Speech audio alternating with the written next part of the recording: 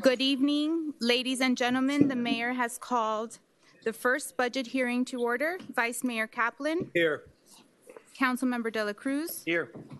Councilmember Gross. Mayor Lindsay. Here. Councilmember McCormick. Here. Councilmember Moss. Here. Councilmember Petros. Here. We do have a quorum, Mayor. And if we may rise for an invocation, someone representing Mr. Tony Gowdy, representing Pastor Dennis Easling from the Key Biscayne Community Church. God, we come to you today with thankful hearts.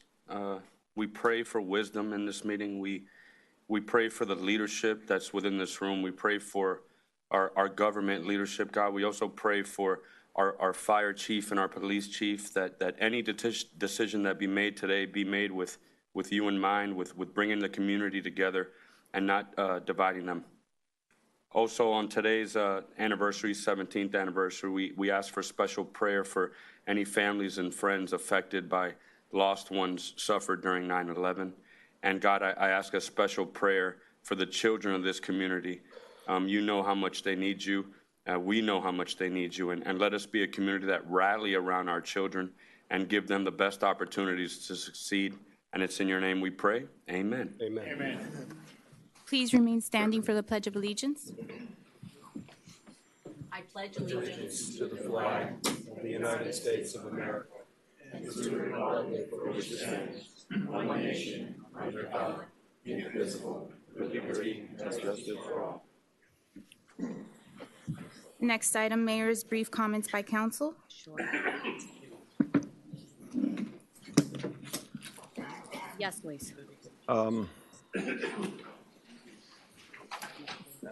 The beach situation hasn't gotten any better, and it's getting worse. I had a discussion with our manager to see what she might think, and she's got some plans and she's got some ideas. Personally, I would like to throw out there to the council that we need to deal with this issue. We can't, postpone it much further. I don't know that we can do it today. We probably can't, but the next meeting on the 25th, we can probably address it. I would like to reach out to the Rosensteel people. I've got an email out to one of the scientists there to see if I can discuss the matter with him. And I don't know if he's the right person or not, but I think the manager should take the initiative on that and try to find a way for us to address the issue of the infestation that we have on the beach and try to come to the bottom of exactly where the bacteria is coming from, because there's a lot of talk out in our community that it is a sewer leak and there's not a sewer leak, and I haven't heard anything regarding a sewer leak from any of the authorities. So I think that we need to bring a scientist, to help us out and to maybe get us more often the readings at the beaches that we have been getting from the Florida Department of Health and from Miami-Dade County. So I wanted to add to that and ask a question of our attorney, actually, because I've also been in communication with residents, and one of the suggestions that I thought was a good one is we may want to take it upon ourselves as a village to actually test this water or hire somebody to test the water, and there's companies out there. Now, normally we would go out to an RFP, but in circumstances where it's somewhat emergent and time sensitive, is there an avenue to go past that and try to just hire someone as quickly as possible? Yes. I want to remind you all that Water Keepers is doing that service, and when they came before us last meeting, they said that because there was a void in testing and redundancy, that they were going to redouble their efforts on that. So I'm wondering if that's, Well, maybe in the next 2 weeks we can determine whether they can actually do testing that would determine a source. How long would it take them to do that? And if that's not fast enough for us as a community, we could look at the same time to find someone out there that could do that. absolutely. agreed. Okay. Next item, Mayor, is public comments. Sure. Our first speaker is Michelle Estevez.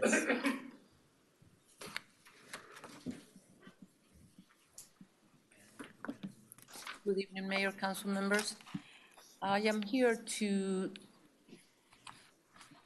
share with you what I live in the community because I live and work here. To share because many of you live here, dedicate your time in serving, but you work off the island.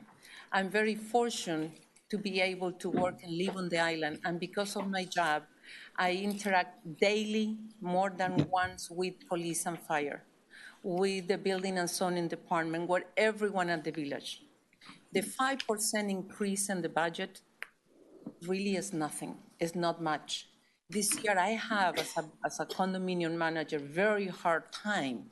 Probably will be the first time in a long time that I will not be able to keep the budgets without increase, especially affecting us as the insurance. FPL also had an additional emergency, water and sewer. So it's very difficult to keep the budget. So 5% increase overall in your budget is not that bad. Police and fire, to me, they are the ones that I reach the most for anything. And don't look into it, what is the increase of 600,000 in the police or another 400 in fire, different departments. Look the overall picture. And I am not here again to criticize or anything. I'm just giving you my opinion, in which really is nothing. We are so fortunate, especially to just not even realize what is out there. Probably I sound selfish, but it's the truth. We are so blessed to have you, to have our own council, to be able to reach you, to be able to come, to be able to walk into the village offices, to reach the village manager, to reach everybody for anything that we need, and they can help us, and they go over and beyond. Todd in the recreation department, what a wonderful part of our community it is, to have that, where's Todd? To have that guy there,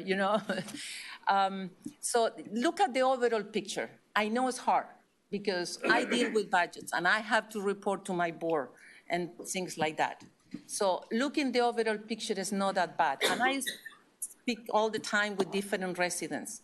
The community is pleased what's going on in the village. The community is pleased what you do with the policy that you set. So I want to thank you for the excellent job. And don't, penny here and penny there, because the overall picture is just, if it is 5%, feel good, feel comfortable. Treat them well, treat them fair, especially even thinking today 9/11. Fire and rescue, they are the first one. Police, they go to the rescue. They risk their life for us. I use them personally. I mean, it's just incredible what they do for all of us in the community. So I urge you to please to just look into the overall. And thank you for all the job that you do. And being your last budget meeting for some of you, thank you. Thank you. Our next speaker is Michael Davey.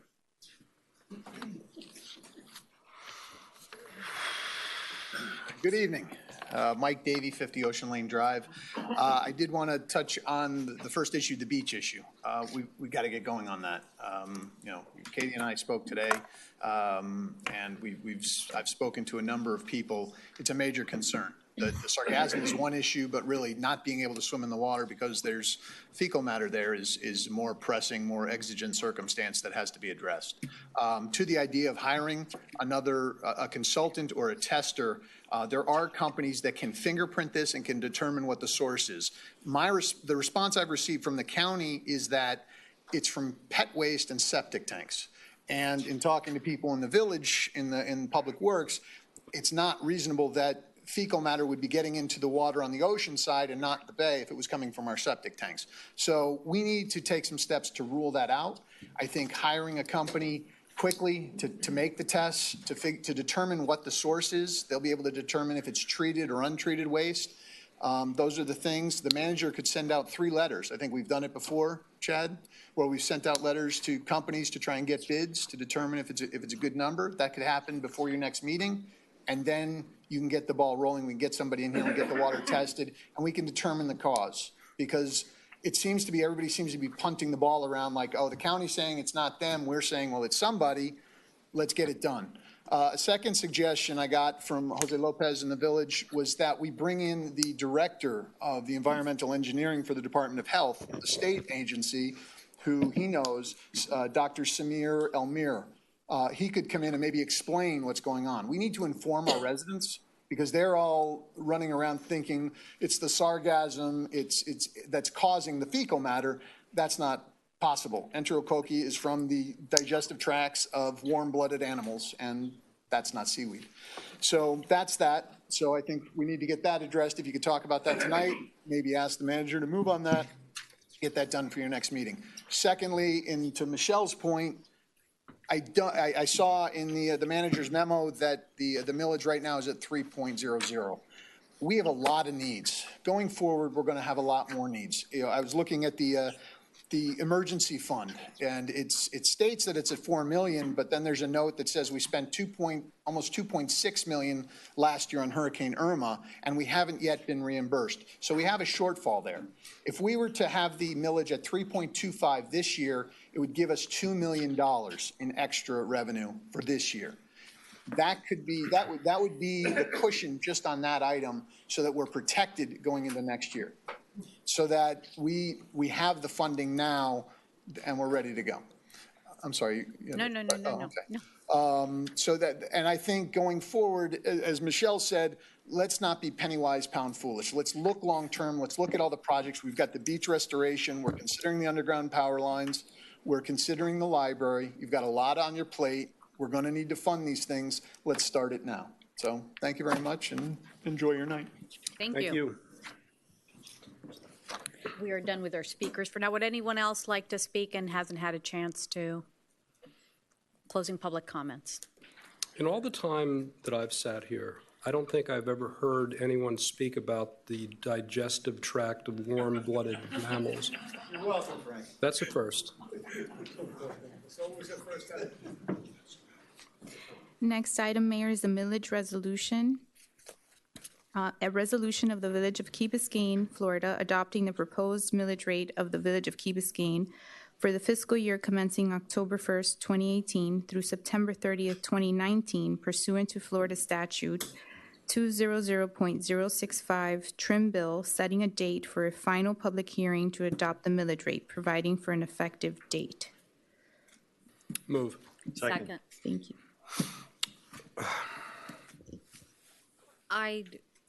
Don't we usually table both this and the ordinance and then come back to it, Yeah, Chad? generally what we do is we table this item, and then we go back to the budget, and then we come back to the millage and we act on the millage. Correct. I also, I'll just read section 2 in the resolution, which is before you, which I know was revised, that provides that the roll forward rate is 3.0196 mils, and the proposed millage rate is 3.0 mils, which is 0.65% under the roll forward rate, which is a little bit different this year because we have a roll forward rate as opposed to a roll back rate. But that's the typical protocol of the village, is that the millage resolution is tabled, you go and discuss the budget item next, and then you come back to the millage. And I move to table. Second. All those in favor? Aye. Aye. Motion passes.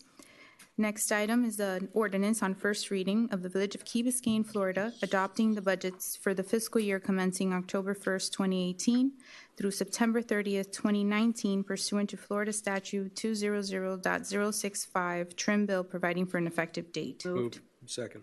Thank you.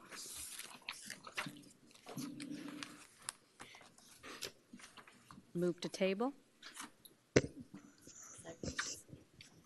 I think that you guys generally discuss Just discuss as and part then- of the budget. And then you table it, and then at the end of your discussion, then you go back. Well, let's start the discussion then. And so good evening, everyone. Today is the first of two budget hearings required under Section 44.05 under our charter to pass our 2018-2019 fiscal year budget. I would like to start by thanking our manager and our staff for preparing our budget documents. This year's budget, while still work in progress, is the best working document I've seen in my 8 years in the dais. So thank you all very much for your hard work. I know There's been a lot of change, and I thank you for your efforts. We really appreciate it. It covers elements of analysis, strategic planning, efficiencies that are new to our budgetary process. So thank you all for doing a lot of learning and a lot of number crunching. Now, based on our ongoing policy discussions, there are a couple of things that we will be considering tonight. First, it's the first time in many years that our property assessments are down, hence the roll forward rate. Second, for all of you, and I know we had some speakers to this, as a council this year we've invested significantly in our employees. For fire and police alone, there's a budget increase to benefits of $1,019,895, and this is just for police and fire. So we value our employees. We understand that they are the lifeline of this community, and so just to let you know that that's what we've done this year, and that is incorporated into this budget. Third, this budgetary process is an exercise of needs versus wants, and as always, we have to show discipline, so this is why we're here today. And last, for 2 years, we've been studying undergrounding municipal utilities and sea level rise. We've had countless town halls, reports, analysis, and we have some pending. We will need to prioritize and plan for these types of large infrastructure projects. It is the will of this community and is the need of this community. We have a lot to do, and we're going to go get started. Thank you for being here. I'd like to open. Ms. Manager, would you like to take the floor? Yes, thank you. Thank you for the opportunity to discuss some high-level information regarding the budget that I will hope will frame some policy discussion for the council to consider this evening. I've been on the job for about 4 weeks now, and I love it. I have worked closely with staff on several budgetary issues that may or may not come up tonight. And I've spent countless hours on my own analyzing data, assessing the systems that we have in place, and identifying what I believe our budget process will look like in the future. In order to get us there, I suggest we make planning a primary focus of fiscal year 19. I think we need to start the strategic planning process as soon as possible. We can discuss our vision, define specific strategies to achieve our priorities, more narrowly define the scope and sequencing of projects. We should be able to communicate our goals and objectives with measurable key intended outcomes to the community we serve. The fiscal year 19 proposed general fund budget presented a challenge from the onset due to the decrease in the gross taxable value of the village as a whole. We did look at some case studies and found that some individuals' taxable value increased and some decreased. As a result, you will see some individuals experiencing an increase in their actual tax bill at the rollback rate, and others would be experiencing a decrease. Notwithstanding, the net impact to the village's property tax roll is a decrease of about $114 million in an assessed value, which represents a decrease in ad valorem revenue of over $300,000 at the proposed millage rate of 3.0. The fiscal 19 proposed general fund budget clearly defines the functional table of organization and supporting staffing levels, adequately funds the impacts from the recently ratified collective bargaining agreements and other personnel-related increases, presents some level of service enhancements, and provides investments in technology to improve efficiency. Given the reductions in the tax roll and the contracted benefits negotiated by the village, the surplus generated from the operating budget that is available for capital is down to $195,000, which I believe actually may be generous. The last 2 pages of the budget memo that I provided in the package identifies 11 capital projects. The list is not comprehensive of all of our needs and desires, and you may have noticed that we did not include a 5-year capital improvement program in the budget. I found that I did not have sufficient council direction to prioritize projects and appropriately allocate resources at this time. We do have a working draft of a funding strategy that considers the use of restricted funds like PTP 80 transportation funds, revenues that will become available when existing debts are satisfied, and grants. Some projects that I am understanding are particularly important to the council based on my request at the budget workshop to share each of your top 5 priorities with me include utility undergrounding, stormwater infrastructure, beach renourishment and maintenance, strategic planning, which will include sea level rise adaptation, sustainability and resiliency planning, as well as the 2040 vision. And the idea of expanding our cultural, intellectual, and artistic offerings to the community. Tonight, we are starting with a fiscal 19 capital improvement plan that funds contractual obligations that the council has already authorized, some operational needs that I have reallocated from the general fund to capital, and a preliminary estimated allocation for an ongoing renewal and replacement program. At this time, it is important to note that the following projects are not funded: the acquisition of the entry block, the expansion of the community center, the development of 530 Crandon, Mashta Bridge, beach renourishment, and dune restoration. The projects that are being proposed to be funded in fiscal 19, from what I understand, are only at this point the projects that the council has previously authorized by resolution and the village has some contractual obligation to meet. From what I understand, those projects are the remaining balance on the utility undergrounding master plan agreement and support functions, $450,000. Can you take one of these and pass it down? The village's obligation to the Safe Routes to School program, which is grant funded, but there is a match requirement to the tune of $145,000. Lighting for the K-8 field and the playground, $375,000. The renewal and replacement program, which is my recommendation, at $750,000, and the parking lot acquisition for $1.4 million. The Village Council has several options with regard to these projects. You could always defer funding and not proceed. You could fund from the surplus generated as we close out fiscal year 19. We will be bringing a budget amendment in November, which basically will look at the current year's operations compared to budget. I'm anticipating somewhere between $400,000 and $600,000 in surplus in the current year. You can fund from working capital. In your budget message, there is a $15 million working capital line item that is available. You could consider financing projects, and you have the authority based on the TRIM process notification to increase the millage to up to 3.25 mils, which would generate approximately $2 million in additional revenue, or a combination of these strategies. At this time, I'm happy to answer any questions, listen to the council's discussion, and when you are ready, we can proceed with the department director presentations. I'd like us to be clear on the process for if we set millage below where we announced initially, which was 3.25, what are the hoops that we have to pass through if we think to set millage at second hearing at 3.25?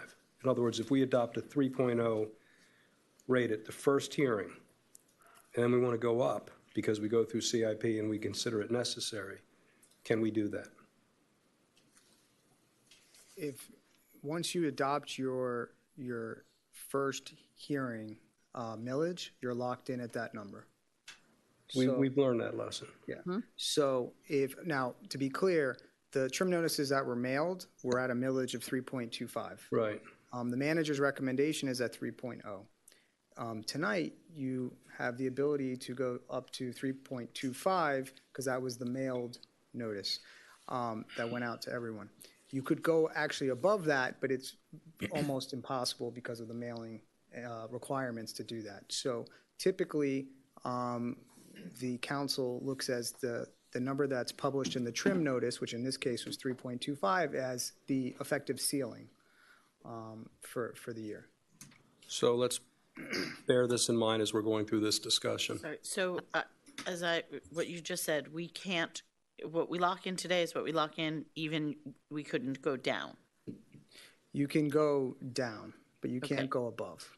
Okay. Correct. Or we can go down at second hearing. That's what I'm asking. Yeah. Brett? Andrea, the capital, the 15 million that we have in the bank, do we know how much we're making on that interest? I can get that for you. I do not know offhand. I think that's important to decide on if we're going to fund using that money or finance, which I'm guessing is making very little. It's very little. And there is an investment program beyond just the 15 million surplus. So we can look at what the total return on that investment is. And the other question I have, can you explain to me the renewal and replacement program? Yes, thank you. So the renewal and replacement program, what I envision is that as a village, in order to preserve the investments that we make in our capital assets and facilities, I'm working with staff to develop specific plans on how and when and why we need to replace certain fixed capital assets, including our fleet, including our facilities, including our IT infrastructure.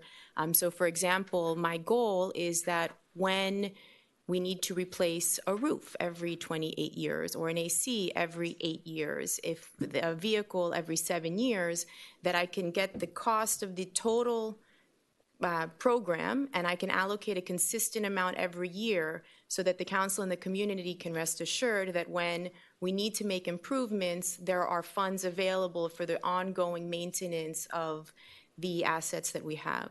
Is the 750,000 program there is for putting towards actual repairs and renewal that you think that we might need in this coming year? I think right now the number is a placeholder. I think that I have a good handle on the initial investments that are required for fleet. There are about 8 vehicles that are beyond their useful life that I am recommending that be replaced in 19. The total outlay will be about 290,000, and I expect about 35 in offset on the auctioning of those vehicles. So about 250, I think, will be for fleet. On the facilities end, on the IT end, we're developing those plans, but given the size and the nature of our organization and the activities and the services we provide, I think 750 is a reasonable number, but we're developing the detail behind that. Thank you. Council members? Can we get an update on the parking lot acquisition? Yes. It will be an incomplete update, but the county commission hearing was last Wednesday. Commissioner Suarez was the sponsor of the item to approve the RER's Real Estate Resources recommendation to approve our purchase agreement.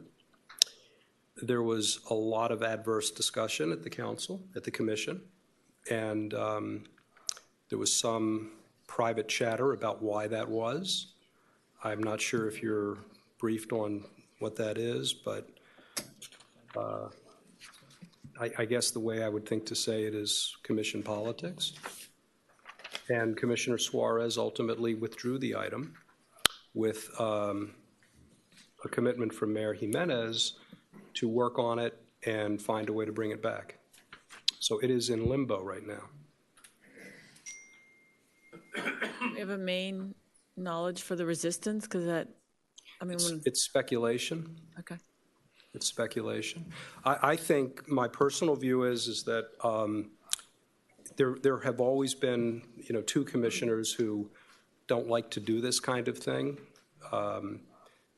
One is just rooted in ideology, and it's difficult to speak to ideological rigidity. The other had factual questions that are answerable, and I think that commissioner's, her suppositions were incorrect, fully incorrect. So if it's a question of answering questions accurately, we can do that. And I believed, and RER and WASD, people that have been working on the politics side of this, believed that this would have been approved by the commission without a lot of controversy, if any. And that's not what happened last Wednesday. So the speculation is that It may be about our item, and it may be about something else. Okay, thank you.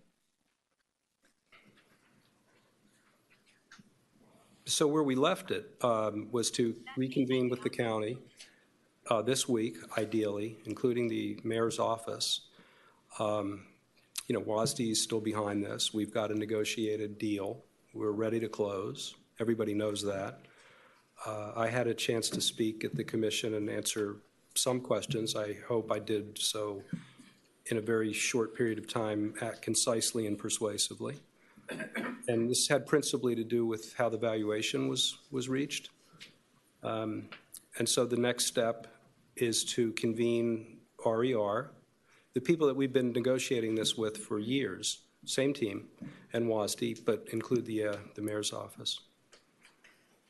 Total change of subject, but Yes. 530 Crandon, I thought we had gone pretty far along on that, so I'm curious why that's not part of our list. That's my recollection as well. I was very surprised. I believe the manager was going to look into it. So the design contract with Calvin Giordano was funded in 2018's budget. There is no current contractual obligation on the village to commence with construction. In the event the village wishes to proceed, we can include that in the capital program and issue the RFP for construction. What does everybody think? Because it's been sitting out there, and, I mean, the last I knew, we were waiting to get those construction documents. To break ground. We would vote on that, and we would move forward. So this would table this for a whole year if it's not on our list. I think it should be on the list, because one way or another, I mean, it's very possible that this will proceed as a real project this year. The last thing that we did was to approve an expenditure for the engineering drawings for undergrounding, I think. There were two very small amendments for things that were needed. My understanding is we were ready to go to RFP, but there were still some issues with remediation, and they were waiting for the last approval from, I guess, DEP or DERM, whoever's managing it. But, I mean, the representations we've made to our community is that we're breaking ground. So however you all feel about the commitments you make to your residents and the people who've been working on this project for the last 10 years, it's between you and your conscience. But that is what has been discussed, what is the plan, and I think it was more than just the plans for the park, that there was we put out there, we telegraphed out there that we were breaking ground. I've not been as stalwart a champion of this site. You never have, not for 8 years. That's absolutely true. But I think we should have it in the, I think we should placehold for this project in the budget this year. What is the direction we're going to give the manager, though? Is it to come forward with construction documents and proceed, or to determine whether the remediation has occurred? What do we need to give direction? My powers of discernment suggest to me, and I'm not advocating for this, so don't misunderstand what I'm about to say. I don't think that this is, from my ability to read minds, as settled as it might have appeared a couple of months ago. But I could be wrong. And if I am wrong, I will support the development of a park there. I think that's a laudable thing to do, and I would support it, and I think it should be in the budget so that we can proceed with that project in 2019. I agree with that. So do I. Was one of the kind of pauses or holdups on this, though, the idea of a need for staging area for the community center expansion? And should that be sort of weighed in here? I'm fine to budget for it. I'm fine to build the part that we approved, but if we know that there is something, a space a role that this space needs to play before it's beautified into this amazing park that we spent so long developing, then I think that part needs to be part of the conversation as well. Because my understanding is there is absolutely nowhere to stage for the expansion of the community center. Listen, this is why we have inertia. because we did go through the first phase of expanding the community center. That was the reason 3 years ago for not doing the park, because they needed the staging area. We now are contemplating another expansion that may or may not be needed, may or not be done. We are then discussing strategic planning and getting a urban planner to determine what is the best place for our 21st century library intellectual cultural center, which is the concepts for these libraries. Should it go at the site? Should it go? And so we are just spinning our wheels. If we don't take action, it will be another 10 years, and I am not kidding you. I'm speaking from experience. I think we should budget for it, and I think we should set the money aside for it. I just wanted to raise that question. Was that one of the reasons that we were? No, not pausing? to my recollection. Okay. That was for the last expansion, is my recollection. I think we have consensus that it should be budgeted. So why don't we budget it and go on to the next item? Thank you. Madam Yes, Chair, yes, Ms. if I Mann. may. So what I know about the 530 parcel is that the work authorization that was given to Calvin Giordano did include permitting. We have not yet completed the construction drawings, and we do not yet have permits. So before the solicitation for construction would be put out, we would need a permit set. We also need to proceed on or complete the remediation process. My understanding is that there are 6 wells, 5 of which have been deemed all clear, and the 6th is on its way. There will be a process by which we get the all clear from DERM. So once we complete the permitting, we can get a permit set of the plans ready, we can put the RFP out for construction, we can proceed with the all clear. The cost estimate that I have, I do not have an OPC, which is an opinion of probable cost from engineer, but I have preliminary staff estimates of $840,000 for construction. I would suggest including an additional $20,000 for permitting and a 20% contingency, and we can work that into the capital program for funding on second reading. Please. Okay. Thank you. We were happy with the plans. Does everyone remember that? Absolutely.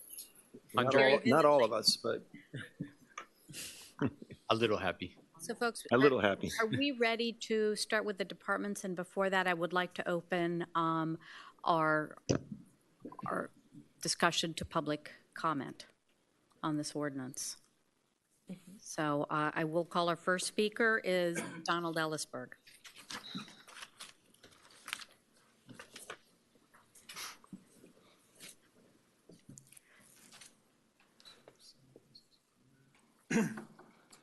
Thank you. I'm Don Ellisberg. I live at 177 Ocean Lane Drive in Key Biscayne. I'm also as you know, the executive director of the Key Biscayne Condominium President's Council. And I would really like your indulgence. I'm going to try to keep within my 3 minutes.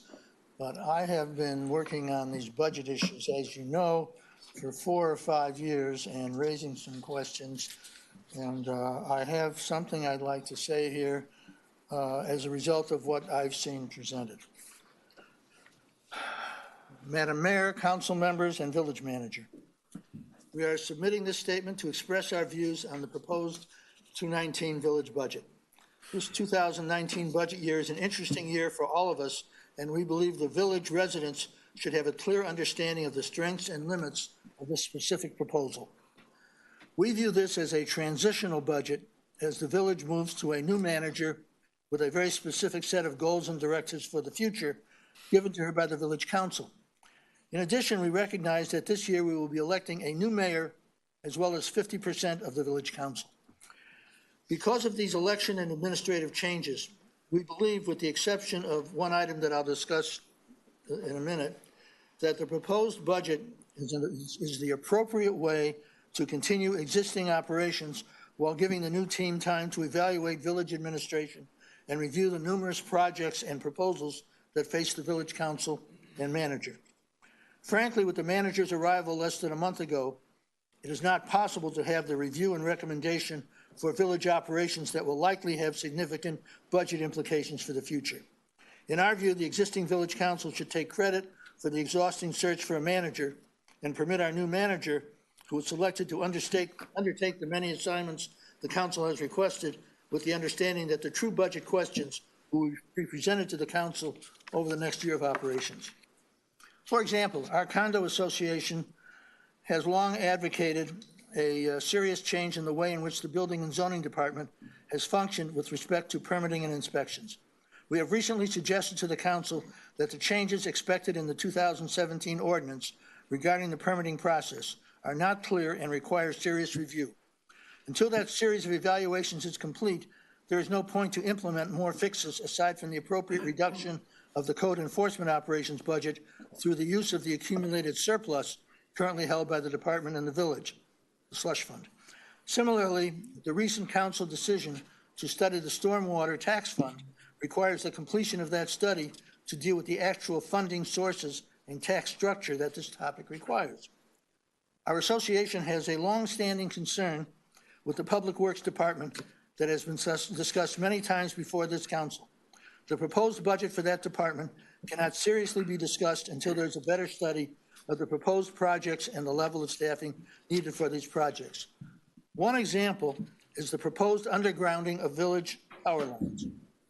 The village task force has requested the manager to review the draft master plan in order to give the task force the needed information to be able to properly present its recommendations to the village council. If anyone has any doubt that there are significant budget items and budget issues involved in this project, they have only to realize that the notion of a $30 million project has at least doubled and probably tripled. Aside from financing this project, it is also clear that the staffing for this one project will significantly affect the operation budget. In short, we believe that the manager has done due diligence in presenting this budget in a form and content that indicates the desire to confront the future during the next budget year while dealing with a budget that attempts to take care of next year. Obviously, there are items that we might feel need adjusting, but the current process is not helpful when you're looking at a zero-sum adjustment in terms of give something, take something. Finally, the one major item that we believe must be addressed head-on is the protection of our children in the schools. That should be our #1 village priority. It should be with the understanding that we as a community will provide the necessary funding that is needed to protect our children. Asking our police department to fill in the balance of needed funds from their existing budget is fine if they have the funds that can be transferred without harm to our overall village safety program. However, as I pointed out recently to the manager and village council, providing the resources for the school protection by reducing the policing for other important functions, such as maritime operations and training, is not appropriate. One of the main responsibilities of our maritime patrol is to protect waterfront homes from burglaries. Announcing that we will not have maritime patrols Monday through Friday during school hours is an invitation to steal. We are lucky enough to be a community that should be able to provide for the security of our children without reducing the security for the rest of us. Our association has met regularly with Chief Press and other KBPD officers in their Coffee with the Cops program. Our executive committee has also met with them to discuss village and condominium security concerns and the need for additional visibility within our gated communities and on the Key Biscayne Beach with respect to kite surfing violations and general beach behavior. The importance of resident security in these times has to remain paramount to position management and budget trade-offs. Your residents and visitors deserve no less, and I thank you for your time. Thank you very much. I also had copies of this, so in theory have been distributed someplace. Thank you. Appreciate it. Our next speaker is done. He went over the 3 minutes, so he took my 3 minutes. Thank you, Nancy. Do we have any additional speakers that would like to speak to this ordinance? Mr. London. Vice Mayor London. Fancy seeing you here. Good evening, Madam Mayor, council members, manager, council. I'm here on just 2 minor items. One, basically the new manager. And I noticed in her budget and her proposal for an assistant manager. An assistant manager who is going to take on the financial functions of controller, chief financial officer, I think capital improvements, and you have a whole list of things you're going to do. And you're not aware of this, but before you came on board, I was on village council, and each year I was very upset by the procedure you're going through right now. And this looks probably worse than anything I've seen in the past. Because in the past, we always found out how much we actually spent in a year to find out what we needed the next year or how was our budget. This year, it didn't show you what was spent in the previous year, it just said what was adopted. But in the previous years, we just had a slush fund. So if we budgeted $10,000 for an item and we spend $5, we still spend 10 the next year, but we had 5 extra, and that just went into a slush fund. So we really have never had any kind of financial responsible management. Not manager, but management in the sense that we manage by budget, we manage by what is needed, we manage by jobs, we manage by what services are provided and what they cost us. So I hate to disagree with you, but at this point, I will say the same thing I've said for 4 years before, and no one seems to give a damn, but I'll say it one more time. And that is, we should have a chief financial officer, not an assistant manager. The chief financial officer will do most of the things that you specified on your operation chart, your chart. And basically, I think you're going to have 3 or 4 people reporting to you. You could have 7 people reporting to you as direct reports. And most manager organizations, they would say that's fine. So I would say, do not have an assistant manager.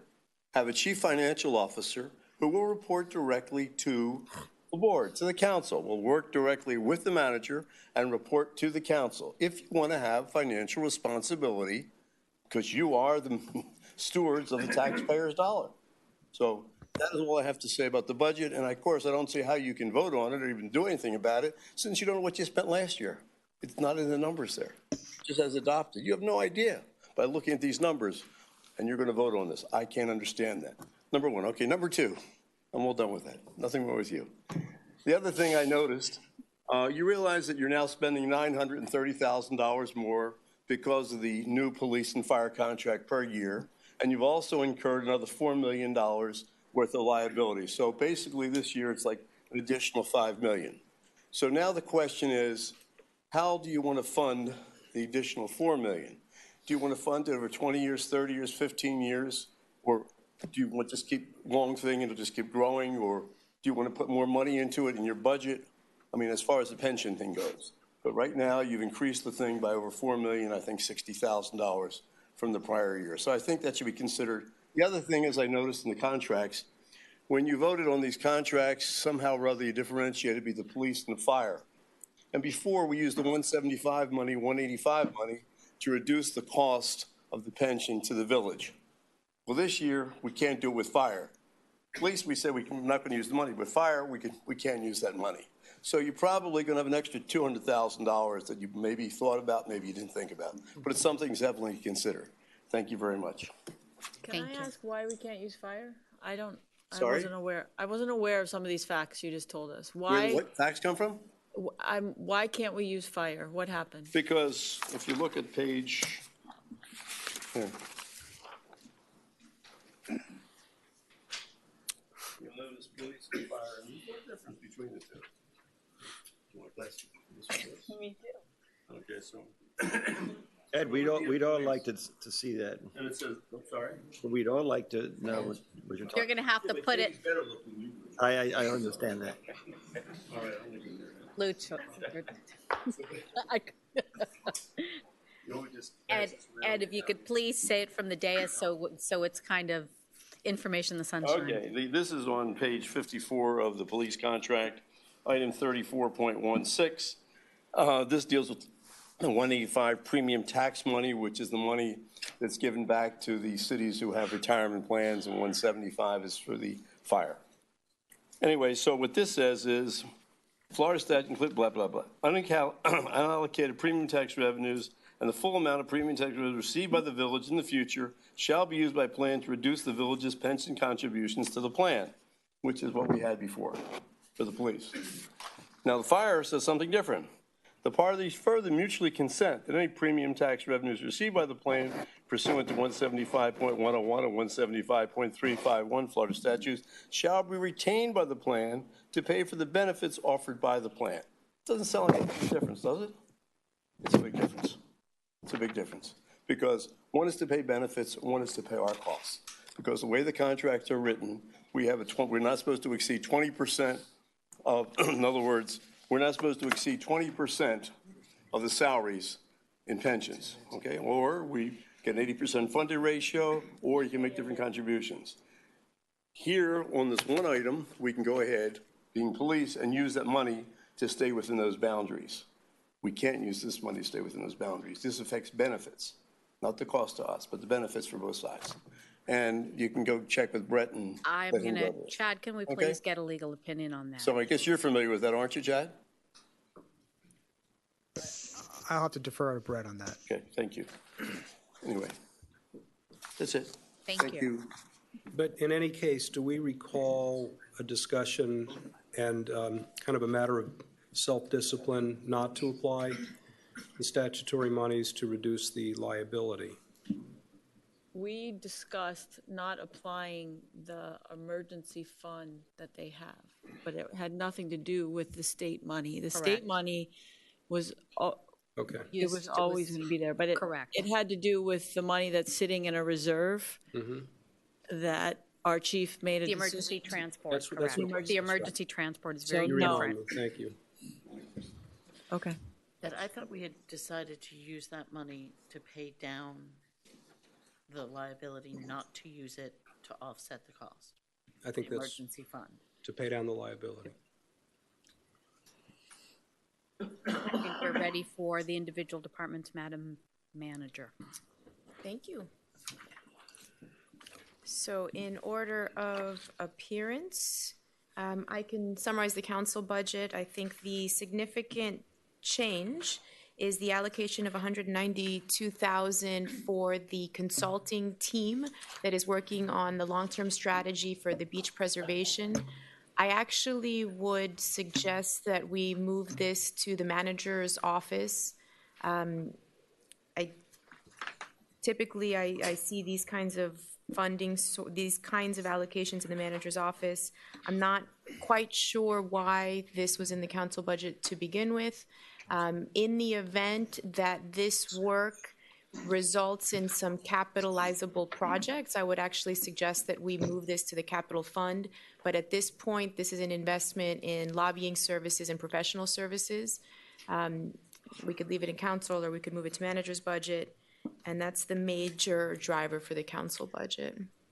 And I would categorize that in the same vein that I would our consultant that's preparing our master plan for the utilities. It is legwork. We don't have actionable plans at this point.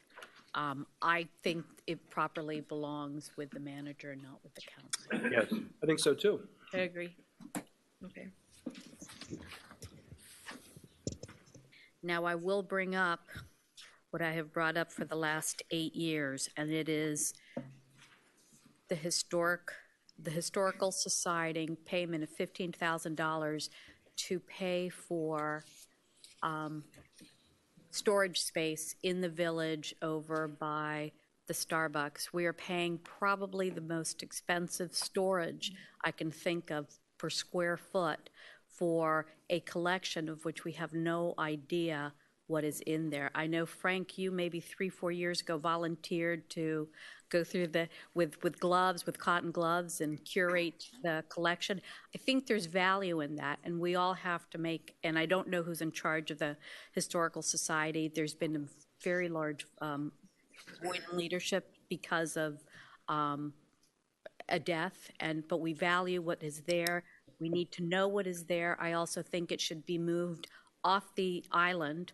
I can tell you the Met has its vault, and it's not in Manhattan, and it's absolutely insane that we are paying these prices. And I just, in the last 8 years that I've been here, we spent about $150,000 storing something we have no idea what it is. So why haven't we changed it before? I don't think we're paying rent there, but can we check that? You check I was that? under the impression that we were paying rent. They offered that space when the Key Colony Plaza first opened for gratis, and I don't think that's ever changed. But we'll find out. As far as the Then what are we? leadership and curatorship, There's been no act. there has been. Come to our meeting next week. There has been. And if you don't like what you hear, you can bring it up again as you have in the past. I have, and I was told it was for rental, by the way, so So I'm let's, curious. I don't think so, but we'll find out. I think we can clarify. So the question is whether the $15,000 allocation is for rent for the historical. Or what, you know, Society. in all fairness, for the monies we give to public entities, we should have an accounting, we should have a business plan, we should have quarterly reports. It is public dollars. Do you know the answer, Ed? I don't. Ann, do you know the answer? And do you know the answer?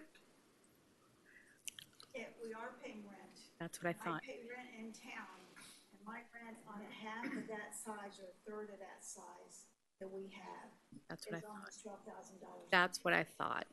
But it's off of the key, and it's a third that size. So $15,000 a year is not very much. And there's a tremendous amount of things in there. This is what I'm saying. Take the Where is the $15,000 storage? and Rent something that people. I think it's in the Key Colony Plaza. So that's news to me, but if, I think the magnitude of the space that collection takes up could be, until we find a permanent solution, which has to have air conditioning and so, and We and could some be conditions. displaying this. We have places to, I mean, I just, again, just putting it out there. I'm sorry, it's just 8 years of paying rent with nobody having any clue. Well, We just have to have a little accountability. The idea of it displaying it is, I mean, this is what this group has wanted to do for years. And the time that it takes to actually figure out what is displayable, in other words, what is not so fragile and can't be exposed, for example, to light, is a process. But I think we're at a place in time when we can start to display this stuff. And of course, the library was, at least in some of our minds, conceived as a place to house the permanent exhibition space. But in the meantime, we have a community center, we have a village hall where we can exhibit, we have a library now that has exhibition space, so I just envision this as a big room, kind of with hoarder piles, and we just need to address it. But I'm not sure how to address it. I mean, Ann said that she pays per square footage more off the island than we are paying for the storage here. So what is the issue? We don't know that. Okay. We don't know that. Just last question. It was gratis at the beginning. They started charging at some point along the way. Yes. Do you know when and why? I don't know when. I can tell you this, that I've contacted numerous places on the key to set up a storefront, quote-unquote, museum. And so far, I'm not having any luck. I've been online trying to get a grant, because there's grants out there to fund local museums, and I'm in the process of doing that. But in the meantime, you just can't throw it in the dump. And that's not my intent. My intent is just to get a report, because after 8 years of everyone just writing a check, it just makes no sense. Call London Real Estate for a storefront. And by the way, in the council and mayor room, there's a very large walk-in closet, which might be the responsible place to have this stuff. Okay, it's doable. Does it fit? No. It's very large. There's a lot. We have a big collection. And it might be as an interim solution that we have to spread it out. Could we, as a council, establish a date and time to just go look at this? Because Sure. it might be really interesting and it would be educational, and then maybe we can come to a decision. Let's do it soon. Okay. Anytime. The historical meeting is the 20th, I think, and come. Can we schedule it before October 15th? Absolutely. I can reach out to the council members. Okay. Can we designate Katie to go and do the inspection? I would like to go. I think we're all invited. Whoever We wants don't- to go, you don't have to go, but maybe. But I'd like to see the items. Well, then go. Yeah, so. Or someone. I can- don't remember how, what it's going to take. It will be sunshine. You don't have to go. You can. No, I do want to go. I Then- just don't want to have a council meeting there. We're not going to have a council. Can we just go independently? I can schedule we could do it that. on Right. her, Right. I think if you could, maybe speak with Prudence Gill, and because I think that she might be the person who last was over there trying to get things organized. Because if we're going to go, we would like to have it set up in advance so that we can have some ability to see what the collection consists of. Because it's all in storage containers. It's all I mean, this is a great community hours project for high school students with adults. But it is on our budget, which is why I'm raising it. And it's, I mean, one of the it's things, just something that we have spent about $150,000 in the last. one of the things that's going to come up at this next meeting is is how other historical societies curate their collection using volunteers. It's software. And with a little bit of training, you don't need to be a library science major or something similar. You don't need to be a professional historian. But there's a way to differentiate, for example, photos, maps, and tangible items. And you log each in, depending on its categorization. It's given a code in the software, and it's findable, retrievable. It also tells you how it's best protected based on the nature of what it is. And listen, if you look at what UM has done with some of the Florida historical documents they have is they've cataloged it, they have digital images, and they have sent it away and have it stored appropriately in boxes in a place that is, you know, in the proper environment. Until we have an exhibition hall. But as you say, there are are plenty of opportunities to display things here. Archived, and you may not want to exhibit. One of our colleagues was surprised to learn that we had the Badia drawings. Hadn't realized that until you stumble upon them. And obviously, we all know They were how framed much. at one point. We actually have They're several. framed. We have We them. actually have several. But there's Okay. several. Okay, there's so a nice let's little move collection in forward, BPZ. guys. I have a quick question. Yes. I don't want this to take too long, but the art in public places, I just want to know, and maybe Frank, you might know a little bit more with your involvement on it. The $35,000, is this going to go towards the new park that we're doing to put the new Bedia Plaza there, or what? I mean, think or do in we have part- things that are going on this year in art in public places? There's a thing there's several things. One I think is already funded, which is a movie that deals with the Jim Drain installation and its significance and how it came about and stuff like that. The other is that project that you're just referring to. These And the funds other go to is- that, or no? In part, but the other is a project that they're just starting to conceive and work up now, which has to do with the design of benches for parks, different artistic designs for park benches is the conception. So that'll be a 2019 thing. And $35,000 is what's needed for that, you think? Todd and Anna met today with Cesar. There's some residual money, the slush fund, as Ed calls it, which is actually funded CIP year by year. So there's some money plugged in from prior years for art projects. But I don't know We've what got a the, surplus from last year. I don't know what the total is. Excuse me, some of that money is for the consultant, Cesar Trasovares, and for the website, the maintenance of the website for the art in public places. Cesar's going to retire soon. We're going to need to face what we have to do next. Thinking big picture, will it be a lot of work to put year-to-date spending in this for our second budget workshop? We can provide year-to-date, and by that point, it should be pretty spot on. One of my goals for next year is to develop a budget projection system so that the day after the budget takes effect, once decisions are being made and work authorizations and procurements take place, your final year-end projection numbers would change. So I agree entirely that we need to develop that system, and we can add the year-to-date column. Thank you. And somebody texted me information that I didn't have. About half of the money that's allocated to the Historical Society pays for storage, the rent that you are observing, and half goes to events. That's on my phone. Yes. Okay. Yes, we are moving the beach funding consultant to the manager's budget. And Last, the increase of subscriptions and memberships. If we could have clarification on that, whoever added that figure. Do you have the backup for the subscriptions and memberships? Is that the league? Is that part of the League of Cities?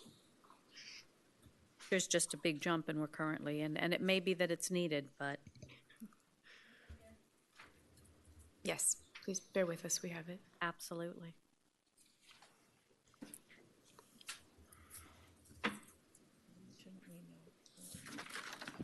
That includes the Florida League of Cities, Florida League of Mayors, National League of Cities, and there's an IT function in there as well.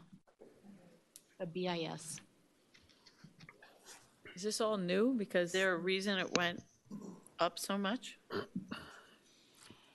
330%? We can look into it and get back. Thank you. Perfect. Next, Year to date, I don't think we actually did anything on the youth engagement 4,500. I think that, we had allocated to the avatars. oh, is that what that Yeah, was? but I don't know that they were And they're- able to get anything done. And they're not, they didn't come back this year. Unfortunately not. Can we, though, possibly leave that for something that may come up over this year jointly with the foundation and with Chief Press, trying to figure out some way to deal with some of the issues that we see coming up with youth in our community? I think it may be different than anything that we had previously envisioned, but I think it's still like a real Please. dire need. Please, I Okay. support that. Does anyone have an opinion? I just support it completely. The challenge is going to be programming to come up with something to spend that money on, but I'd like to focus on that with a Well, I lot of think it has to be attention. something holistic and village-wide, and that has buy-in from the schools and the sports programs and the community center. Yes. Something that we've talked about and that it was very popular at one point was a Midnight Basketball League. Yeah, I think we need, that could be a piece, but I think we need to be looking even Broader. Yeah. Allison and I had an opportunity to experience something that a nonprofit that's based in Miami-Dade is trying to do to basically create a different attitude towards race and how people from diverse backgrounds deal with each other. And it was pretty thought-provoking. So something maybe curricular like that is an idea that came from this experience. Terrific. Are we done with our budget? Folks, any other questions? The next budget is the manager's budget. Yes, thank you. So I'll take it from the top. The staffing chart, the functional organizational chart. So the exercise that we went through with staff was we basically took time to work with each of the department directors and their teams to identify what functions they're providing to the village. And as we went through these functions, there were a handful of functions that I felt as though we needed to dedicate more attention to, more time to. Those functions, we kind of joked in the office that this is sort of the orphanage, and these are the functions. For example, Freebie is a transit initiative that's being housed by the foundation that I'd like to be able to bring over to the village. As you know, we don't currently have a finance director or a budget director. We have an accounting clerk, and we have a part-time two consultants who help us in the finance department. So I think that there is a need to address the financial element from a reporting perspective, from an opportunity perspective. I think if we had a little bit more direction, we could implement certain systems that would give us some better controls and efficiencies. The org chart, as I presented it, there are a few moving parts in the assistant village manager position. I'm not necessarily at this point suggesting that there be only an individual, although there may be an individual that we can hire that can handle this portfolio of opportunities. There are also other options that I'm considering, including interlocal agreements with other municipalities or agencies that are particularly strong in areas where we can leverage those resources and those support functions until our own staff members who have expressed interest to grow and develop in the organization can take on some of those functions. There's also an option to do some contracted work within those functions until we can get the systems in place and grow some of our existing talent to be able to take on those responsibilities. So on the budget allocation, you will see that the finance director position had an allocation of $150,000, and the assistant manager position did go up to $188,000.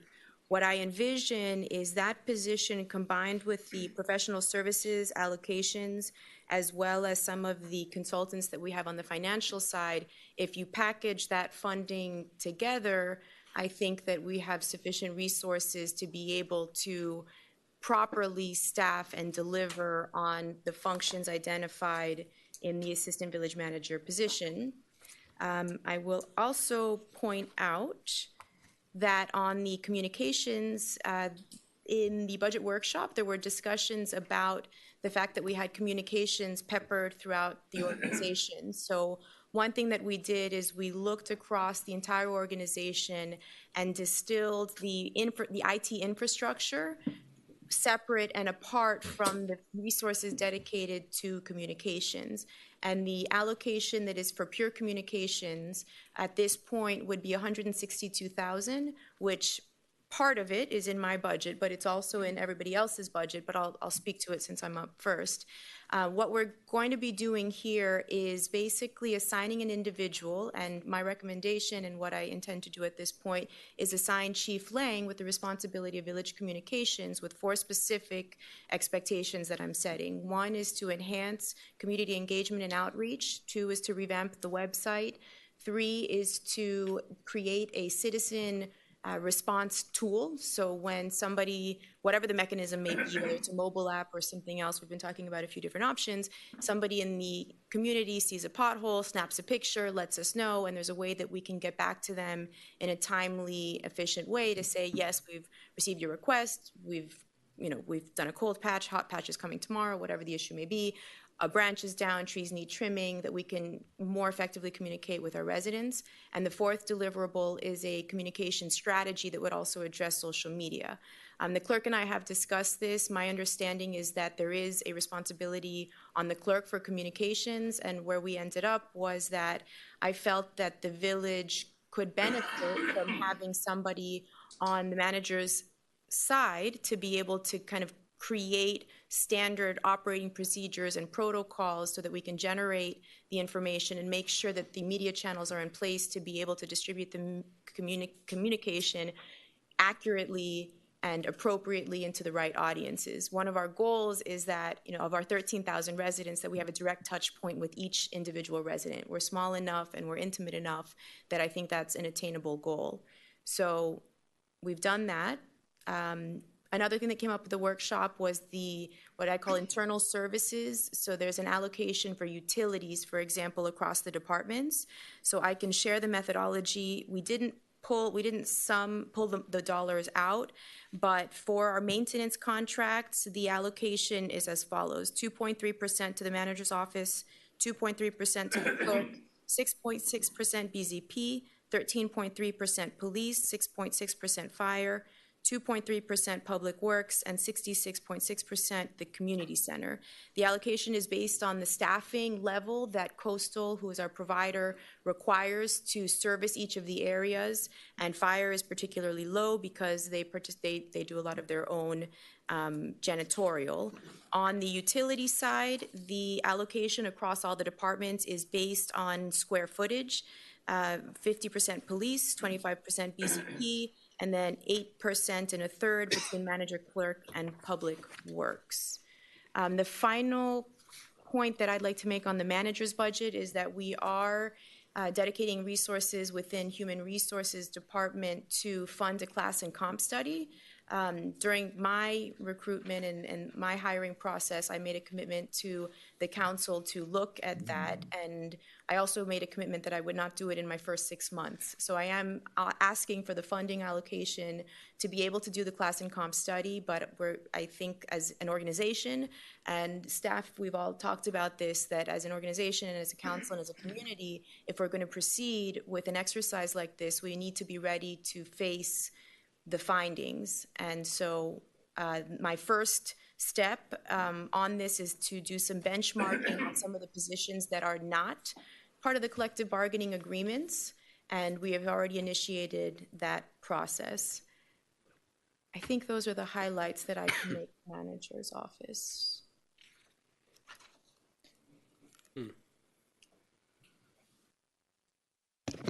Okay, one thing that I think I noticed, the salary for the manager is based on our old manager and not you.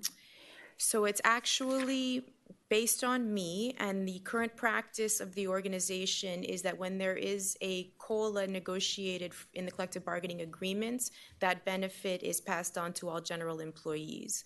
So in honoring that and in honoring my contract, which is consistent with my compensation being adjusted in accordance with general employees, you will see that increase. So the COLAs hit everybody's salaries at what time in the year? I think October 1st. October 1st. Right, so at the beginning of Okay. the fiscal year.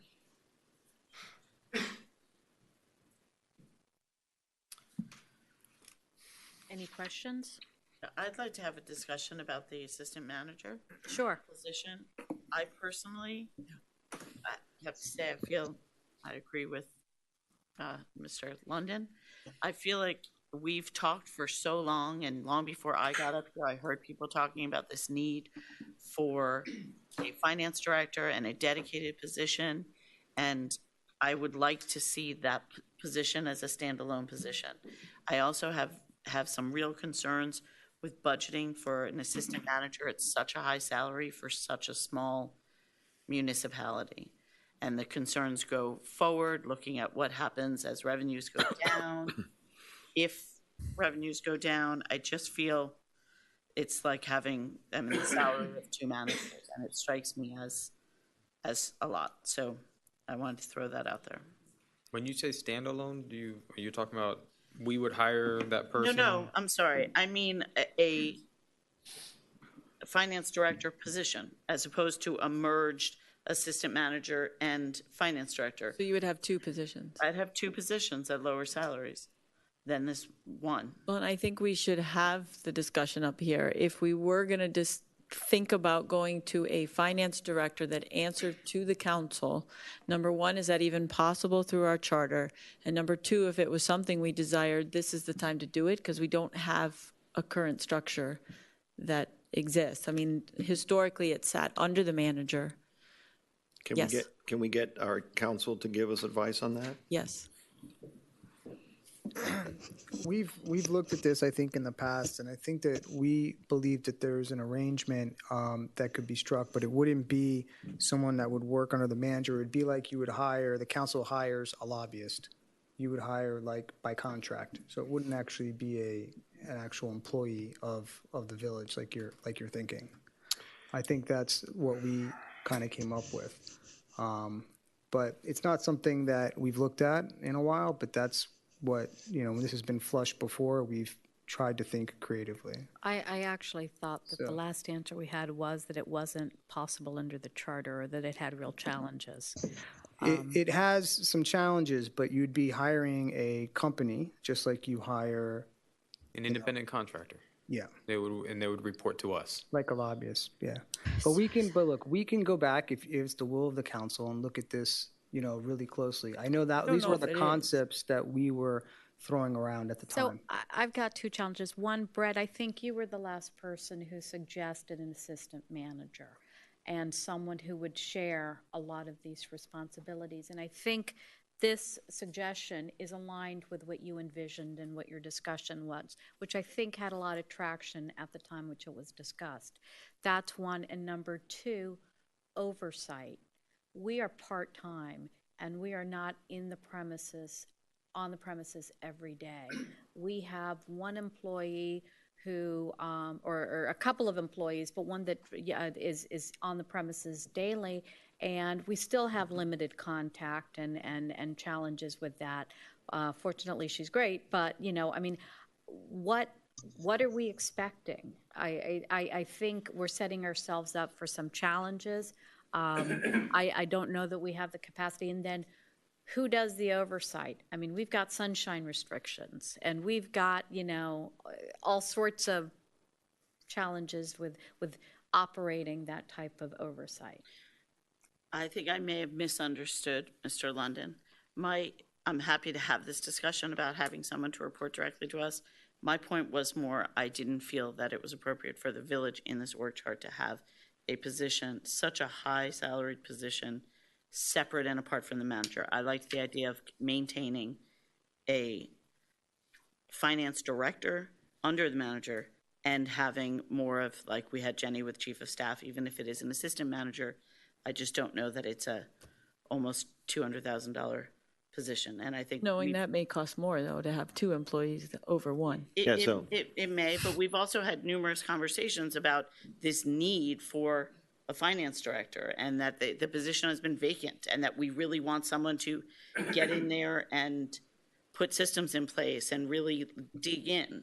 And does a half of a person do that as well as an entire person? Depending on their experience. And I think when you have seasoned assistant managers or managers from different municipalities, they wear those hats. And that is, for example, I think of the deputy mayors under Miami-Dade County. They actually wear those hats. So while it's new to us as a village, I do think if you hire the right person that has that experience and comes with a wealth of knowledge, I think it's feasible. Like I have a little bit of, I share the price range concern with you a little bit, but I think at $150,000, we did not get any competent finance budget directors. And so I'm trying to be practical and realistic. Can I chime in? Thank you. So a finance director, first of all, the person that is being designed, let's call it by the manager, is a finance director and other things. So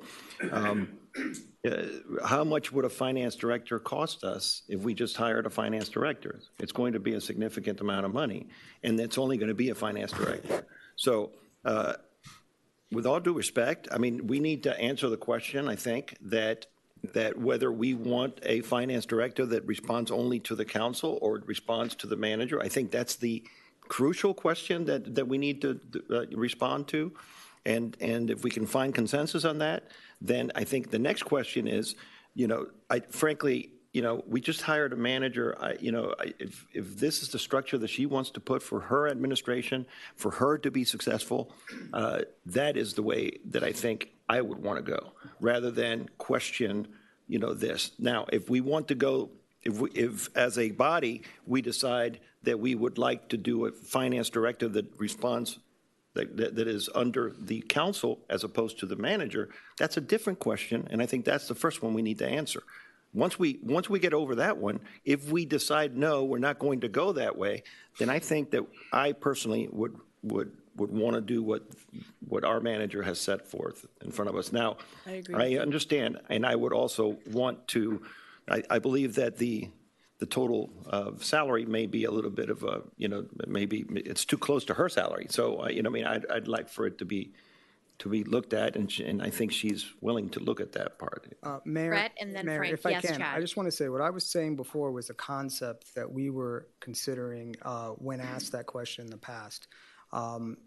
We haven't fully, given our full opinion on it, but I wanted to just throw it out there so at least the council knew that discussion did occur. Okay. Thank you. Brett, and then Frank. I'll keep this short because I don't want to repeat a lot of what's already been said, but the idea was that, we're not going to find the perfect manager. Unfortunately, I'm sorry. And it's good to maybe have somebody there that can pick up on and bring other strengths into the administration. And for sure, when I looked at the amount of money was there, I was a little bit shocked. I was thinking that it would be somewhere closer to what we were budgeting originally for a finance director, because I think the original, we budgeted in 2017 132. We moved it up to 2018 for 150 to try to find somebody more qualified. And I was thinking, well, if you're doing that, then maybe we can mix this in with an assistant manager, take on those extra responsibilities. But for sure, when I saw this, I wrote down that whoever the assistant manager would be must have a finance background. They need to know how to do finance. We don't want to find somebody to take over and oversee the finance, but maybe you've never done the finance. We should find somebody who can do that, plus other responsibilities. So I'll speak for myself, but I defer. Oh, I'm sorry, Frank, you go. Two thoughts. I like this suggestion in part because, first of all, I presume that the person would be the finance director, full stop. But secondly, I like sort of the organizational flexibility and more omnibus responsibilities among senior management to touch more things and to be responsible for more areas, because it helps communication, it helps knowledge, it helps all those contact points that I think help an excellent manager who has the right skill set to be more omniversally effective than just doing finance. We need finance, and we need an assistant manager. I don't think there's any question about the need. The organizational solution to fill the need seemed rather intelligent to me. Second point. Ed and I disagree with this, and we've discussed this for years. I think it is bordering on dangerous to have a finance person report to council. There are lots of examples in other communities that are not like ours where the prospect of manipulation and coercion and corruption are raised when the electeds are too close to the people that manage the money. And I think it's administratively irrelevant, right? I don't think that there's a benefit, in other words, that's drawn by a council report that's not drawn by a managerial report, direct report. So I don't think there's a benefit to reporting to council, and I think there could be a detriment. Now, that's theoretical, because I like to think that we would never let that happen, and that the person that would be selected wouldn't be susceptible to that kind of manipulation. But even in peer cities that we respect, there are occasions where someone's suggestion or request is perceived the wrong way by someone that reports to the elected. And why would we do that if we don't derive a strong administrative point of efficiency or benefit from doing so? So I fail to see the reason, and I see detriment, at least potentially. And I think our discussion came about as a knee-jerk reaction because we were getting no reporting. But if there's someone who is capable and has the experience, then it's a game changer. So that game changer we need. The question is then, does it sit under the manager's office, or is it a report to council? I would strongly disfavor that. And I think that the solution of having this more of an omnibus function makes some sense to me. Yes, Katie. Okay, I raised the question merely for us to have the conversation. And I think while I do see some benefits to having a financial report to council, I think practically it doesn't make sense for many of the reasons that Myra raised. And I also support the idea that you do what you need to do to get the job done. And whether it's going to be 2 people or 1 person, you have my support to do this in the way that you think is going to be most successful for you. And then we can make the request for the reports and the understanding from you, and you go get it done, basically. Yes. No, I think we're ready to go on this. I mean, think we do. At the current budgeted salary. Well, I think she hasn't hired anybody yet. I think we need to, I mean, But if you. it's in there. If I'm applying I for the understand, job, but- I know what they can spend. How much less can we, I mean, Can the I'm okay with it, to try to get the best person possible. If we can get it for less money, I think it would be better, obviously. But I don't want to micromanage this particular issue. Could we get the manager to bring back a analysis of what other assistant managers are making, ones that, finance directors are making, and kind of see, are we falling in the right ballpark? I don't want to put a price, I don't want to put a cost there just because of what another director's making in our organization and we're just trying to keep them above somebody else. I want to price it, at a level that's, what's marketing and competitive and what we're looking for. And if it comes out to a certain number, it is what it is. But I think that's what we need to come up with. And also, you discussed the possibility of breaking some of this down and doing it sort of with outsourcing and different things. Maybe if you could break it down for us so it isn't just a line item that looks like it's one salary. Like if there are other costs that would be not just, do you understand what I'm saying? Yes. So two thoughts. I might be able to offer some help with the CFO concept with the direct report. So the way that most municipalities and the way we are set up, we do have an independent auditor. So perhaps if you give me a little bit of some more feedback as to what financial oversight you feel you're not getting, although the auditors in my budget, they audit me. And their obligation is to report back to the council. So there is a vehicle in place that if you feel, and we could revisit their contract, and see if there's additional scope that you need, you have somebody, you have a team. I don't know who our auditors are, but you have that function in place, and perhaps some of the concerns you have can be addressed that way. So that's one thought. With regard to the benchmarking, yes, we can absolutely do that.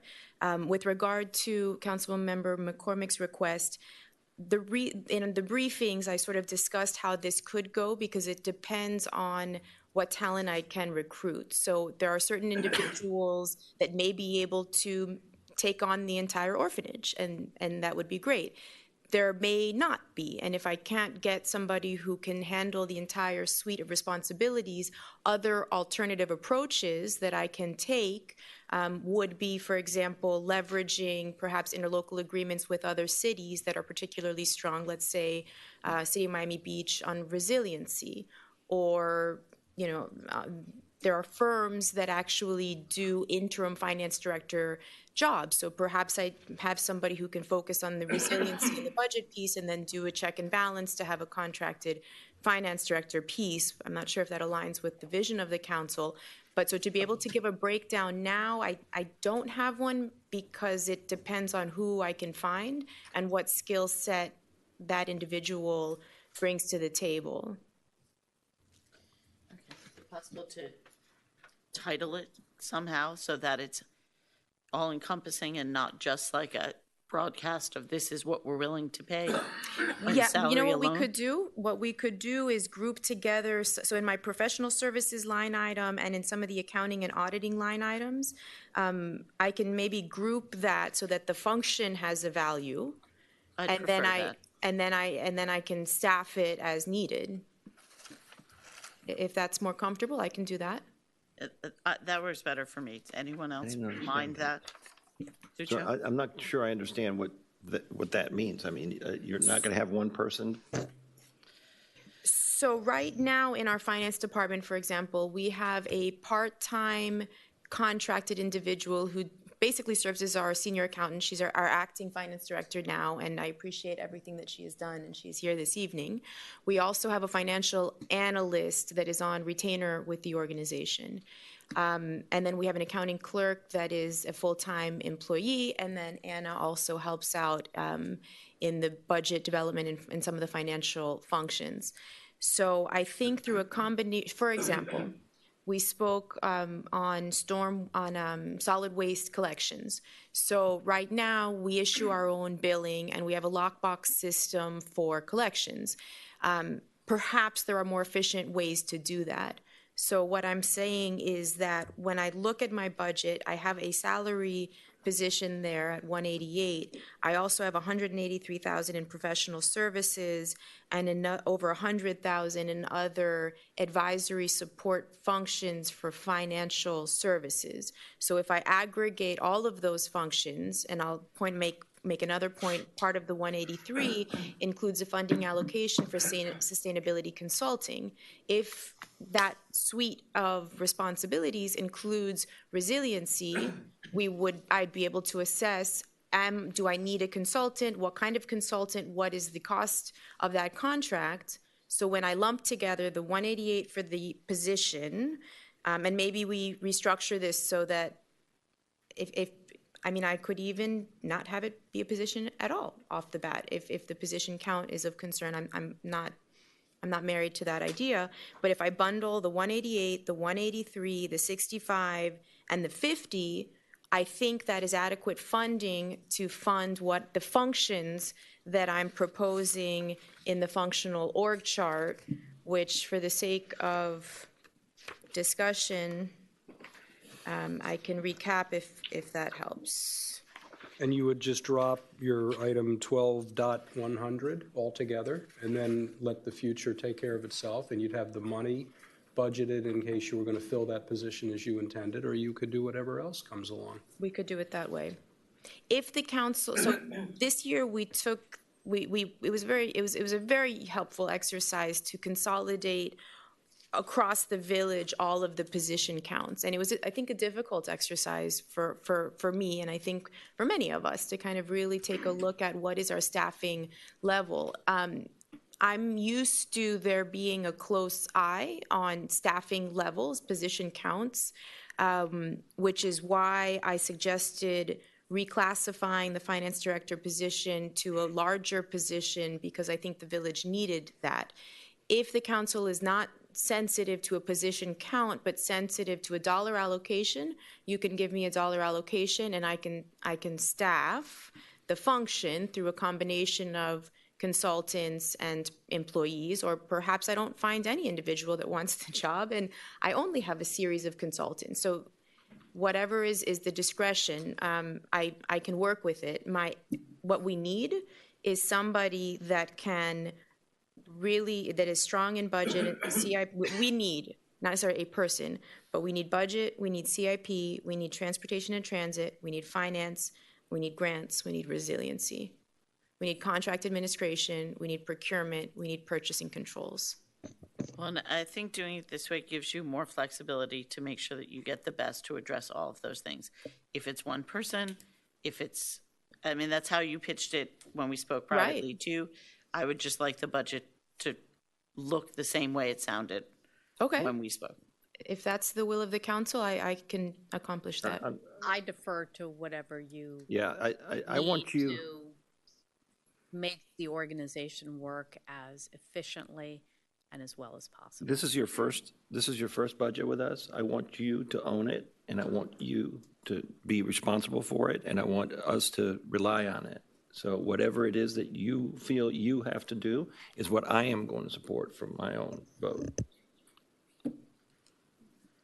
This doesn't change anything on your end, though, right? You still have the flexibility if you were to restructure it this way. Am I correct? The way that Allison's asking. I have no It doesn't issue. I don't put know if there is any concern with that. No, I think we're okay. Thank you. You're welcome. Thank you. Andrea, I want to clarify something. This is another subject, but going back to your salary, and you have a 3.5% COLA on there. I just want to clarify, that doesn't trigger until your anniversary in August of 2019 that you'll... Starts October. COLAs are paid on the first of the fiscal year, which is October 1st. Merits, which my contract does provide for a merit provision, is on the anniversary date. Because, we signed a contract for the first year for the 195, and it's only 6 weeks in, and it would already go up 3.5%. Maybe we can look at another way of doing it, through prorating the first 6 weeks or something like that. But I just find it strange that it's going to bump up within the first 6 weeks. It's going to go up $6,000. So my contract, that ship sailed, that's an executed agreement, but if that's the spirit of what you're saying, we could look at that organization-wide, if that's something that the council is looking to do. Yeah, I mean, while we're talking about salaries, there's, that was the thing that I was trying to look at. And, last year when we did the budgeting, we had some big increases on some of the salaries. And this year, taking the CBA out, looking at the employees that are not under the CBA, I still see, some are there's still some big increases. There might be reasons why, and I think we need to sit down and discuss it. Maybe they're taking on some more responsibilities. What I'm worried is looking long-term, how does, especially in the higher level paid positions, when it gets so high, how do we control that? One of the ideas that I was thinking, and really I want to talk to my colleagues about to see what they think about it as well, is could we possibly look at doing a bonus this year of what that increase would be instead of actually increasing the salary? So they would still be getting the amount of money, but you've only been here for 4 weeks. It would be interesting to get your take on what is happening in the organization. So it's an idea, and I just kind of want to see what others think about it. I mean, it wouldn't be not giving the money in the increase. It's just not putting it in underneath the salary itself. And you're talking specifically about the manager's contract? No. Talking about everybody outside the CBA, everybody outside the collective bargaining agreement. Because the collective bargaining agreement, we have that's a signed contract, so there's nothing that we can do with that. Right. But outside it, if you looked at last year's increase in some employees, it was quite dramatic. And then again this year, maybe it's not as dramatic. Sometimes it is. So, I really want our manager to get in and see what is going on. But it's only been about 4 weeks that she's been here. Right. Could we look at this and say, look, let's just give a bonus for now? It's not adjusting this actual salary, and then let her have the year to understand what's going on before we start increasing the salaries. But I want to know what you guys think. I don't know. It might be a bad idea. I don't know. I just wanted to throw it out there. Well, I'd like to hear from the manager and how she feels about it. Sure. So I will offer a few insights. I think it is part of this organization's culture and has been for decades to provide this level compensation. And I think that part of the beauty of how the staff here functions is that they stay for a very long time. And the tenure that some of our staff members have allowed them to create really beautiful bonds with the residents and with the community. And I think in part, those relationships and the longevity, the tenure of some of our staff members is due to the understanding and expectation that there will be these cost of living adjustments and these merit increases, albeit based on performance. It's part of the expectation. So thank you all. Notwithstanding best management practice, I do recognize that there are some very high compensation packages. The strategy that I'm using at this point to address that is I'm working with our department directors to identify what areas they want to grow into. So you might notice in the org chart folks that may not have seemed to, an assignment that might not have seemed typical has been assigned. And my goal is to help people grow and work on the succession planning and develop individuals.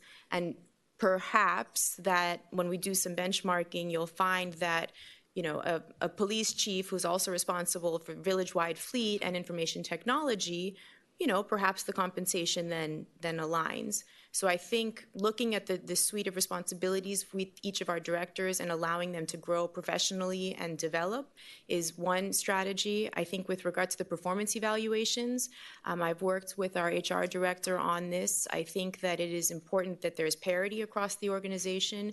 So one thing that we're looking at is how we conduct the performance evaluations and to make sure that department directors I'm looking to redo the process so that it ensures that individual employees are ranked and are are evaluated consistently across the organization. So I think that might address some things. I think at this point, I think I've been really open with staff. I don't think anything that I'm saying now is shocking or surprising, but I would not recommend at this point making too much of a jolt, especially because as time goes on and some anniversary dates come in staggered, there are some individuals, since I've already been here and I became aware of our practice to offer some of the benefits that are negotiated in the CBAs to general employees. And I actually reached out to some of my colleagues. I reached out to our legal counsel on the personnel side to see, is this common practice? How does this work? And some of the feedback that I got was that, yes, it is common practice because you don't want to create two classifications of employees, and we want to honor that we are one team.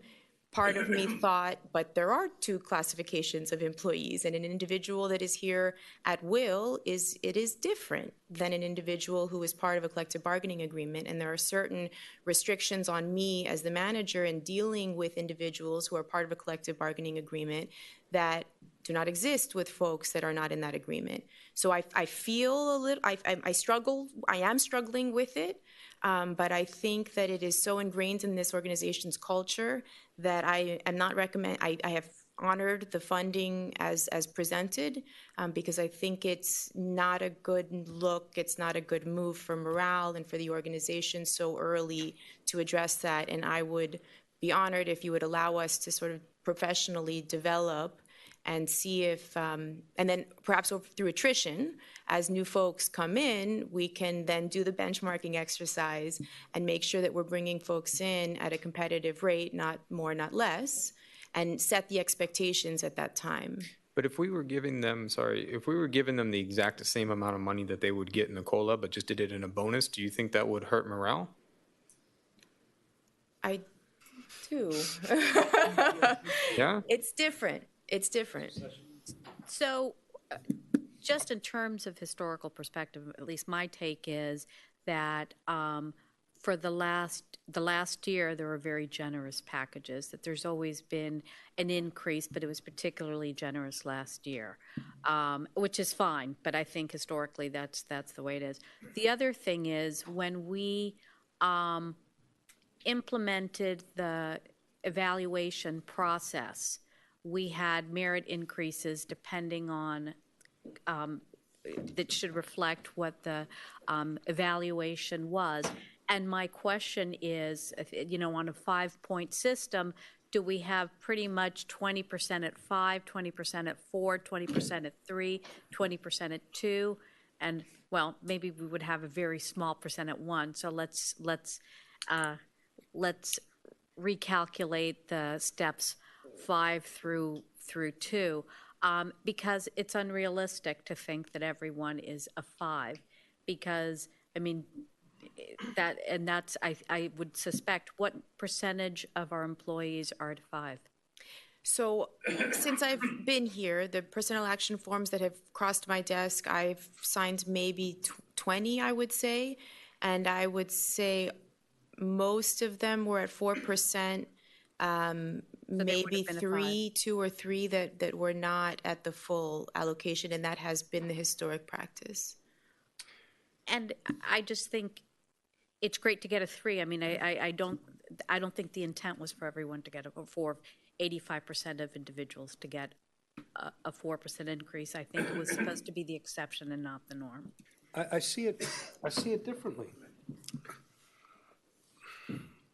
I think we would expect everybody to be a 5. And if they are, they should be paid for it, because that's how our system works. And I think a great employee is the 3. We have a scale, and the top of the scale is, I'll use the word excellence for lack of knowing what it actually says. I think managers would expect that their reports would be excellent. I think and we should expect the same. Everyone we hire is excellent, and so then there's a gradation within the excellence. So we've had this philosophical discussion as it relates to how we do this. Think about this, though. What Andrea told us a little bit ago, and I'm sorry to cut you off, Frank, I apologize, but she said that she's working on parity within her organization to answer exactly what you two just said, which is you see it very differently. And I think that this is something that they're going to work towards in the next year and maybe report back one way or the other of how to consistently get those evaluations, and maybe they all are high evaluations. I just, And what's the your best point about, practice? What's that purpose supposed to be? Because the point about non-discriminatory treatment, and I think that might be maybe too harsh a word, but not by much. It's like curbing grades.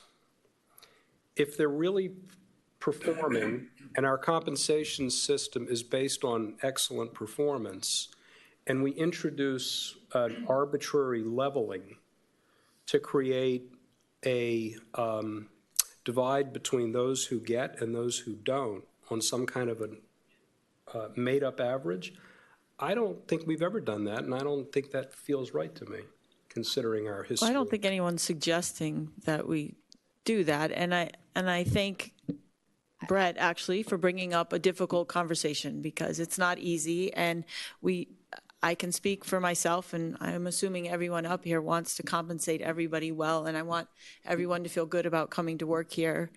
And I also want to make sure that we're being market competitive. And I think, your idea of in 6 months looking at salaries outside of here, establishing that pretty similar to how we dealt with your contract, that will give everyone a sense of peace of mind that we're doing that. And then we don't have to have the uncomfortable conversation because those parameters are in place. And that's just more about, I guess, giving direction to you to proceed with that. And Frank, just a little bit to your point, I've worked for both the county and the state, and they do evaluations. And I do evaluations for employees. And at least the culture within the places, which are great places to work and people love working there, is not everyone is a 5, because simply you have to be great to work here and you should be at a 3-4. I get that. But so that, and having said that, in law firms, not every associate gets the same bonus. No, but I get and that. So, but if you are in fact excellent, you should be recognized as being so, and you should be paid whatever the system. But we're not quite affords. there yet. We were just saying, statistically speaking, we need to look into it. But if the point of this is to be honest in assessments, of course. Well, we don't know whether we are or If the not. point in outcome is to create in some kind of contrived way a curbing the grade, I'll use that expression again. That's not what we've ever done, and I don't think that feels right. I think that's not what I intended. I just think there has to be consistent training and consistent standard from director to director, from employee to employee. And I'm not sure we have that. Well, that's what you're working on. So we all agree with that. Go to work. Is there anything else we have to discuss about this particular, give her direction? Just COLA and merit are different. They are different. They're perceived to be different, but they really are different. Yes, they are. COLA is an automatic and merit is merit. Is So I think optional. we need to determine whether we are changing anything or we're letting this exist as it is. I think we want to give our manager some runway and time to study What this. do you all want to do? And that means we leave it, I think. That's my idea. I'm okay with leaving it. I would like to restructure the part that you already talked about, but that doesn't really change numbers, so. Thank you. I will make just 2 comments. We have with us our insurance broker for liability insurance, as well as our health broker. If there are any questions regarding our liability insurance and our health insurance, we can have them now. And if there are no questions for them, they don't need to stay for the rest of the departments. So we I have a question Michelle about Gonzalez-Febre. Health insurance. Health insurance? Could we get an update on what the price per person is going to be this year for anyone applying, and just a restatement of what the benefits actually are? Michelle? Thank Good to see you. Good evening, You battle for us every year. Mayor, Vice Mayor, Council members, and Madam Manager. My name is Michelle Gonzalez-Febres with National Marketing Group Services. We started off with United Healthcare, an initial increase at around 18 to 19%. We negotiated with them and brought that down to 9.2%. At that point, we sent it out to market. Humana declined to quote because it was not competitive. Aetna declined to quote as well. Aetna declined to quote as well. Cigna came in with a 16.8% increase.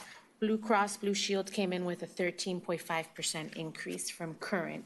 At that point, we went back to United Healthcare and we negotiated a final renewal increase of 7.2% on the health insurance. Is that the HMO or the PPO? 7.2% across the board on the HMO and the point of service. We currently have 2 plans in place. Your point of service is your richer benefit plan that has a $250 individual deductible with a maximum out-of-pocket for the individual of $2,000. Your HMO is the base rate. It has a $2,000 individual deductible and a maximum out-of-pocket of $4,000. The current employee-only rate, renewal rate, beginning October 1st is $568.35 for the employee only. Is that for the HMO? That's for the HMO. 560? 568. 568. Yes. On your point of service, it is at $655 for the employee only. Your vision and dental came in with a 4% increase. We negotiated that down to a rate pass. Your long-term disability, short-term disability, and life insurance also came in with an initial 10% increase. We negotiated a rate pass on that with a 2-year extension. Any questions? So our benefit package, what we're doing is then, Andrea, this is, I guess, when you built it in, we're going from the $530 per person to $568 as a reimbursement for the single coverage of the HMO? The stipend, they increased the stipend on the HMO, so if an employee elects the HMO, they have zero They're 100% cost for them. coverage? Yes. Okay, and then what's the increase on the family coverage for each of these plans? It's 7.2% across the board, but the village covers 75% on the Right. dependent coverage of the HMO base plan. Okay. And that's what these increases, So the 7.2% that I saw. The 7.2% shown in the budget, that increase is the increase in the village's cost. family side or For the entire program, for the entire program. Thank you. I will, if I may take the opportunity to speak to the COLA issue and with regard to the plan. When we looked at this plan, there was, for those individuals that have dependents and families, there was a cost differential for people on those plans, and it so happened to work out that the COLA increase was the difference in the cost of the family and the dependent care for folks on the POS plan. So I would expect 2 things to happen, perhaps a change in behavior where individuals, if they choose to take the COLA and pocket it, go to the HMO basic plan, or the COLA kind of worked and it covered that increase. I do also want to mention with the help of the Director of Human Resources, Juan Gutierrez, last year we were able to implement online enrollment for the first time, and it's been successful, and that's rolled out the second year. We also negotiated an increase in our wellness budget from United Healthcare, and so this year was the highest participation we've had for the past 6 years in prevention and wellness. And then with an effort with Chief Lang and the Director of Human Resources, Juan Gutierrez, we were able to negotiate an increased benefit on behavioral outpatient services where the employees will no longer have to pay a co-payment if the behavioral health benefit is used where we did not have that before. That's great. Thank you. Any other questions? No. Thank you. Thank you. Thanks for fighting for us. Absolutely. Thank you. I'm glad the wellness program is as successful as it is. It was a good experiment. Mayor, are you interested in hearing from the insurance broker? Or is anyone? Mr. Hollander? Yes. Do we have any questions regarding our property liability? No. I think we're It's not good. that exciting. It really isn't. Did you hear about our new fire Please, truck? come say hello. Can I just say hello? Yes, I please. did hear about the new fire truck. My name is Robert Hollander with Brown & Brown Insurance, and I've had the privilege of being the insurance agent for the village for many, many years now. So to Madam Mayor and council members, village attorney and village manager, thank you very much. I appreciate the opportunity to be here.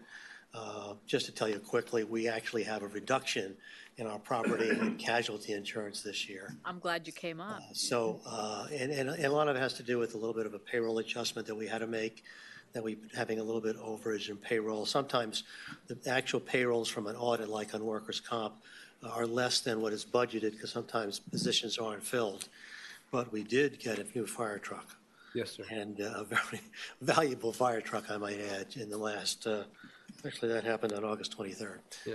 But if you have any questions about, the property, the general liability, the law enforcement, employment practices, public officials insurance, workers' comp, I'm always here to answer your questions. But I'm delighted that we actually have, our premium is pretty well flat, but it's down a little bit, about 6% because of the reduction in workers' compensation. Rates have come down and a reduction a little bit in the payroll.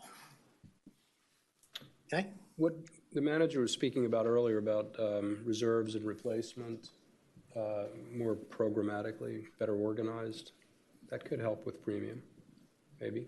Sure, certainly. Absolutely. So you'll communicate as things progress. Absolutely. Look forward to that, very much so. Thank you. Thank you very much. Thank you. We'll see you next year. Okay. Any questions? Next budget?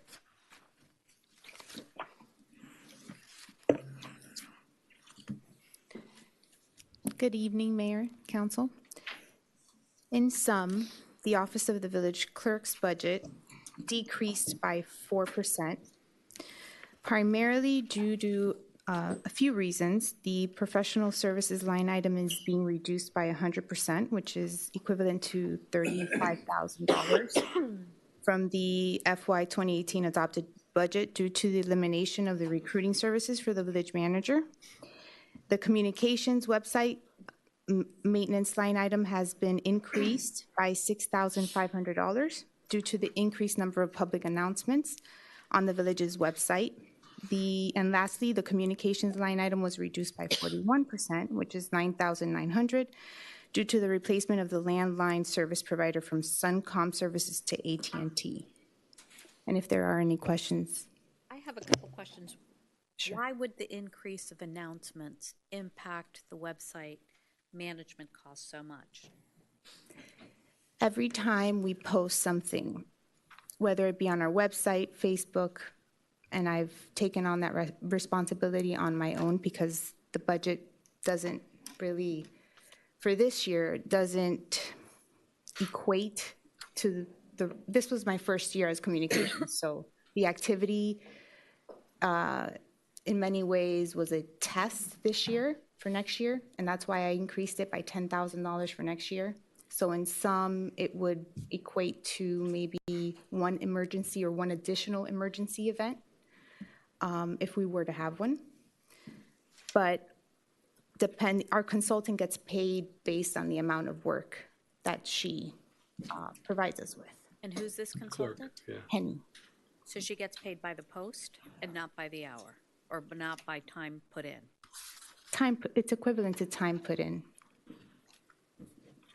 And Every time she posts, it takes time. Yeah. It's not even late yet. Okay. I guess I see it as should be,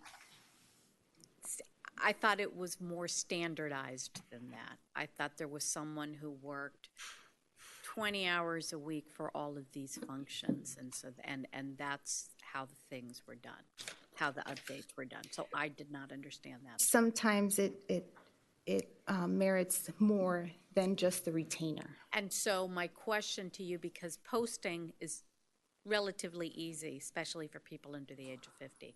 And content creation. And content creation, I think we should need to standardize, which we've all talked about.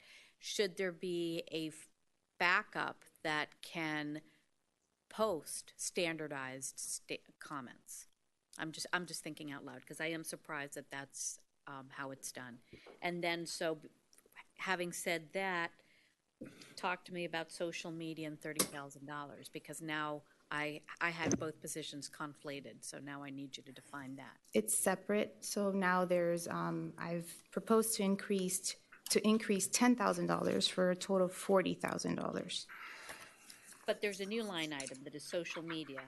Yes, the first. It was adopted last year and it is this year, and so, okay. Correct. What was the function of social media last year and who did it?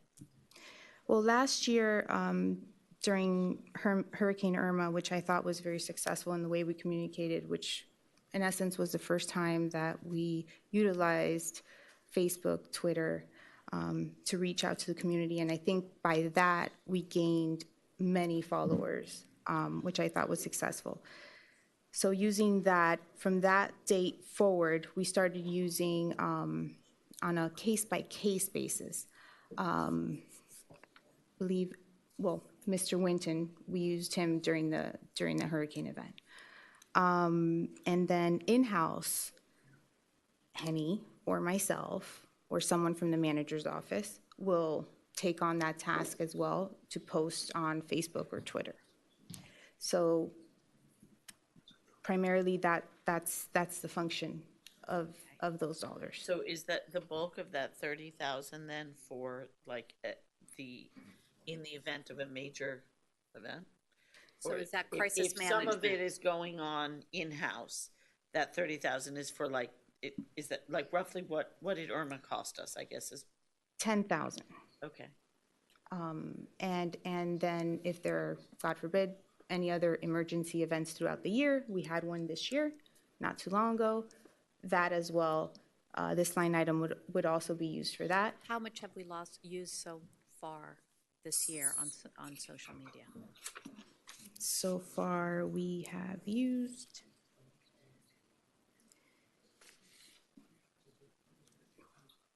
$29,000 so far. And so that's why I've taken on the task myself, being that I don't want to go over budget. Thank you. One of the things I think we need to discuss is the communication and what is going to be the responsibility of the clerk's communication and what communication is coming out through the village. I think we So need a that- plan. I think we need to see who should be doing what. I and we think should I think the manager and I Yes, have and- discussed a plan. Okay. And I think it will work just fine. She's appointed a staff liaison, if you will, that will feed me the information that I need to get it out. So you'll still be the point person for all information going out? Or are you Yes. just going to do council information going No. out and? No, it's the way you originally intended it to be when you revised and The agreed job upon my description. job description. Correct. They're just centralizing their side so that there's one standardized makes sense. communication that comes from everyone under the manager to get the information to you. And I to disseminate. maintain it and disseminate it. And, Correct. Okay. And what I'm thinking, and just when we had our crisis management media people for Marine Stadium, we were paying $7,000 and change a month. But when it was amped down and it was general, it was $3,250 or something, $3,000. So I guess to me, and it was full service, it was tweets, it was Facebook. So I'm wondering if we have a plan, an action plan, then we can probably find efficiencies. Because they were completely independent. I think for the time being, it's working. We can definitely go out for an RFP for that service. I do caution hiring an outside agency to content creation is special. It's important, and to come up with the right content.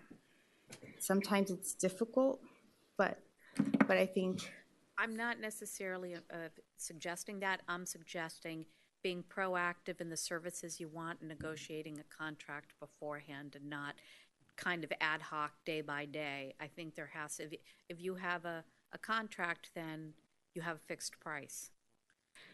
I can definitely look at the reduced rate and come back to you and see if the $40,000 would be sufficient enough for a retainer such as $2,500 to $3,000 a month.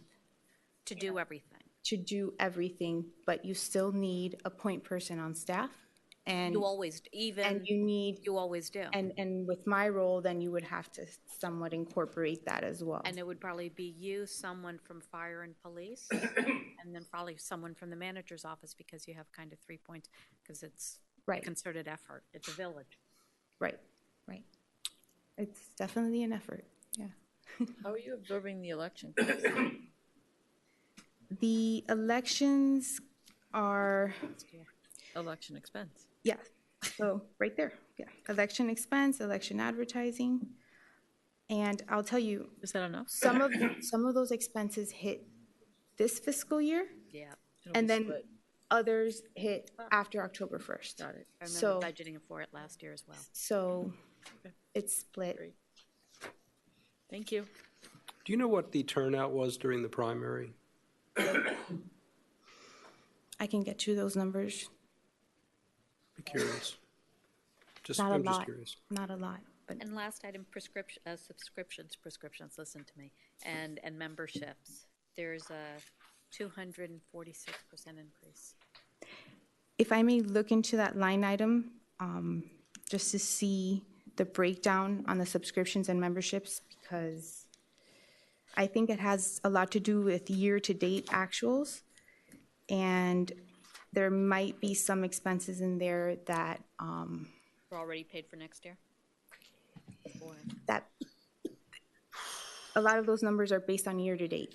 So I just want to check the year-to-date numbers as of today. Okay. Because council has participated in many events this year, actually, and Oh, is that where it comes to? But aren't those not, I, we had a huge. but I took a share. I took a Okay. share because it was a lot of activity this year. Does that explain why the one on the council budget went up 300 and something It's percent? possible, but I'll check on it. Thank you for taking bullet for us.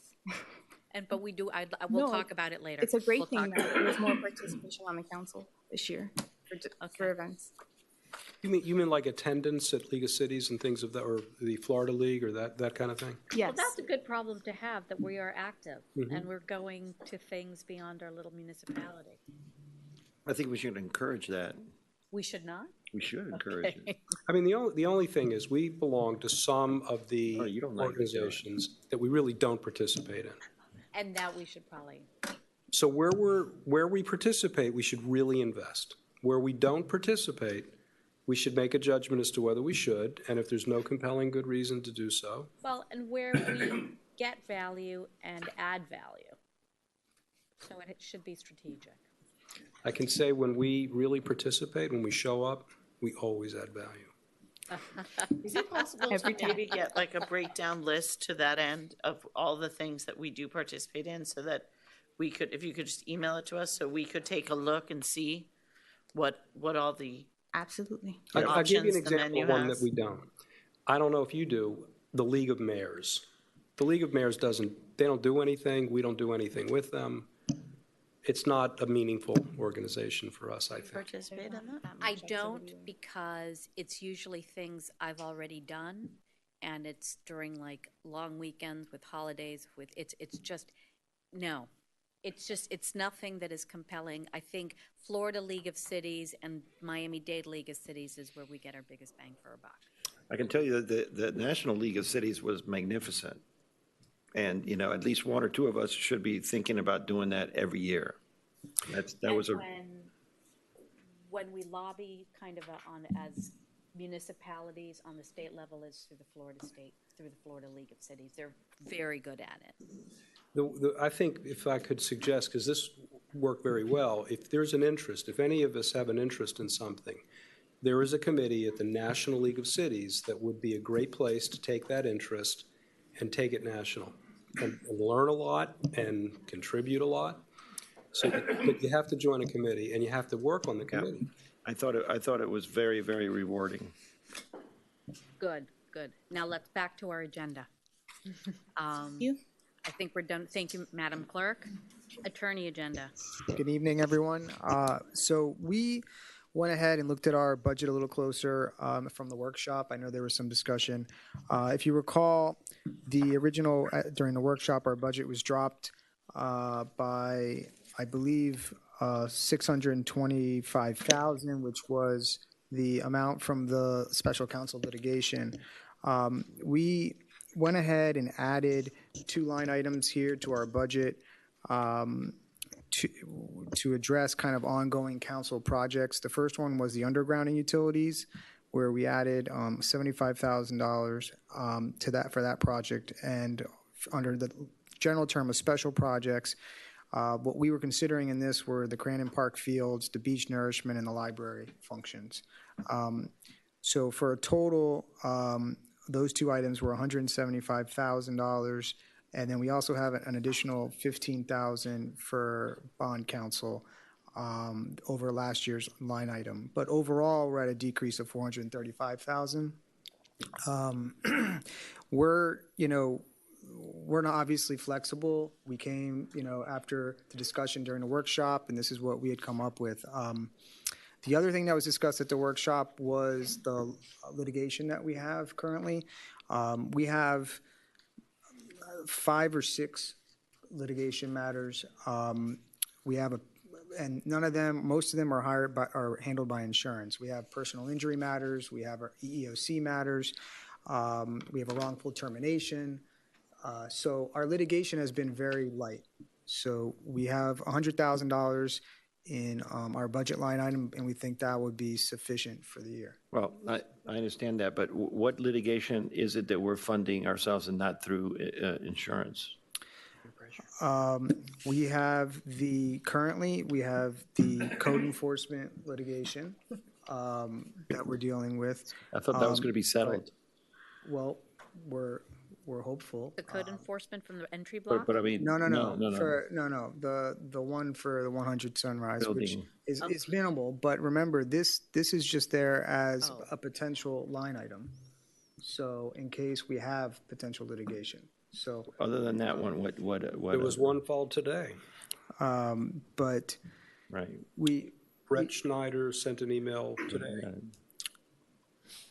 That is, but Mayor, I hope it'll be insurable, but we have to discern. Yeah, there was a lawsuit filed today, and I don't know if the council saw the email or not. I haven't seen it. Saw the email, and hopefully that'll be insurable. Yeah, but fortunately, most of our lawsuits have been insurable, so we haven't had to really draw down on that. I mean, if you look at our last year, at least in fiscal year 2017, our actual was very low because of that. But we usually have this reserve just in case. But how much of the $100,000 that was adopted in 2018 did we get billed for? I can check that. I don't know. It wouldn't be a lot, although it was a lot with the special counsel. Yeah, but remember, our litigation has fluctuated. When we were in major litigation with the entry block over the zoning approvals, But we're not there. I'm just trying to see going forward here, and because we had $6,460 in 2017, Right. and then we adopted $100,000. I forgot why, but I'm sure there was a good reason. I'm wondering how much of that $100,000. I think we adopted the $100,000 because we were anticipating we do have litigation relating to the entry block still, and if you recall, I think around that time there was a lawsuit that might have been filed or shortly before that. I believe that lawsuit is being covered by insurance with a reservation of rights. But I think that's where that might have come from. Can we get actuals for the second one?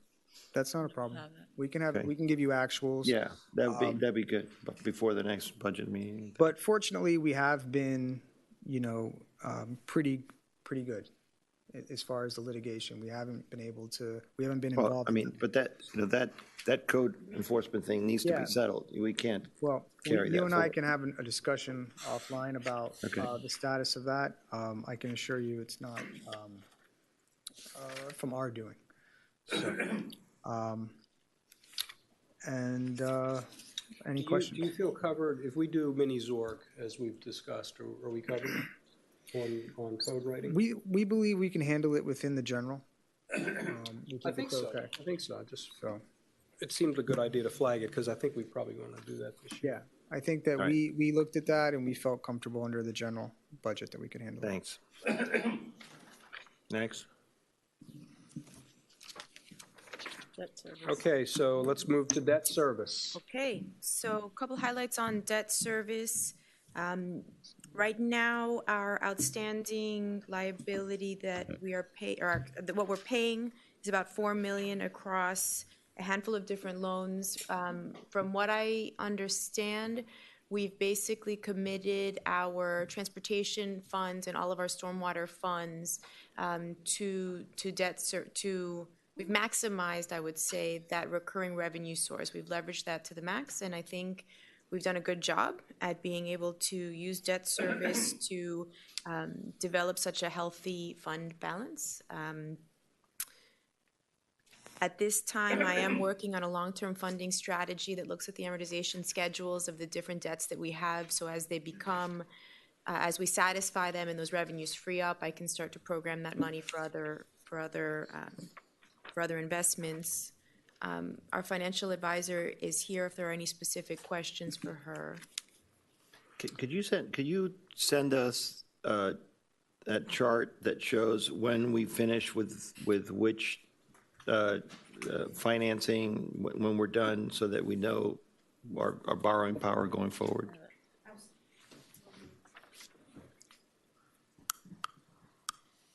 Good evening, council members, Madam Manager. Lourdes Abedin, Financial Advisor.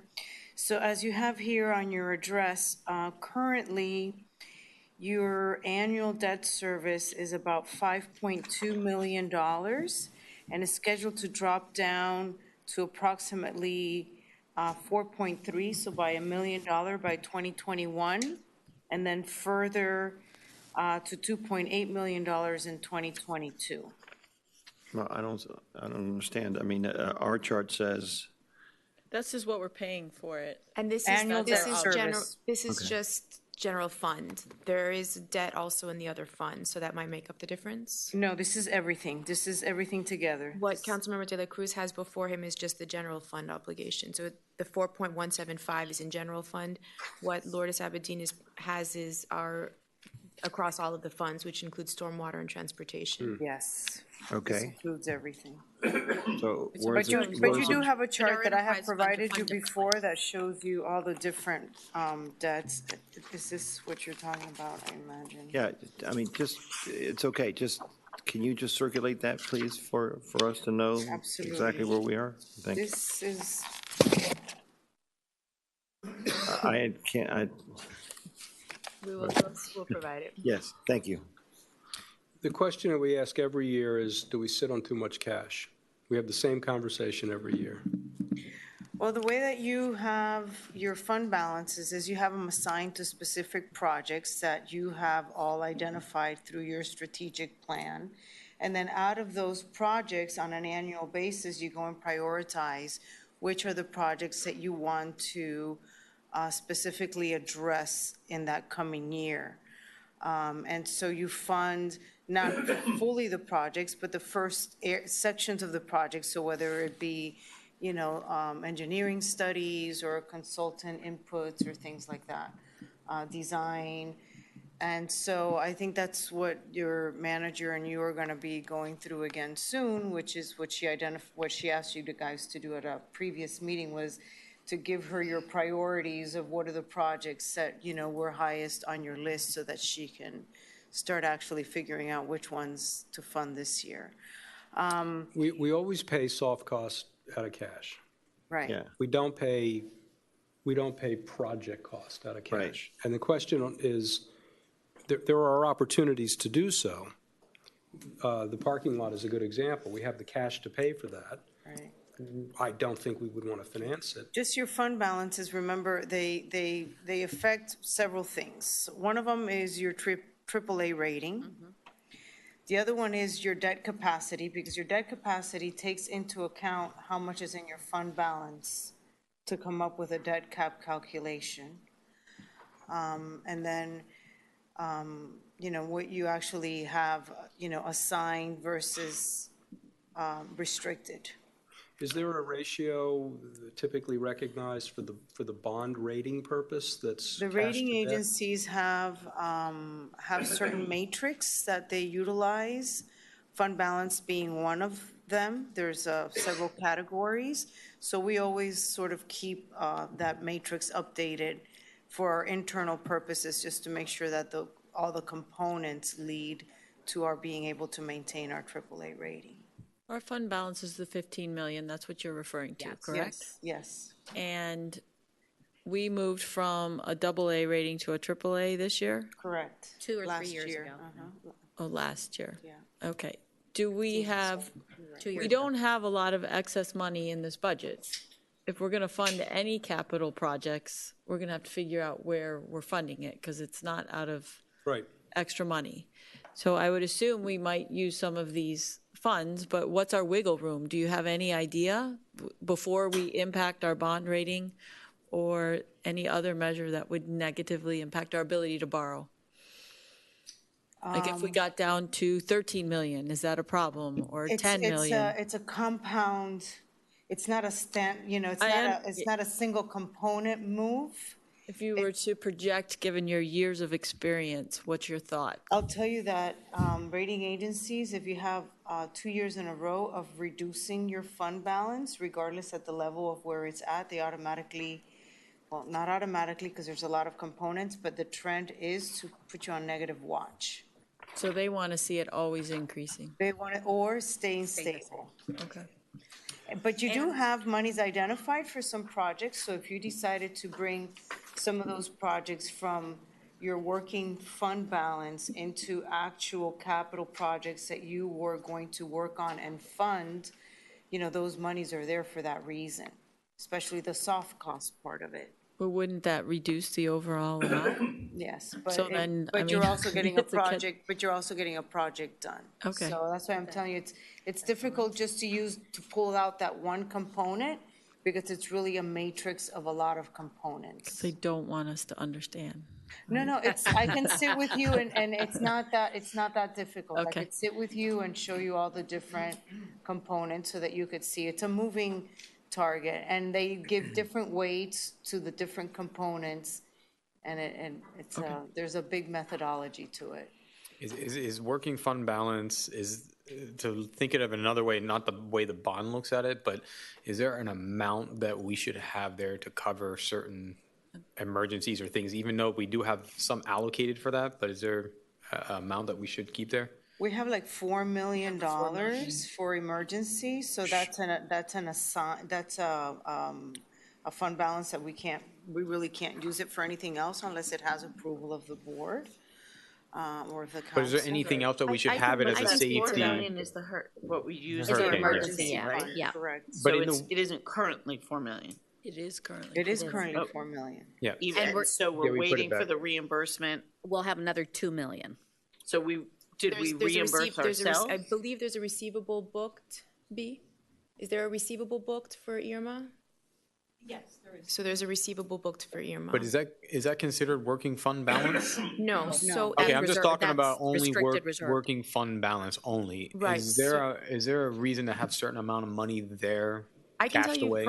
not from the debt leveraging or the credit perspective, but from the operational and from the management perspective, couple rules of thumb that I like to go by. The minimum reserve that I would suggest we have at any given time, minimum, 3 months of our cash, our general fund cash expenditures. So I haven't looked closely enough to see what our cash flows look like, but you always want to be able to cover yourself for at least 3 months I would say a healthy reserve, at 6 months, 3 to 6 months to keep in there. Between the 15 million we have in working capital and the 4 million we have for emergency, we have 19 million in total fund balance. The emergency money, as I understood, the ordinance requires that we maintain 2 million there, up to 20% of your general fund balance. So 4 million's a bit higher than we are required to. So we could drop that to 2 million and be okay based on our rules, if you choose to do so. But We spend more than that for I think Irma. we're required to have 2, but we practically realized that we needed 4. And that's Yeah. what we've been doing. So Lourdes and I was talking about this earlier. Of the 15 million,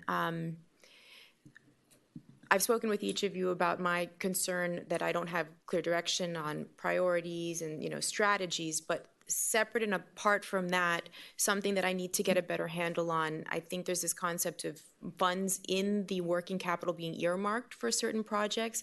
I haven't seen that anywhere that I really can get behind. So as far as I'm concerned, the 15 is available, and what we did in Miami Lakes is one reference point.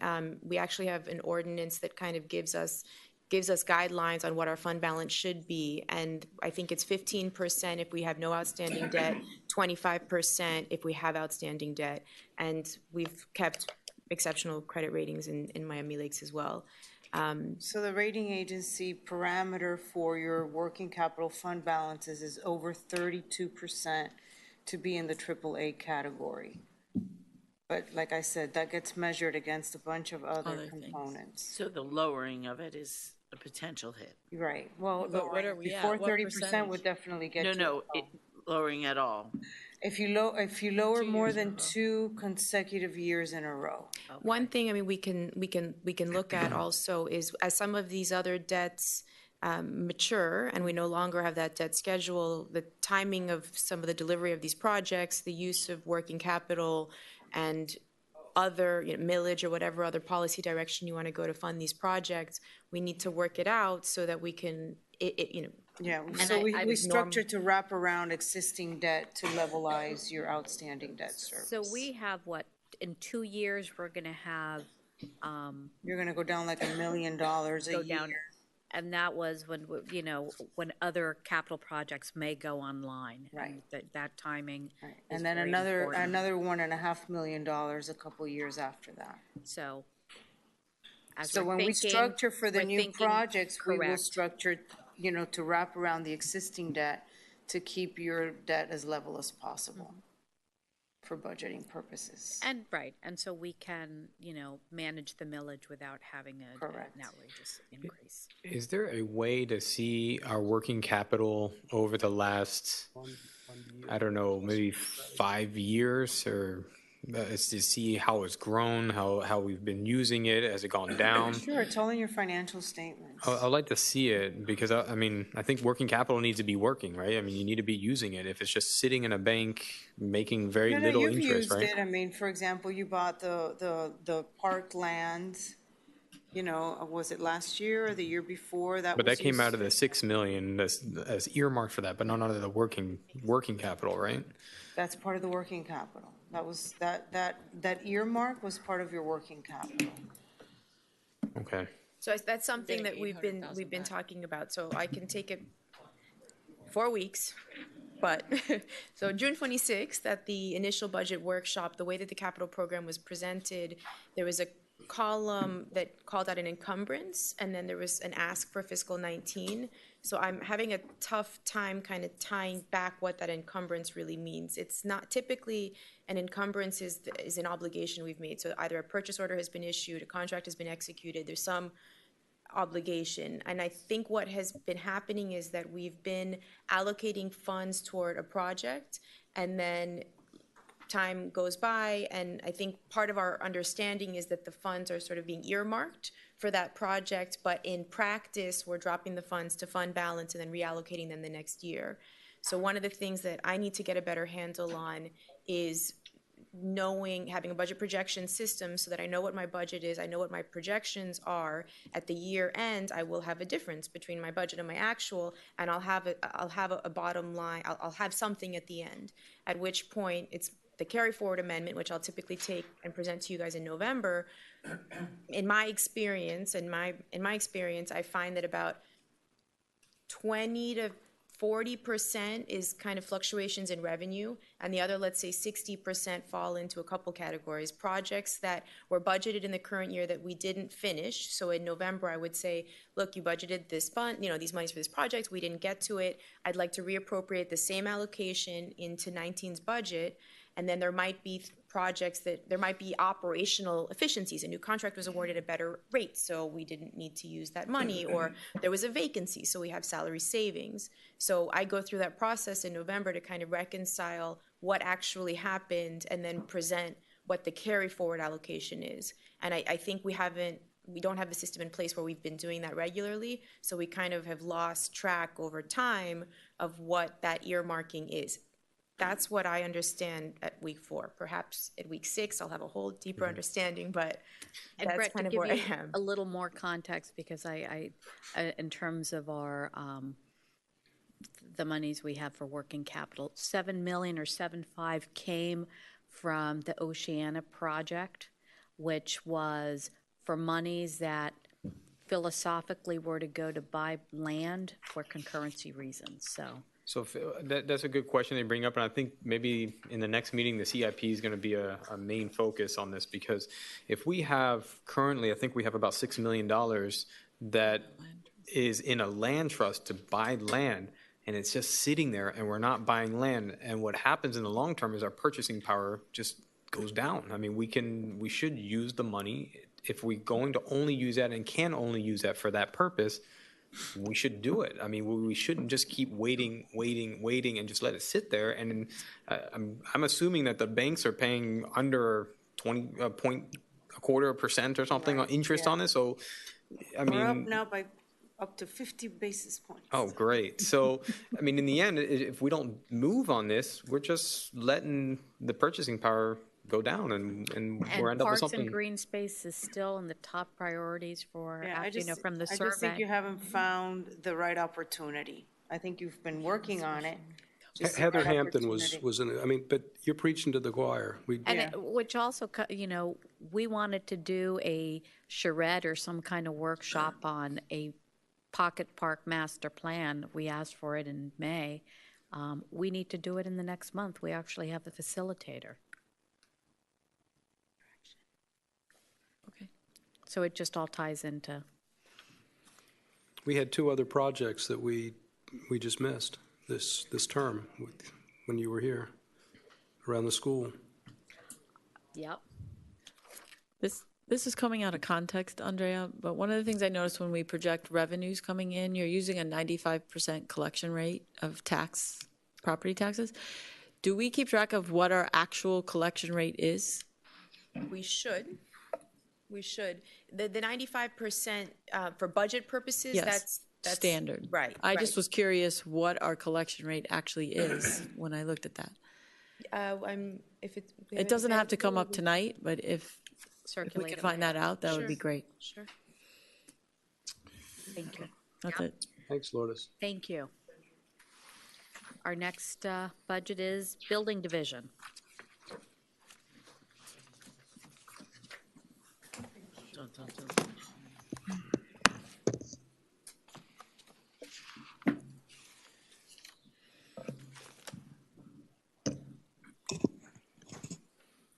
Good evening, Madam Manager, council members. Tonight I'll present the budgets for the building division as well as planning and zoning and code compliance divisions.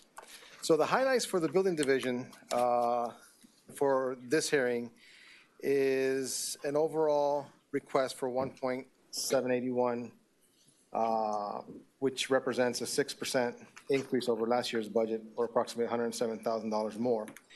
Primarily being absorbed through the non-discretionary expenses, which is your COLAs, salary increases, and that accounts for $93,000.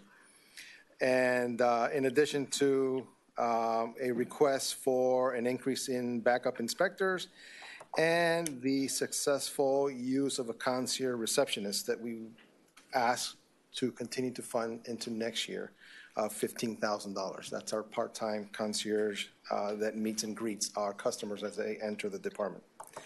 As far as discretionary expenses, which are your operational, there's an increase in vehicle allowances for the building inspectors that use their own vehicles, as well as some increases in allocations for village hall maintenance and the new credit card merchant services for use of the credit card system this year.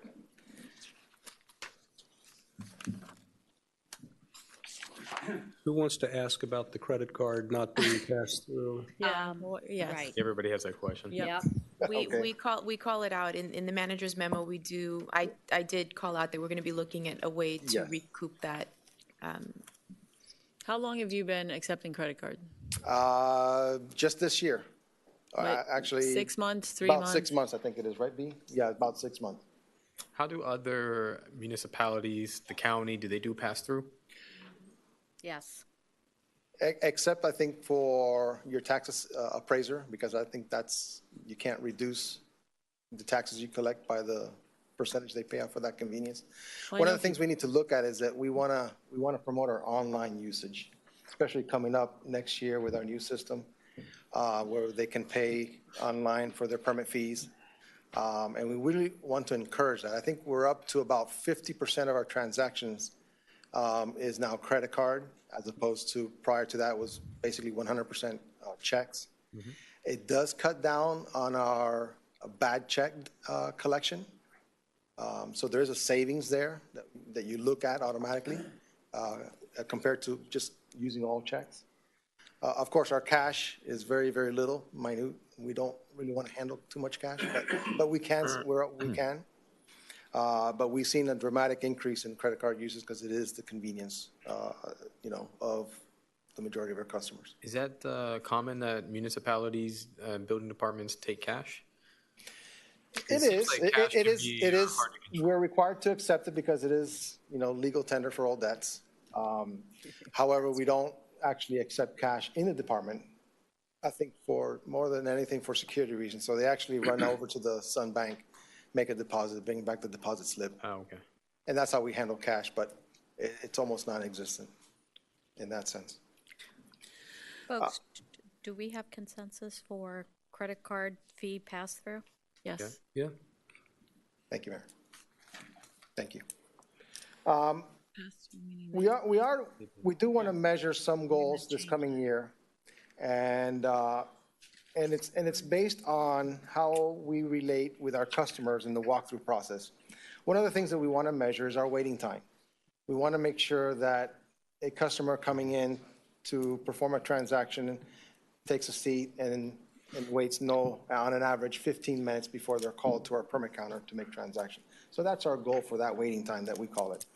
And for those customers that want to come in and process a walkthrough permit, we want to shoot for a goal of 1 hour when they're waiting. I think these are very reasonable times to wait, and we are putting measures in place that we can actually measure actual times, and we use our greeter to really help do that. We've also provided something that the mayor asked in the workshop. We've provided 5 years of data as far as permits are concerned. And we see the average number of inspections on a daily basis has remained pretty much consistent throughout the 5 years, which means that staffing for inspections has been consistent at least for the past 5 years. And we've seen other indicators go down, and we've seen other indicators go up. Number of total inspections for last year actually slightly over the previous year. Number of what? Inspections. Total inspections for the whole year. Okay. So, the projected one for this year is 11,007. Last year was 10,006. So we see more activities, but that could be because of the delay in projects being permitted in one fiscal year, inspected in the following year. That's typically what we see. But Sergio, there is usually a correlation between permits and inspections, like the fact that your permits are sort of going down. Should you then project out that inspections will go down? It all depends on when the inspections occur. So like I said, you can issue a permit in one fiscal year, but the project really doesn't take off until the following fiscal year. There's always that delay that we see in the building department. It doesn't happen in the same fiscal year, and there isn't a one-to-one correlation, which I think is what you're alluding to. So we'll see that. And you can actually see that with certificate of occupancies that we issue. We're actually issuing, we've issued more than the number of homes that we actually permitted, because those are the homes, usually takes about a couple of years for a moderate-sized home to finish and get their CO. So that's an example of that. And the permits that you are seeing, is it an increase in renovations? And how is the new fees affecting your projections? Our main customers are renovations, repairs, no doubt. You know, that in a year where the market might be slower for new construction, we'll always see people wanting to renovate and repair. But have you seen an uptick in them since the new permit fees? The new permit fees really haven't affected that, I would have to say. That's all based on needs. Someone that has to repair their roof, regardless of what the fees look like, they're going to have to repair their roof. So we see a lot of that. We see a lot of repairs. In our condos, that's where we get most of our interior renovations. And most of our older stock of homes, we see a lot of that as well. Okay. Yes, Katie, you have a couple questions. First of all, with the credit cards, where will the expense drop out if you're going to do the pass-through? Because you had in your budgeted to cover the expense of the credit card transaction, so which line item is going to go down? We added a new line item this year, merchant services. Okay. Of $15,600. What number is that? What number is that? I know I saw it, I just couldn't find it. It's in there. It was around 15,000, right? 15,600. I found other current charges. Other current charges? 49? Yes, 4,900. That's it. So 15,600. That will go to zero. Where is it? It's 49-0. Okay. So just to chime in so that there are a couple ways that you can handle offsetting revenues. So I need to kind of see what our practice is. So you'll either see that drop to zero, or you may see an offsetting revenue. You'll see it in revenue coming in, Right. and it'll neutralize it. Okay. All right. How long has the updated cost schedule for the permitting been in place? When did you actually The new put permits? Yes. Since April 23rd. April 23rd of 2018? Of 2018. Okay. How are we doing? Are we generally revenue neutral, and can we get a fee for Not that? yet. Not yet, because we're still issuing permits that were applied to prior to that. We have, I think, last count somewhere in the neighborhood of maybe 100 permits that were taken in under the old fees. So until that clears out, we won't see the effects of just the new fees itself. How does that work? Why are they why is there a residual of Because old those fees? applications were applied before the new fees, so they fall under the existing old fees.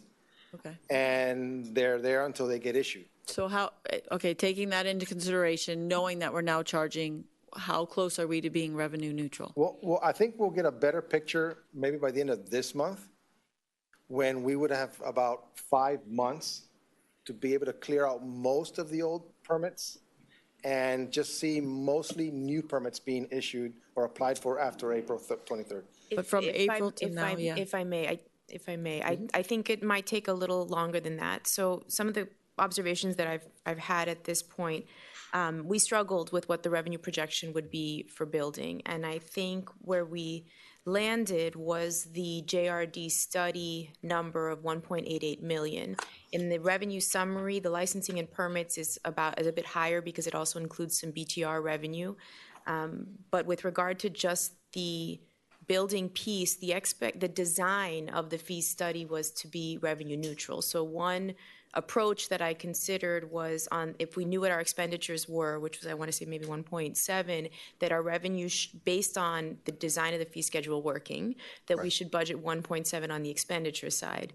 I think right now there are systems that we can develop, not just looking at kind of the action as it happens, but looking at the overall build out of the village, looking at historic trend, at the pace at which units come online for renovation, looking at the age of some of our buildings. There are some rules of thumb, some best practices that you can apply to develop a budget projection system that more closely will define what our revenue projections would be. So if you can bear with us, I think 5 months of data might not be quite enough. I think that we need to kind of look more at a larger system.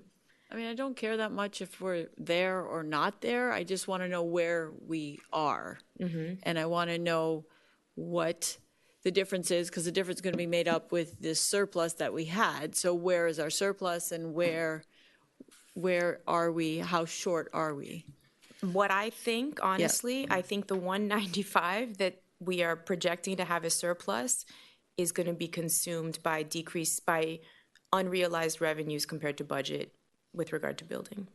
Okay. Just 4 weeks in, but I'm just, that's my gut, which is why I caution on even the 195 transfer to capital, I'd say just leave it. I mean, the revenues are so tight. But how do we see what's actually happening? That'll be in 2 weeks, the actuals of this year, so that we can see revenues versus expenses as opposed to proposed. Yeah, I think. You have that data, right? Yeah, we have that data. Yeah. We can show what the revenues have been. Yes. More specifically. And the expenditures, so then we more can see specifically this. after April 23rd, to see how they're affecting. Exactly, that would be great. Okay, thank you. Yes. I have a gut question, but I think I should describe it in terms of the digestive system of a mammal question.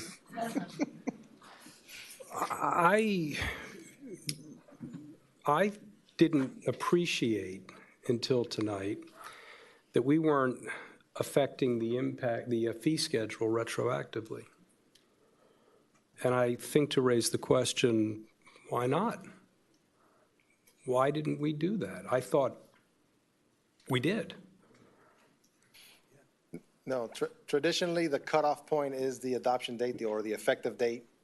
And and that's usually when you see that a new fee schedule coming out, there's an inrush of applications to take, because obviously every time it's to raise fees, not to lower fees. Well, except in So our case, there's we always a lowered rush. it tremendously. So it's just a kind of a thought question, but we thought that this was inequitable, really. We fixed it. Why not give the benefit immediately to the fix?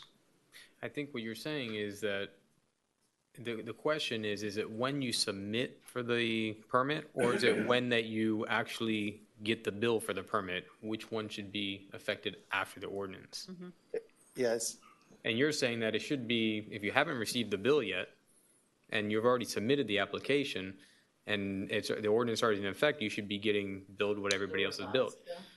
It seems more consistent with what we intended and what drove us to make this change in the first place. And this is not about the village trying to accrete revenues. This was about trying to rectify excessive charges.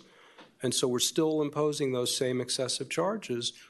No, we're not. The reverse. No, it's the opposite. They're getting It's the opposite. The flat fee. Because what's happening is when we drastically reduced it, knowing that we were going to have to bump it back up, not to the rate that it was. But we wanted to have a, But Maybe reserves for a while. So not they're to not get lost getting, in this, but if you filed an application before April 23rd, and there's a cost associated with doing so, and then I think that the way the project is administered, there are subsequent filings, there's subsequent inspections and so forth, and all the processing of the project involves fees along the way.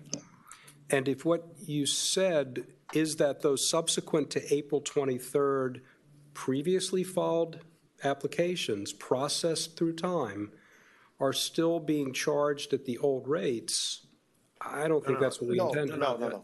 So let's say that they did apply for the master permit, which is usually the first permit that gets issued prior to April 23rd. That goes by the previous fees. But if they file any additional sub-permits after April 21st deadline, then those additional sub-permits follow the new fee schedule. Yeah, it's whatever they've already. Date of the So it goes by collected date of stays. application for, any Well, sub-permit. I thought I had it And because why- Katie asked a yeah. question, you answered If it, I'm, and now I'm. I have completely confused. not only, I think, something I'd like to do that might be a useful exercise for me to understand if we got it right with the fee study. Maybe we can take the 100 permits that are running under the old schedule, calculate what their fees would be under the assessed fees were under the old schedule, and apply the new fees to those same permits.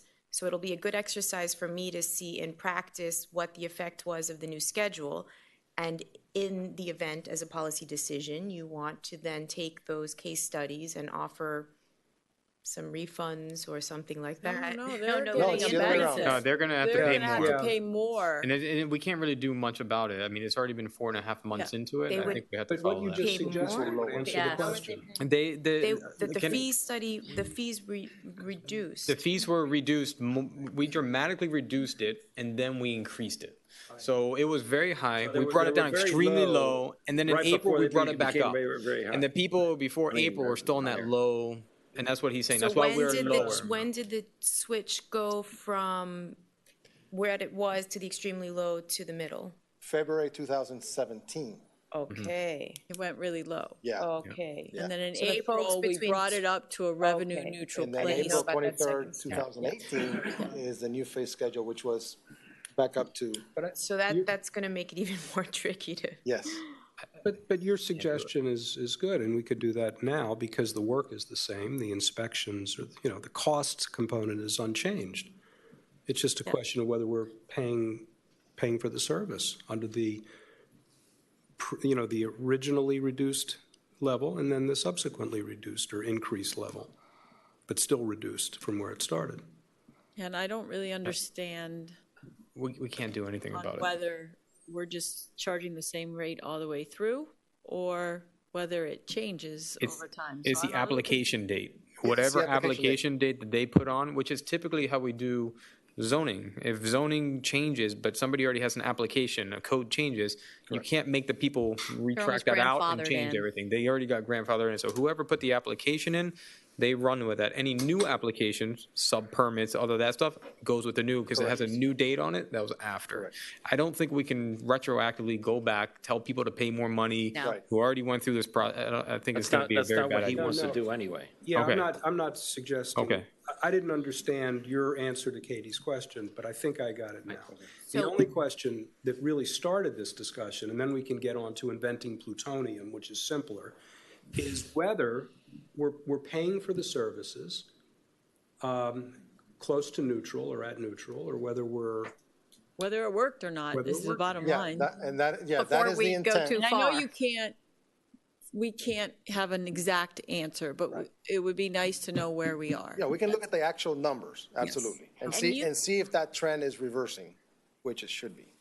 I think And then we'd once all we like have a to know good that. year's worth of just the new permit fees, we will definitely be able to compare Could you that do it with in 6 expenses. months? A year's a long time. I would suggest Yeah, starting I- it No, from. we will We're just monitor going it, to look at the absolutely. numbers now, knowing that Yeah. they're not Correct. going to be Yeah, perfect. we'll That's all. monitor, possibly even on a quarterly basis, but Okay. once we complete a full year, we'll be able to say, this is 1 year's worth. But we want to know now. In other words, Yeah, we don't want to no, know in a year. We want to no. know next month where He's we gonna tell are us in 2 after having weeks. changed in Yeah, April. we'll get the So current that if numbers. we have to change something, we change it. I mean, your data sets could Midstream. start a year ago.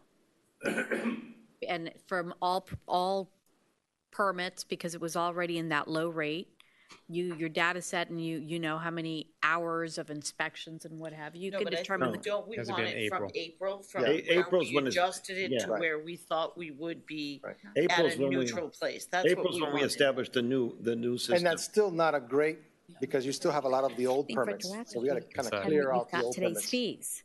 So I think you can use an Oh. old data set and apply today's fees and figure out would that have worked or not. No, I don't. That's what kind of The study did. That's what Yeah, that Andre was, saying. yeah, that's what you were saying. You can academic go back exercise. 1 year, put those fees in Yeah. just to understand the numbers and see if it works. Yes. Apply as a case study where you As a case study. actually. We wouldn't ask anybody to do anything. That's a huge, I don't know how Lot difficult of- it is. That's a big ask from yours. I'd take 5 permits, take a Yeah. building. We'll take a one of each bunch. take a handful. Yeah. Okay. And we'll do the comparative analysis, because we gotta then recalculate all that. I think you understand what we want. We want to know that it's working. Working. Well, yeah. we'll get- Before we'll we're get too that. far in. No, Because, you know, I'm we sure don't want Sergio to wants find to know out a that year too. from now that we're $500,000 in the hole. I want to know if it's working, and I want to know how much we used of the reserves and where we are with that. Those are the two. So our main current fund balance as of now is 1.1 million. I don't have the historic, so I don't know if that's up or down. That's down. Okay. That was the goal. That suggests it's working. So Sergio, Yes, ma'am.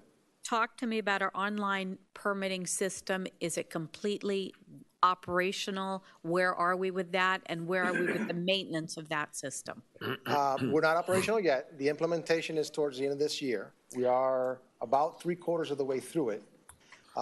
It will have a completely new online component. It will have new workflows, so it will actually work the way we work logistically in the office. It will have task assignments, which means that all the inspectors and all the plan examiners will actually see all the tasks being assigned to them, so they have a complete list of what's waiting for them to do. So it's much, much robust than the current system. It will allow us to do more reporting, more detailed reporting than our current system. It's completely different. The experience for our customers will be completely different online as well. Our inspectors will be in the field with iPads.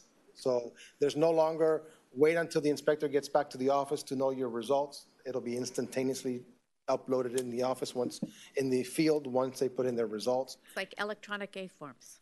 They can do it from their golf carts. They can do it from the golf course.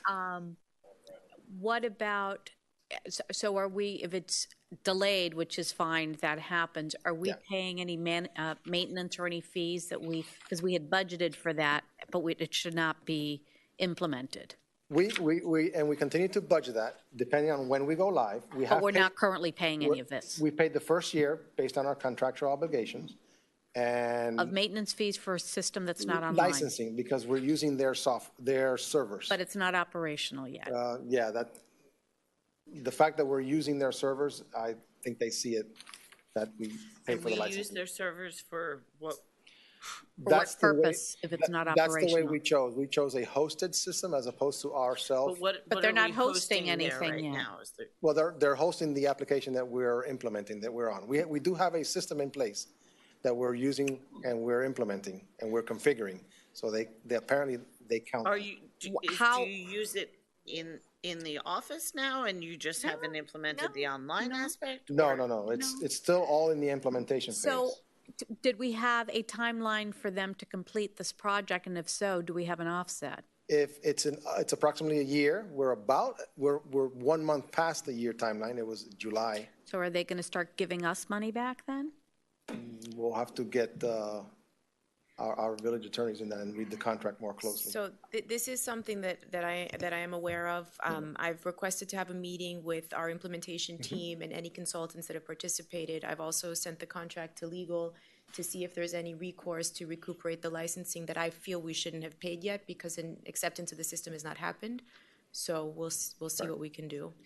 And last, with this incredible system that's going to go online and is finally going to work, and I know you inherited this, so but I'm very excited for this to work. Do you see operational efficiencies in the department? And have you started looking at this? Efficiencies in terms of the level of service that we'll provide to our customers, yes, absolutely. That is the focus of it. In promptness of getting their results for inspections, their ability to eventually upload documents via the web as opposed to having to come in. Unfortunately, we'll still require inspectors to do the actual inspections. We'll still require plan examiners to review those plans, whether they're electronic or paper. So that component remains. But as far as efficiency towards the level of service, But will your permit clerks and your frontline people have different responsibilities because they're no longer, in theory, you're not going to have that much foot traffic. We'll have to see how that works out. In other municipalities that have implemented electronic plan reviews, they have not seen a drop in the actual pedestrian footprint in the department because there are services called permit expediters, and their business is to go and get it. So they haven't all really embraced the digital uploading of Just so that you know, reports show that there's a lot of efficiency, so you may want to look into them. There should be. Okay. Initially, maybe not as much as we want. I think eventually we should see, as our public embraces the new technology and they upload documents as opposed to coming in and submitting paper, I think we'll see it in the future. Have you considered putting a computer and a scanner in the lobby for them to do it on the premises? We actually have 2 computers and a combination scanner copier right now in the lobby. So, when will we be able to go online and check open permits and everything for each property here in Key Biscayne? well, that'll be an integration that has to be done with other systems that we have. So if you're talking about lien searches, that's probably our clerk's office. I think that they register liens for water and sewer. But in addition to that, in addition to lien searches, which are certified by the clerk to be accurate information, when can I go online and check if a particular property has any open permits? Well, you'll be able to do that instantaneously as far as permitting is concerned, because everything that we have in our current system will be migrated to the new system, and all historical data will be there. By the end of the year. Okay? By the end of the year. You'll be able to go into an address and find all the relevant permits that are on that property, determine whether they're open, they're closed, expired. And violations? Violations as well, because co-compliance will Okay, be so part of that what else implementation. will the clerk have to do in order to finish the certification? Whatever system contains the other information that we want to migrate, we'll have to look to be able to migrate it via an IT service. I'm So sorry. the scope of work for that, I don't do the lien searches She doesn't do anymore. it, it's Mariana, right? Mariana does it. yeah. But that is not housed in the building system. That is housed separately. So whatever that system is, we'll have to bring that so that we can integrate both systems. So what I'm trying to say is that we should be able to do a lien search, a complete lien search, like a lien search contractor does, online. You'll be able to do that immediately for permits and co-compliance. The liens, as far as water and sewer liens, will take a little bit more because that was not part of the scope of work for this contract. That was not part of the what? Scope of work for this contract. Really? Yeah. So that will have to be handled separately. So He once we, inherited that. That was not. once we get our system up and running, we would have to analyze what other system contains information that we want to bring in, and then we'll have to build that. Okay, so, all right, We go to the next budget, please. yeah. Planning, zoning. Pick that up one in the county. Okay, planning and zoning and co-compliance is a division. The ask for the overall is 735,000, which is 17%. And that's composed of non-discriminatory, non-discretionary expenses. And non-discriminatory. And non-discriminatory. Of 47,000 over last year. We are requesting a reclass of our zoning plan reviewer to a planner. He is performing more of the function of a planner, and I think it's appropriate for us to do that and recognize that. As far as discretionary expenses or operating expenses, over last year's, we are looking at one increase for vehicle allowance, and we are looking at some additional training for our new code enforcement officer, as well as making sure that they get their face training for their face exam, which is something that they need. Some other highlights include hired the second co-compliance officer, and he's in the field, and we've divided the village into two parts, one for each officer. And as far as planning and zoning activity, we've done one major site plan, which is the yacht club, and that's actually in for permitting now. And we've done several variances and one master plan amendment. We will be tackling, we did do our EAR this year. We'll be doing our amendment to the comp plan next year, and you'll see one of our expenses for that line item, which should be just this one year. Of course, planning and zoning is involved in looking at open permits and lien searches, as well as processing our special event permits. So that's basically the highlights for planning and zoning. Of course, we did tackle the kiteboarding, and we do have a registration in process. Unfortunately, we don't have any takers yet for that number 1 license. Looking for them. Maybe a fire chief might want that number 1 license. But we're ready to go on the kiteboarding on that. So with that, that's. Question, Yes, ma'am. for the senior executive assistant, that there's a, I'm sorry, is that right? Oh, no, the part-time plan remover, it goes from 15 to 30?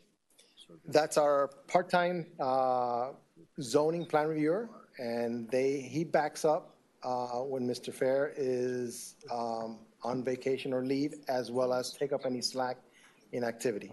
And you need to double his time? We budgeted only half a year last year, Got it. so Okay. Fair enough. he was very effective, so we want to do a full year. And then I see professional services, is that an RFP that's going to go out for supplemental services or for assistance? Under planning and zoning, the 55 additional is your comp plan amendment. Oh, okay. That's And what I we're gonna saw do. that, but I didn't make the connection. Yeah. That's it. I will point out, I think we may have missed something because my intention was to actually eliminate the part-time zoning plan reviewer. I wasn't seeing sufficient workload and to convert that to a contracted position. So I was expecting to see a decrease we in didn't- salaries, but We didn't make that change. we didn't make that Yeah, we didn't change. make So Will you be making it? we will. Yes, Okay. yeah. But how much do you think that will net go down if you contract it? It should be actually the same. It's just passing it from one category to the other. Which number is that? But if it's for vacation? It's 13, Okay. part-time salary plan reviewer, $30,000. So that's So going it's away? Well, that's going to be transferred over to consulting, the professional So services. we did talk about 3100, this. So we gain 3100. benefits. No, we're not. This one, they're not, There's there's no none because benefits it at was part-time part-time. anyway, but and Correct. contract doesn't have benefits either. Right. And as contract, we don't pay our half of the FICA. Any additional questions? Just real quick, and we can talk about it privately or next time. How do we communicate to our population what code requirements are? This is the education part. Oh, yes, we've actually developed 4 separate outreach PowerPoint presentations. One to realtors, which we've already administered, one to our businesses, which we've done as well through the commerce chambers.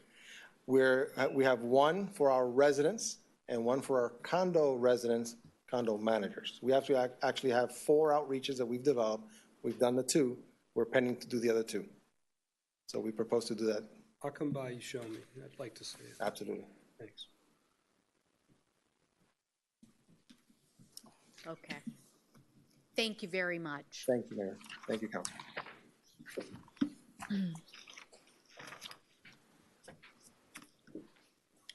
Our next budget is police.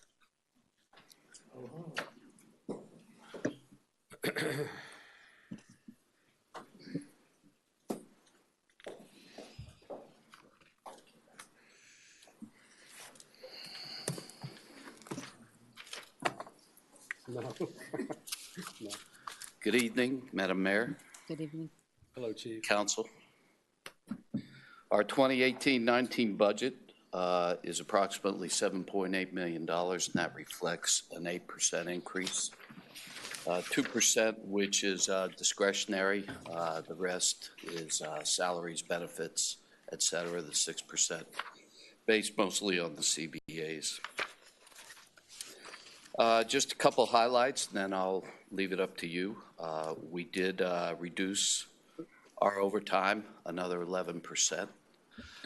However, I will tell you that that really doesn't reflect what we had originally budgeted. We had originally budgeted much more. So we've actually cut out an additional $150,000 in overtime that was to be used toward extra trainings, extra details such as traffic, et cetera. Some of our BUI details that we've shared in the past with other agencies, things of that nature. So we took a very drastic look at what our costs were to ensure that we were still able to provide the village with the services that we need to be able to support our leaves, our absences that we know we're going to incur, i.e. vacation, sick, comp leave, et cetera. And at the same time, still provide for some additional service protection during the holidays, let's say, and things of that nature when we increase our visibility and do some of those types of things.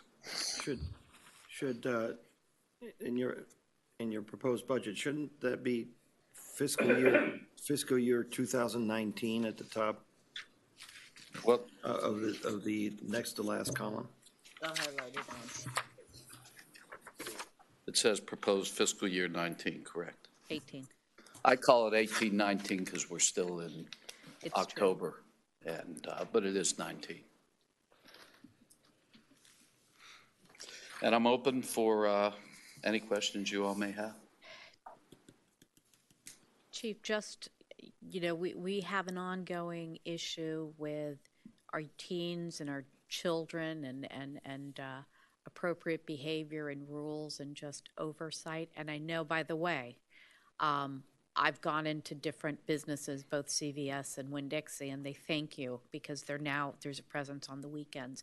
But it is an ongoing challenge, and I hope that you continue working on that and come up with plans. And Allison, you mentioned something. I think that's very much a community priority in terms of weekends and nights and just having oversight and having kids feel that someone's watching over them and they better. So I know you're taking some steps. Please continue. It is desperately needed.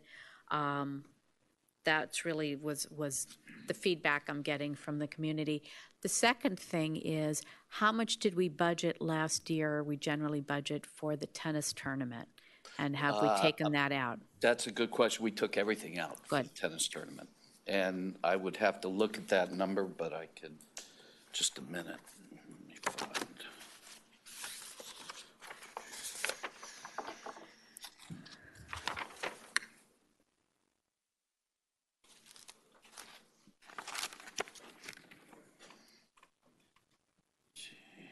Miami, that's the boat show, which you all know we took out also. Mm-hmm. We took out the boat show? Yeah. Yes, we did. Because they're providing. I'm no longer going to be providing any services for that. For them. I don't show it right now. I could tell you that we spent in excess of $6,000 to $8,000 in overtime for the tennis tournament. Good. So that's reflected. And that's gone too. Good. Right. Chief? Go ahead. You go. You go ahead. Katie and then Lou. I have two questions. The first one, actually I have one question and one, what? No, two. Anyway, the line item for retirement contributions, which is $647,000, is different than the actuarial report by the pension actuarial. And because their number for next year, their projected contribution for the village was $544,300. And I just wanted to understand why those two numbers were different and what else is in there. And I would like to know that also, because those numbers are given to us, and Okay. I really don't know why they went up as dramatic. I know that part and parcel I knew they were going is up, and I obviously think it's because important the that we know increase what in the these numbers pension. are. Right. And I spoke to him today to make sure that this was the number that we should be going off on an overview. So who We'll work on it. backs up those numbers? I would like to know the combination there. You say, who did you speak to? I'm sorry about it. Pete Strong. Okay. Yes. Right. Who provided the report? Right. I told you that. We've all talked about it. We all discussed it. It struck me. Are you done? Well, I had one more comment or question to you, because we know you've made these movements in your staff to accommodate the needs for the police presence in the schools. Yes, ma'am. And you've pulled back on the Marine, and like you said, you've pulled back on a lot of other things to get this budget. I would like to find out somewhere through the year if this is straining you and you don't feel you can provide the service that you think you should for our community. I think we need some flexibility here to be able to give you something back. I think there's two ways you could measure that. Number one, we are very statistic-driven as a police department. It helps us in our crime analysis, our traffic analysis, et cetera. So the loss of our Marine services during the week may or may not reflect an actual need to reincorporate that. However, I would suggest that the reason that we have had in the last 10 years one attempted burglary from the water, and was actually caught in progress by our Marine Patrol cops who were out there and watched the event take place. But the fact that that has not happened, and previous to our incorporating the Marine Patrol, this village was getting hit very hard from the water. I could tell you they have difficulties in Coral Gables and Miami Beach, in a lot of their waterfront homes, and some of the crimes that have occurred there. So I'll be able to measure that. As far as the impact to the rest of the staff, that's really the one true change that we made. We are challenged anytime one of those police officers from the school goes to training, takes a vacation, et cetera. These are going to incur more overtime costs because we can never leave the schools unattended. So those are the things that we're going to manage throughout the year. We're going to keep a close look on the numbers and see if this is something that you all could live with, that we could live with, and that we feel we could still provide a very safe community, the police services they require and deserve. So what about a quarterly report on that or something? I'd be happy to do that. And you've done that in the past. That would be very helpful. I think that would be helpful because you have really not drastically increased your budget, but yet we've created essentially two new full-time positions, and you've now been given this drastically increased retirement contribution, but yet the bottom line really hasn't changed. And so it's been a tremendous amount of work by my staff. I have to credit them. I mean, we have yes, I want to commend you as well. Done a lot of work, and we will see this year how that works out. Fair enough. Thank you. You know, I've always been upfront and transparent, so I'll be able to provide you all with these reports, and we'll see where we're at. Thank you, Thank you, Chief. Thank you. Chief, would you include the in-service stuff and see whether you're impinged on providing the kind of support for the institutions, the clubs, Pardon me, I couldn't. I said the in-service, in-kind service contribution. Well, that was a dramatic reduction in our overtime costs, and I promised the council at the budget hearing that we were going to staff these events as best we could with on-duty personnel. However, if the need called for it, we would have to pull that staff to handle prioritized calls for service. If it was something that could wait an hour, and we knew it was more important to make sure our kids got across the street during the movies on the green, or our runners during the lighthouse run, things like that, we would maintain the staffing until a later time. Those types of things would hit us on our response times. So we have to allow for the fact that we're going to be manipulating our police officers during some of these special events, and that will skew things a bit, but I am very confident that our staff understands how to prioritize our responses, and will do so accordingly. Good. Thank you. Yes, sir. You might have already answered this before, but the 12.906, which is Executive Services Administrator, Which is what, sir? I'm which is sorry. an additional $92,711. For what item? 12.906. And what is the, Executive Services Administrator? oh, okay. I'm sorry. That is actually a reclass, sir. And It's reclassified. let me explain that Like reclassification. 5 items down where you see it zeroed out? Yes. Oh, okay. That was a position that was previously a special projects coordinator. And the reason for that reclass was this employee has now taken on 5 completely separate roles, and what most police departments would use as a separate human being. And that would be to handle our accreditation department, our training department. She is now currently undergoing a certification for crime analyst, which, by the way, is a very difficult and a 6-week program that requires recertification every year through the state of Florida. She also has maintained and handled our accreditation team. As you well know, we have been flawless in every reaccreditation we've had since the moment we got that status.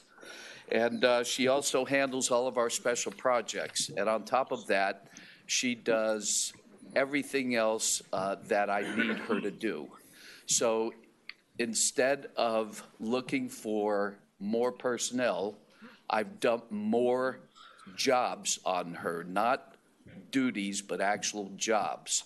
And she manages those jobs. So where you see that line item as being a brand-new line item, it's not a change in people, it's just a reclass. I got it. 55.100, tuition reimbursement is $40,000. Yes, sir. Per the CBAs, there is a $10,000 per year allotment to anybody who wishes to go to school. We have people signed up for school, already in school, trying to better themselves, and I support it 100%. And the subscriptions and memberships, $44,000. Very, very, very easy. We took $35,000 that last year was in the capital budget for an enterprise contract with Microsoft. That's now been moved to operations. In addition, our body cams for the virtual maintenance of those cameras has increased to $32,000. So you put that under subscriptions and membership? Yes, sir. Yes, sir. And that includes a litany of the majority of IT, maintenance plans, support plans, et cetera, and so forth. I could give you a page this long of those. Thank you. Yes, sir.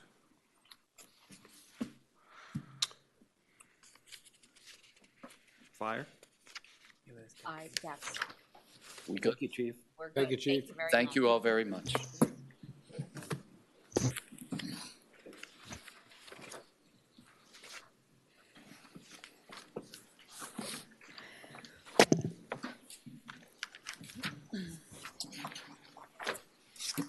Good evening, council.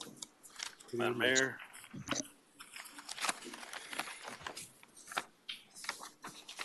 So continuing with the theme, financially, the fire department will be asking for approximately $8 million.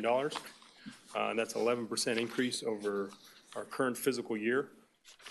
Just to give you an idea, that's about $7 million in non-discretionary funds and about $1 million in discretionary funds. That discretionary line has stayed relatively flat over the last several years. Something I think, I know that's important to the council and to us as an administration is our overtime has been trending down. Back in 2017, we were at $400,000, went to $325,000 in 2016. Sorry, 2016 was $400,000. 2017 was $325,000, and we're at the lowest point, which is just below $300,000 in our overtime line item since 2016. A big part to do with that has been the trend based on the sick time incentive. We had started talking about that.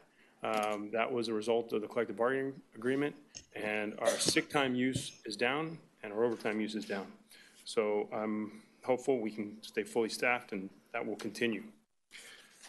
Something to point out financially, a change from the budget workshop is our retirement line item has been reduced by about $124,000.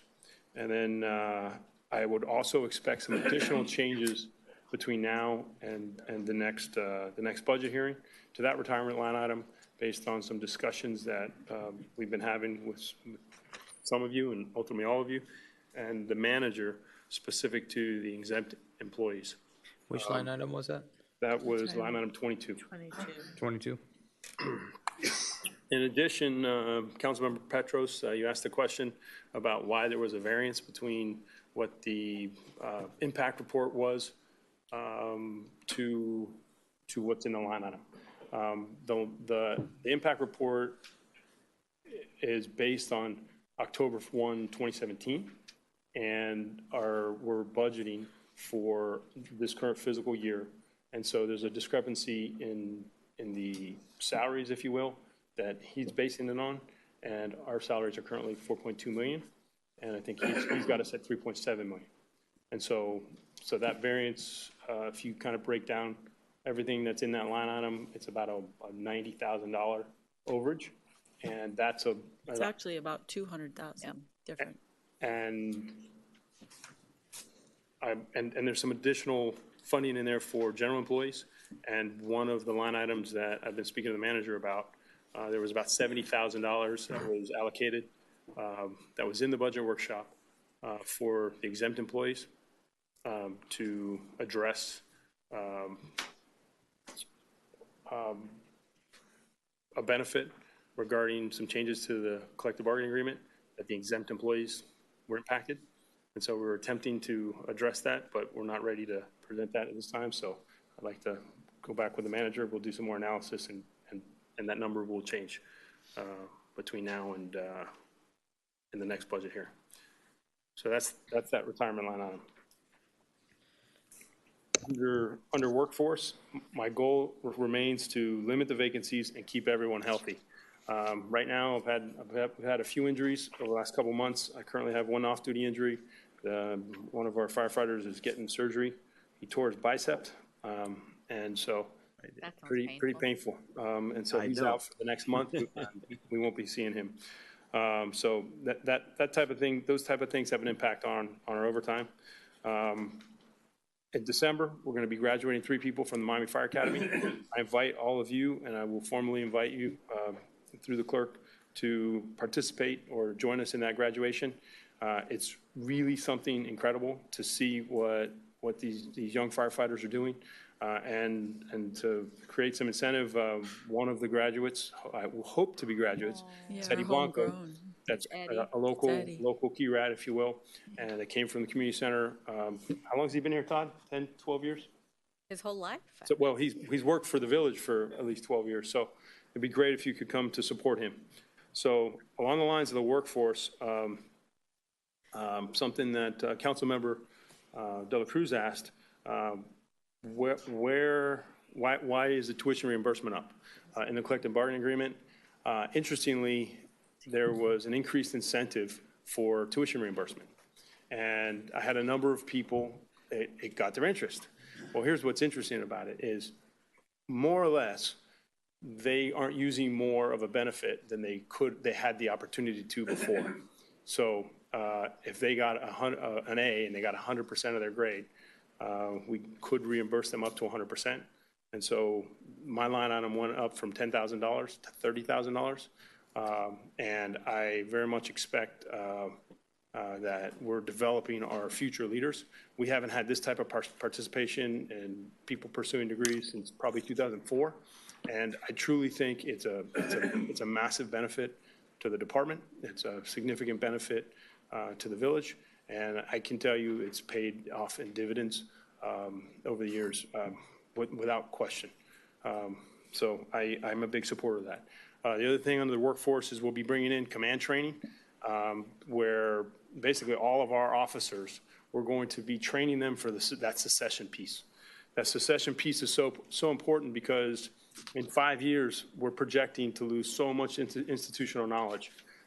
We want to get our lieutenants to really the ability to run an incident at a chief's level. So we got a lot of work to do over the next several years. Along the same lines, to a point, if you will, that Councilmember Moss mentioned, that succession piece to get people to staff is so important. And in many ways, as you know, we work 24-hour shifts. Our firefighter paramedics, it's pretty fun. They get to work hard. They get to train a lot on being great paramedics. They get to train a lot on being firefighters out there throwing ladders and pulling hoses and a lot of stuff that's fun. And when you go to staff, you get this pen, right? And it's not as fun. And sometimes there's a gap or what we call compression in salaries when you come to staff. And it's a pretty big commitment to say, hey, I want to leave a position on the floor and I want to go to staff. So I would like to point out that it's important to set those paths, and that COLA piece is important and specific to my 2 exempt employees. The manager or your direction, do whatever you want with me, and hopefully my performance shows that. But I could tell you, Chief Herring, who's my deputy in operations, he's here tonight. He's responsible for all of the responses, all of operations, all the training, all the safety. He was our accreditation manager. He put a tremendous amount of work in to demonstrate all of the things that this community does, this fire department does, that basically makes us one of the best in the world. And it's not because Eric Lang thinks so, or because somebody else here in this room thinks so. It's because it's validated by a team that came in here of professionals. And on top of that, that report is reviewed by a pretty intimidating group of professionals. And I'll share that tape with you. And in my opinion, he did an outstanding job. And in many cases, similar to what Chief Press said, that's typically a separate person. That accreditation person is a separate person. And that's also a piece that's important and something that I've worked with the manager on, is to create the next accreditation manager. Because in concept, there's a chance that Chief Herring may not be here in 5 years to be the next accreditation manager. And likewise, I could say the same about Chief Osorio. He's responsible, he takes a big portion of our budget. He's our public information officer. He's our liaison. Today, he spoke with City of Miami about the incident that happened on 17th Avenue in US 1. There was a car accident. US 1 was shut down. We had some impact on getting to the key, depending on where you were coming from. He spoke with the City of Miami Police Department. He spoke with the City of Miami Fire Department. He's our liaison to our other agencies. He's my logistics guy. The amount of work that those 2 individuals do for us is outstanding, and without question, I think that they're outstanding employees. And they lead another group of outstanding employees. And I could keep going down the line to all of our captains and all of our lieutenants, and you'll see on this accreditation hearing how many hats that they notice that we wear. And they talk about how lean our department is and what we're able to do. And so I'm not here telling you that. I'll send you the tape. It's 17 minutes. Take a look at it, and it's validated from a third party. Moving on into operations, 2,000 calls per year, 50% of them are fire, 50% of them are EMS. And we transport 50% of those EMS calls. Those EMS calls take sometimes an hour. We spend a lot of time when it's an emergency, we get up and go. And just as an example, I got a call, this was years ago, but this is an example, this happens all the time. I got the call when there was an incident at the yacht club, and they were on the way to the call. And the incident happened on a boat, and probably can put the pieces together of who was involved in this. I went to the yacht club immediately. By the time I got to the scene, our unit had already transported. They were already en route to the hospital. So, and I'm pretty quick, and I didn't have time to get to the scene. Our scene time was less than 10 minutes. So when we need to, we get up and go. When it's not an emergency and we need to convince a person or a family member that they need to go to the hospital, we'll take the time with them. And that increases our on-scene time. And that's part of our customer service that we constantly knock out of the park. Wrapping this up, on the customer side of things, we have the data, you have the data.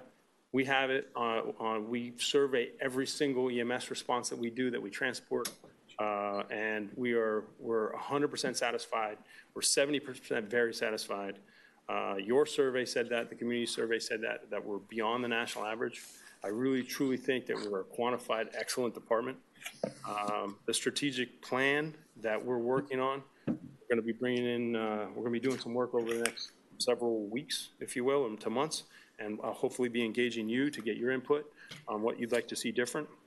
And finally, all those things add, in my opinion, a tremendous amount of value. And I'll leave with just a couple of things that I didn't mention that we'll be doing. Actually, I think I got them all, and I'll turn it over to you for questions. We're very, well, go ahead. I have just hopefully a quick question. At the budget workshop, you had the retirement contributions funded out of the fire rescue fund, and we asked you to not do that. That's and correct. It looks like you made that change. My question is just that we also had given the direction that we wanted that money paid to bring down the unfunded liability, and I'm just wondering if that is in here anywhere. I've spoken with the manager a number of times about pension, as you can imagine, and I know that we have discussed setting up a meeting after we get through the budget to strategize with the right stakeholders to come up with strategies to put that money to work to pay down, to meet your objective. Yeah, so I think of the punch list items that I have, I think the two items that we're still working on, this is one of them, to establish a policy on unfunded liability. So I'm not there yet. Okay. Well, we have to establish the policy, don't we? And then we have to figure out how to fund it. So and maybe this is. I mean, the collective bargaining established an unfunded liability level that we can't go below, and we're not below that. But we as a group talked about the idea of adding some additional money to do one of two things. One could be actually reducing the assumption rate that we're using right now, because we know it's high and it's going down very slowly, and or the concept that we would want to put money in to bump the unfunded liability up even higher than it is. But that's not really your strategies. Yeah, that's right. Okay, that's But us. this was a specific thing we had already decided on, as I recall. I don't know where we decided. We haven't decided where we're going to get that money. I mean, that's a different conversation. No, I thought that we had the conversation that the transport fees fund right now, we wanted to one time use it to just pay down the unfunded liability, not for our annual contribution, not for lowering our contribution over the next so many years, just to try to get a handle on what we did through the collective bargaining agreement. That's how I remember it. That's consistent with the way I remember it. But I also remember that we expected to use the 175 and 185, statute 175, 185 to help pay for the annual cost. The annual cost of what? Of the exactly. No, absolutely. And so I'm a little concerned with about what was raised by Ed. Raised earlier. Yep. But separate and apart from that, do I remember correctly? No, I agree with you. And I'm not sure this is part of this. When does that happen and when? Okay, yes, but I'm not sure. Yeah, it's part of this. Okay. Okay. Well, maybe we put it on our meeting for Yes. October after this is over. I agree. Jenny, with could you please make sure that's on our October agenda? Thank you. No problem. Because that's not part of our actual budget. It's part of the pension board budget. Okay. Is that quick enough? Okay. Any Thanks, additional Chief. questions? Thank you very much. I had a quick Yes. question. Because you talked about, you talked about getting this new truck, but I thought we were holding off on getting a new truck. What is the status of that? My intention is to put into capital, and we've been discussing capital structure, whether it's a loan or a lease. But the current truck we have was purchased in 2003. It was a sister truck, if you will, to the Quint that just went out of service. And it is recommended that we replace that truck. We are beyond our replacement schedule at 10 years. We're coming up on 16, so a 6-year. Are there any mechanical problems with the truck? I don't know how frequently you notice the trucks in the fire station, but it's pretty common for us to have a Miami engine. I think our most recent problem was a turbo that we replaced on it. So, we constantly are having challenges. And just for what it's worth, former Vice Mayor London, he gave me a hard time about it on the way out today. He says, "You don't need a new truck." He goes, "How many hours does it have? How many miles does it have?" And that truck it will be sold, if you will, or traded in. And if the policy direction is to keep the truck, then we'll keep maintaining it. But it looks great.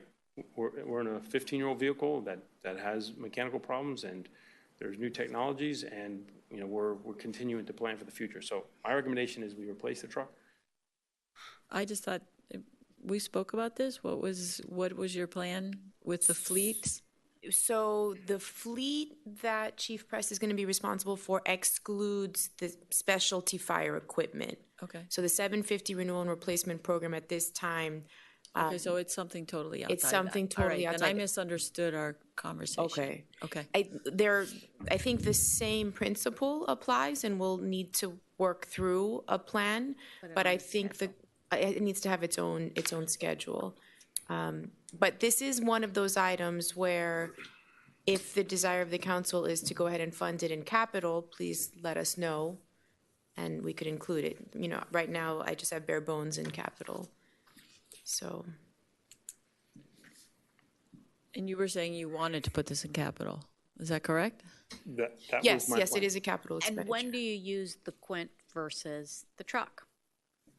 So just a little review on our operations.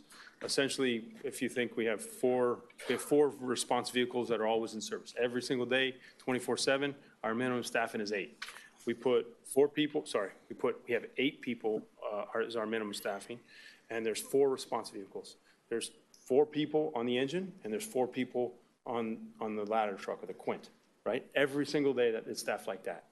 Depending on the type of call that comes in, will determine what unit goes out. If it's a fire call, both of those units go out.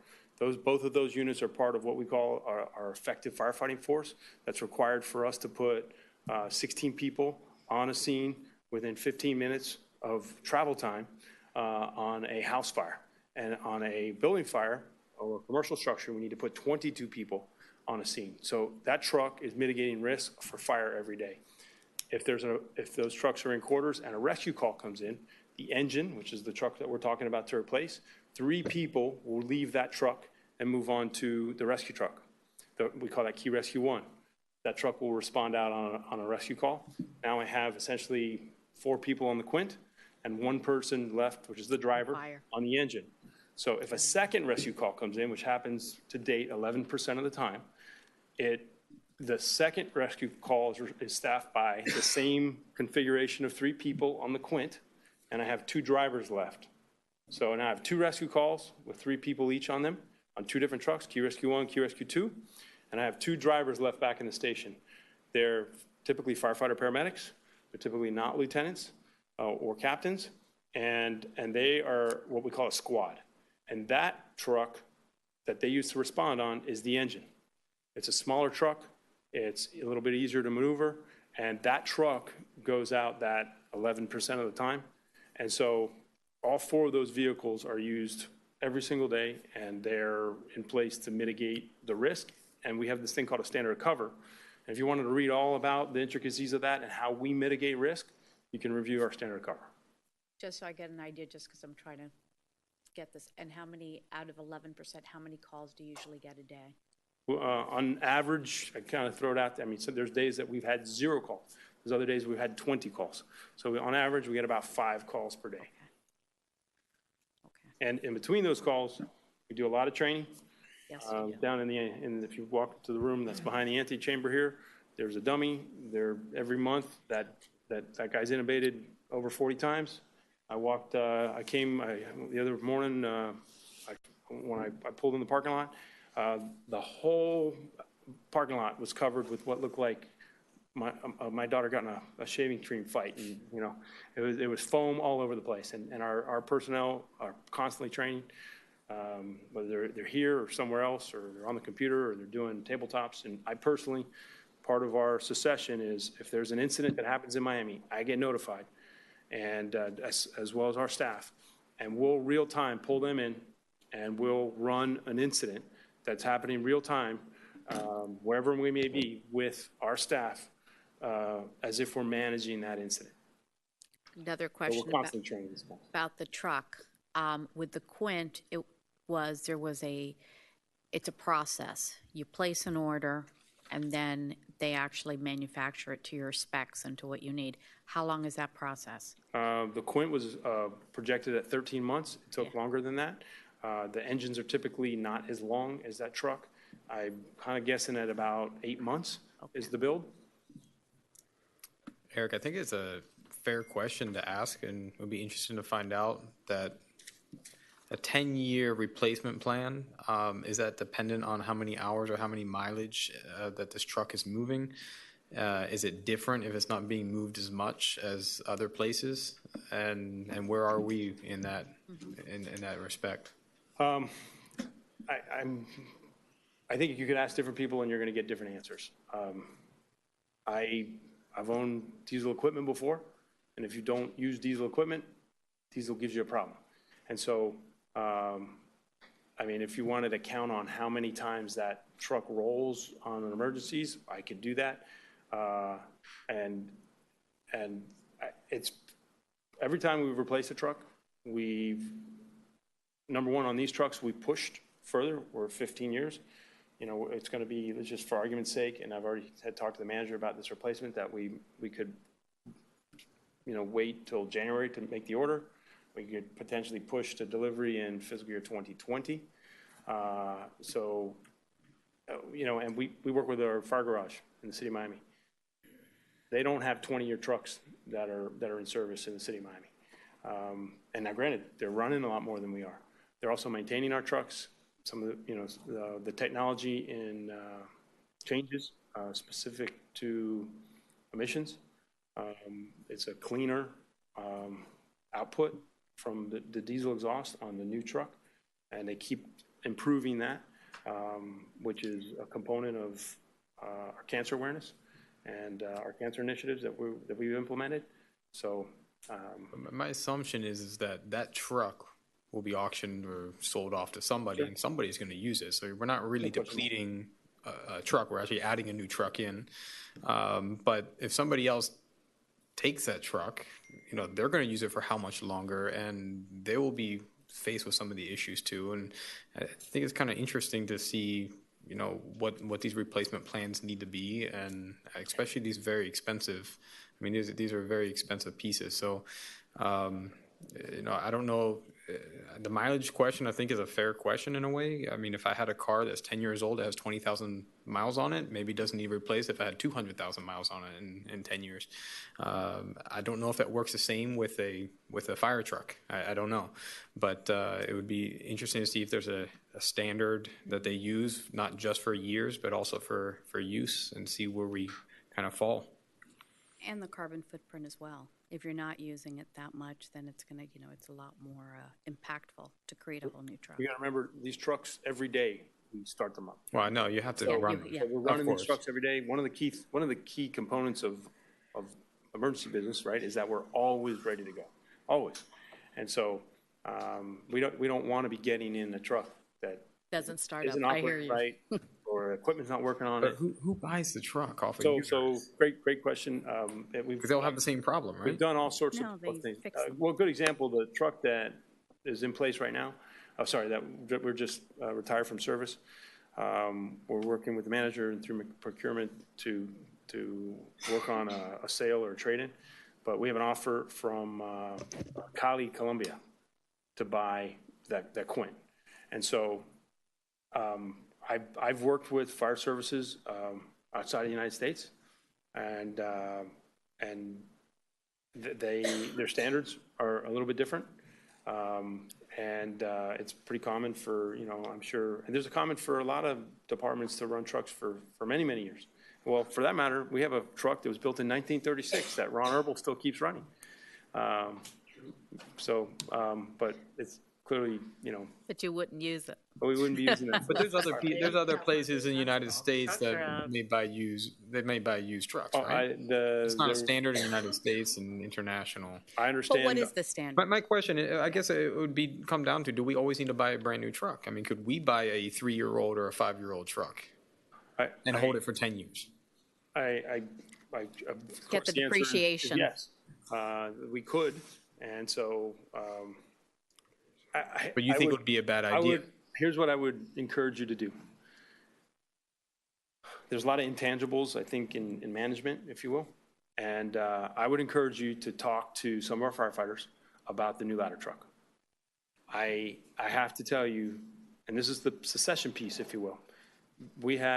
There was 4 firefighters that were extremely involved in building that truck. We had a committee that started like 7 or 8 people. And really, at the end of the day, there were 3 lieutenants. Lieutenant Delgado was a senior employee. Lieutenant Connors is one of our junior lieutenants, and our most junior lieutenant is Lieutenant Conto, followed by another senior, former division chief from Hialeah, built that truck. The amount of pride and ownership in that truck is incredible. And our personnel are working on that truck every day. I get this email, it's called Pass Down. I get it every day.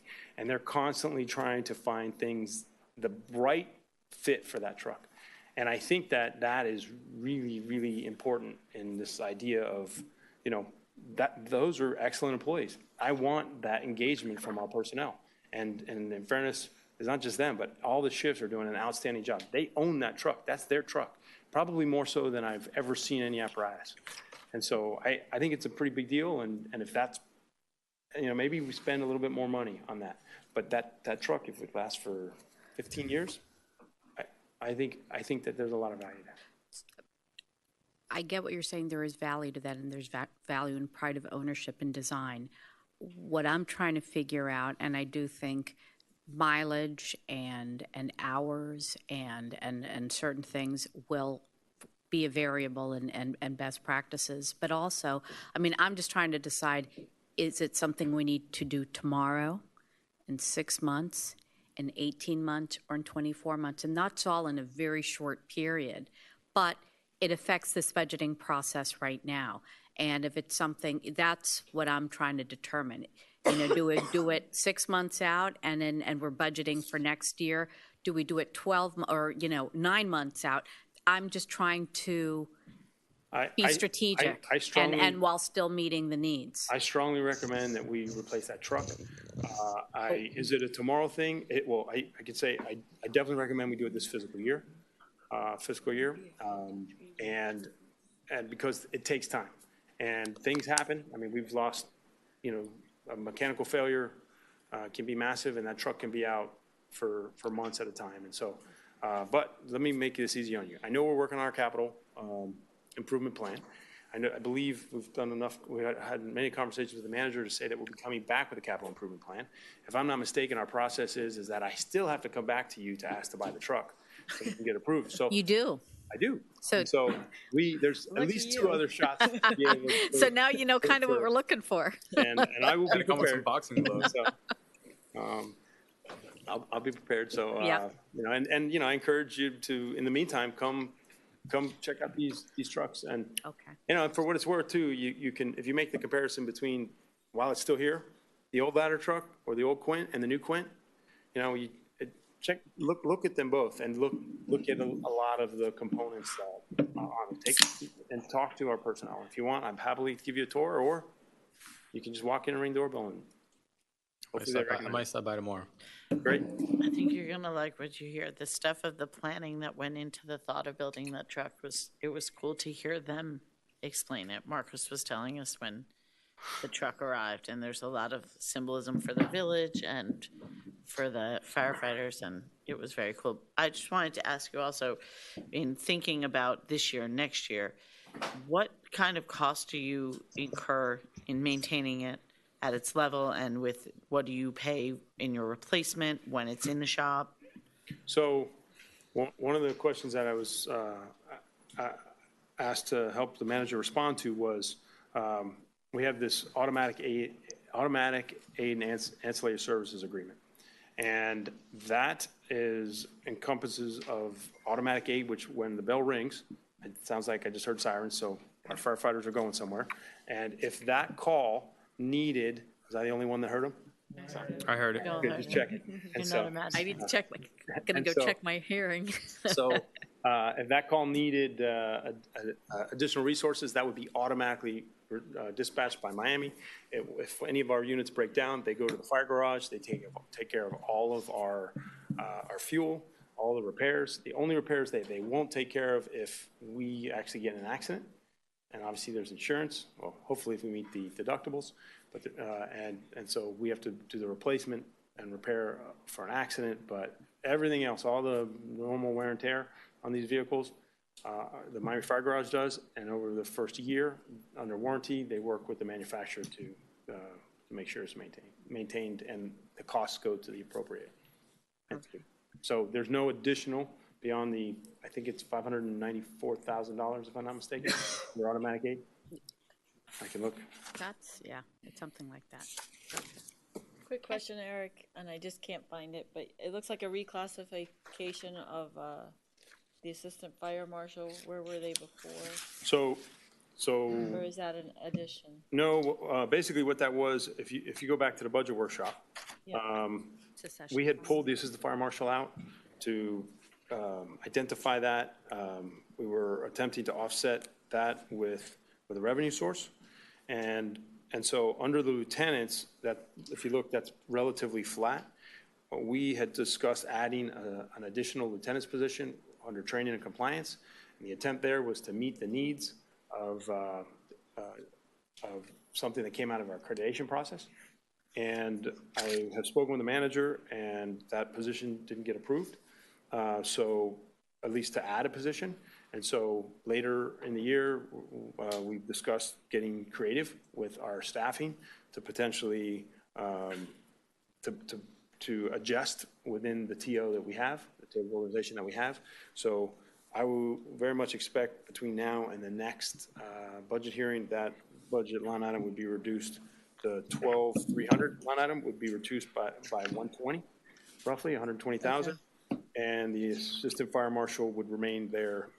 Okay, so it's really moving up, or a change from the fire lieutenant. Yeah, so it's a reclass. It was an adding. It was adding a fire lieutenant, which was in the workshop, but it wasn't. And a note on that, we're doing about 200 inspection and permit reviews and inspections per month. Sometimes we do about 150. When we're not as busy, we get out and we do our annual inspections where we go into the occupancies, whether it's commercial occupancy or multifamily occupancy, and we do inspections. These guys are slammed. I spoke with a contractor the other day, and I asked him, how's the process going? And he said, since we added that assistant fire marshal, which was added this fiscal year in 2018, he said it's drastically improved, because previous to that, we only had part-time people there. And I haven't been able to I've had one part-time person that I've been able to keep, who happens to be a firefighter in Hialeah. He's been outstanding. The last guy that was a firefighter in Hialeah, he was taken from us, and he was made the fire marshal. So we have a pretty good training ground. I'll add one piece to that. The other thing that I liked about, instead of adding the position count to reclassify, it provides for healthy succession planning for the organization, and there are also some opportunities to tap into the fire code violation, which is a restricted revenue, to help offset these costs as well. Okay, good. Great, thank you. Any more questions? It's our 1-year anniversary of our Irma evacuation. That's right. We should all thank you again for taking such good care of us. Yes, and be glad we're not in North Carolina. Very proud of our fire and police departments. Thank you all. Thank you for the work, and thank you for all the support. Yep. Thank you. Our next budget is Public Works.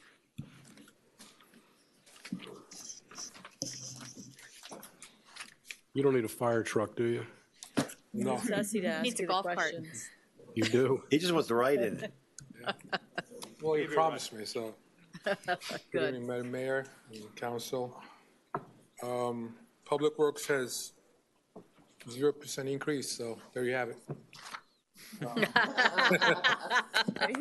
Great presentation, 0% short and increase, there you sweet. have it. So there's no substantial change from last year, but on non-discretionary spending, there's a 14% increase due to salaries and benefits and such.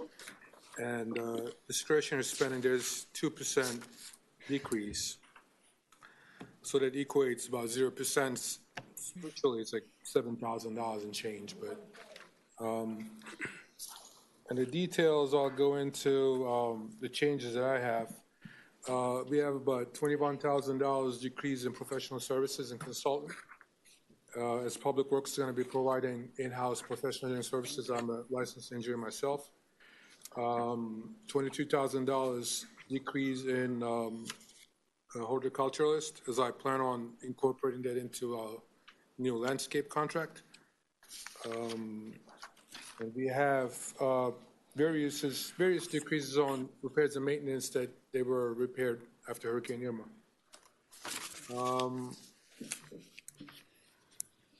So roughly about $43,000, 500 in non-discretionary, discretionary spending. If you have any questions, I'll answer. The only thing I would bring up is, we're going to have to speak about beach, which is Correct. very important. Yeah. I'll go with the easy topic first, which is landscaping maintenance and accountability and reporting and having some kind of checks and balances, because I know it's something very visual, something that affects all of us, something we're spending a lot of money on. And it sounds like you are brainstorming. I know you're making some changes to your staff, but in terms of reporting and scheduling and putting the onus, but getting feedback, I can't encourage that enough. I know it's a problem. I think there are different ways of skinning the cat, but it needs to be done properly. Good point. Just to add to that, our budget is $2.3 million, and out of that, we pay, inclusive of professional services, tree trimming, beautification, landscaping, altogether $813,000. It's 1/3 of my budget, so it's a big amount. And for the fiscal year 19, one of my focuses is to have a healthy landscape maintenance plan put in place. And our current contract is going to expire in June. And come January, we have to start procuring a new contract and get a new contract in place. And then all this is going to play out. And I want to make sure that we have a comprehensive contract that addresses all these things we just pointed out. I think part of the issues we've had is we've had contracts and then we've had rider contracts and additional contracts, and so Correct. it gets It away evolved. from us. Yes. It does evolve. Yeah. And now for the big problem, and that was addressed, and part of it is the seaweed problem and maintenance, beach maintenance generally, which I know has been an issue for the last 2 months, and Correct. you all have a plan for us. Please let us know. So let me just give you a quick background on our daily practices. We have $186,000 beach maintenance budget and $50,000 in contingencies. So out of 186, we're able to pay. We were going to do 5 days a week cleaning. We had to increase that to 7 days to keep up with the seaweed in past 2 months. And just in my discussion with the council members and residents and everybody else, in order to keep the resort quality level, we have to have this service 7 days a week. And at some point, we may have to do second cleaning and second tide cleaning a day, or we may have to have some contingencies to haul away the debris or the seaweed. So there are a number of things can be done to keep the level at resort quality, and that comes at a cost. And We have Chip Jones from Beach Raker, our contractor. Mr. Jones, hello. Thank you for being so patient. Oh, my gosh. I'll have him come up and kind of Please. practices. Thank you very much. Yes. It His is legs good are to too see stiff. He can't stand. So, Madam Mayor and Village Council members, thank you very much for having us here. I'm the president of Beach Raker. We've had the privilege of being able to service your beach here for the last several years. As a South Florida resident, I can empathize with you with regards to the seaweed.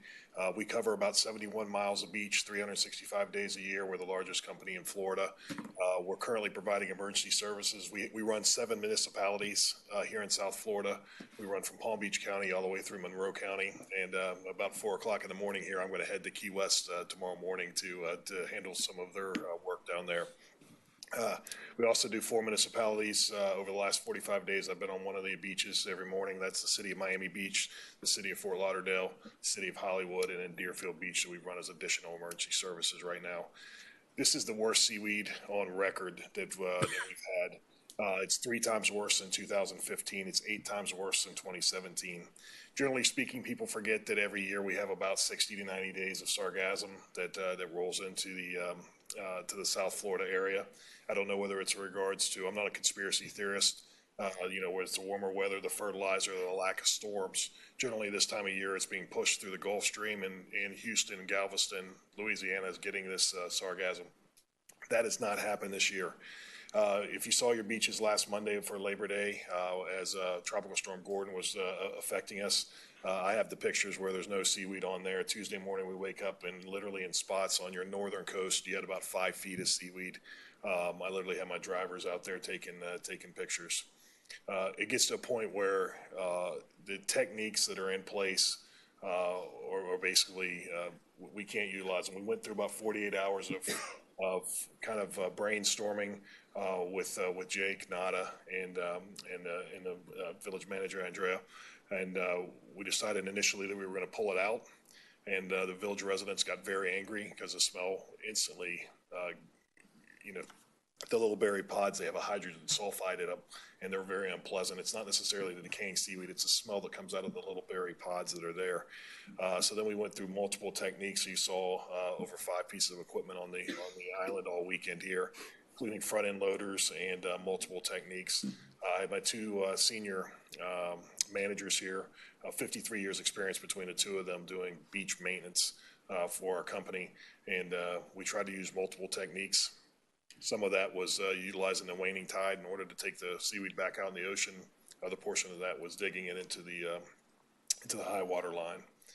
We're not allowed to bury in the dune line based on the permits or put it behind the dune line.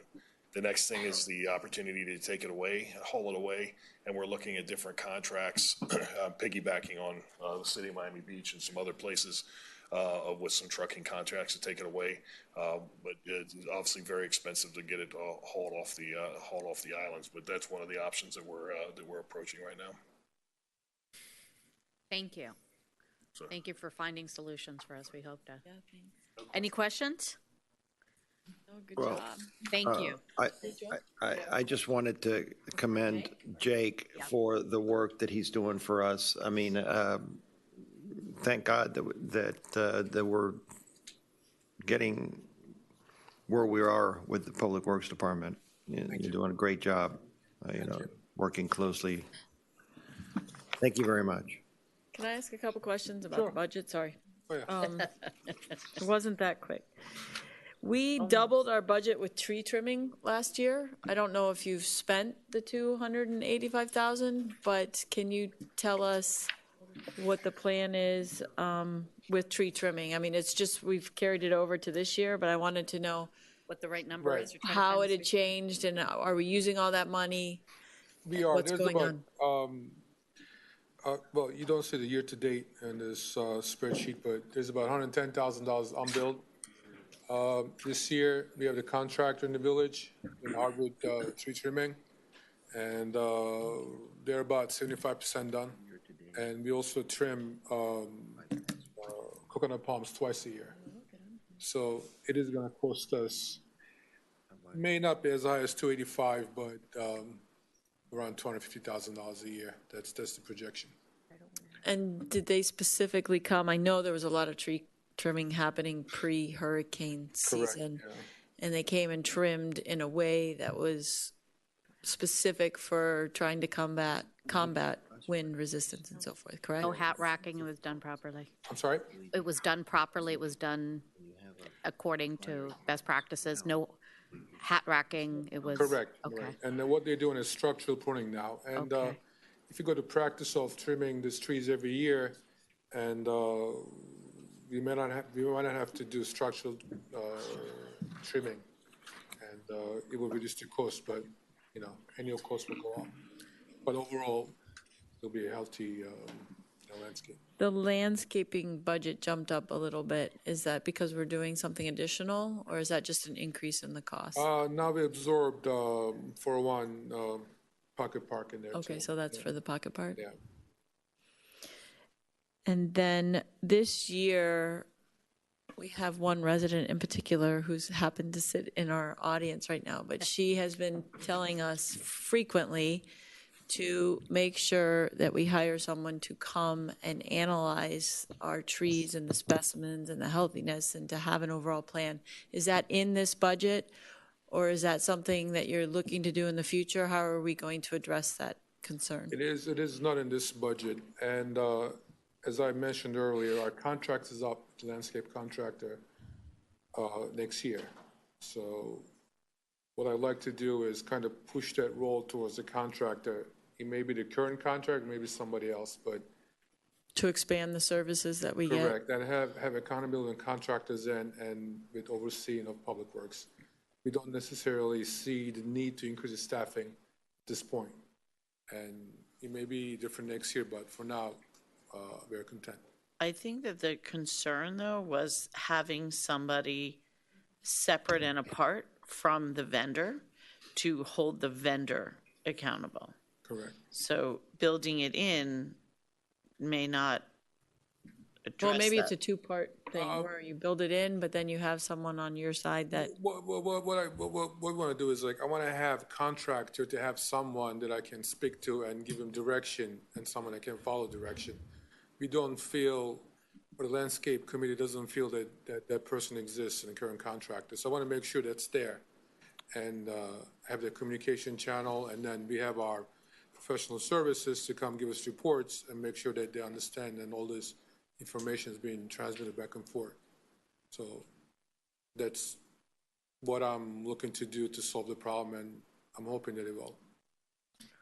Is GIS ever used for landscaping? GIS is not there yet, but that's one of the next goals in GIS, to incorporate all the landscaping as well as street lightings or any above ground state to GIS. Yeah. Did you mention the asset management system? No, I didn't. Okay. So I was surprised you didn't ask. There was a membership cost and 620% increase. So, I thought that was $620. So 620% increase. Oh, yeah. It was low to begin. Every single budget, subscriptions and memberships, is that? A software company is making a buck. It's $6,000. Well, one initiative that we're having is asset management software. It's the same software the building department uses, Acela. So it will be at reduced cost for public works, do the same thing. And basically, it's a tracking tool. We want to be able to track everything that we do. And also, it will give opportunity to residents to file complaints, and we see that and communicate. So that's $6,000 a year. How does it work for residents to report things? Well, the residents, that Acela asset management is integrated with GIS, so you'll be able to go on the website or your smartphone, and let's say you want to report street light being out, and you will be able to map it, and then I'll get that information, and I may say I fixed it on such and such date and close it, and next day somebody else may report the same street light being out. So it also gives us information to maybe there's something wrong with the electrical line that keep getting the same calls around the same area. You could use that for your stormwater lines. You could use it for tree trimming, anything. So it's basically a tracking tool that can receive the data from everybody and can be utilized with the Public Works. Again, we choose to use Acela because we already have the infrastructure, the license, and everything else we paid for. Only additional we're paying for is $6,000 a year for 2 users. And also, we're getting licenses for Autodesk Civil 3D to have 2 users in-house, so we could do engineering. Those are the 2 items that are included under subscription membership.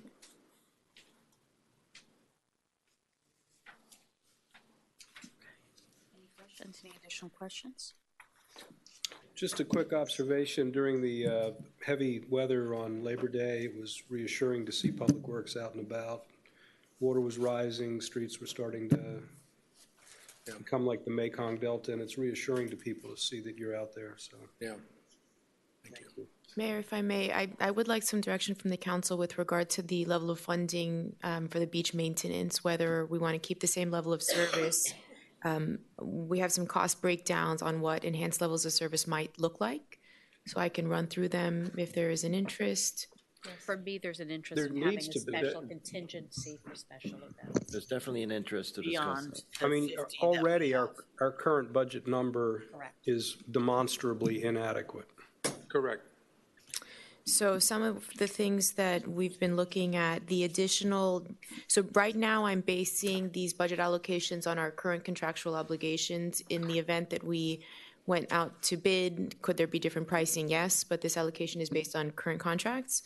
So the additional daily maintenance, which is weekends for now, right now the contract just calls for 5 days, would be about $50,000 so that we would do 7 days a week. There's a sand sifting at the upper portions, and did he leave? Yeah, So this is it. That's his time.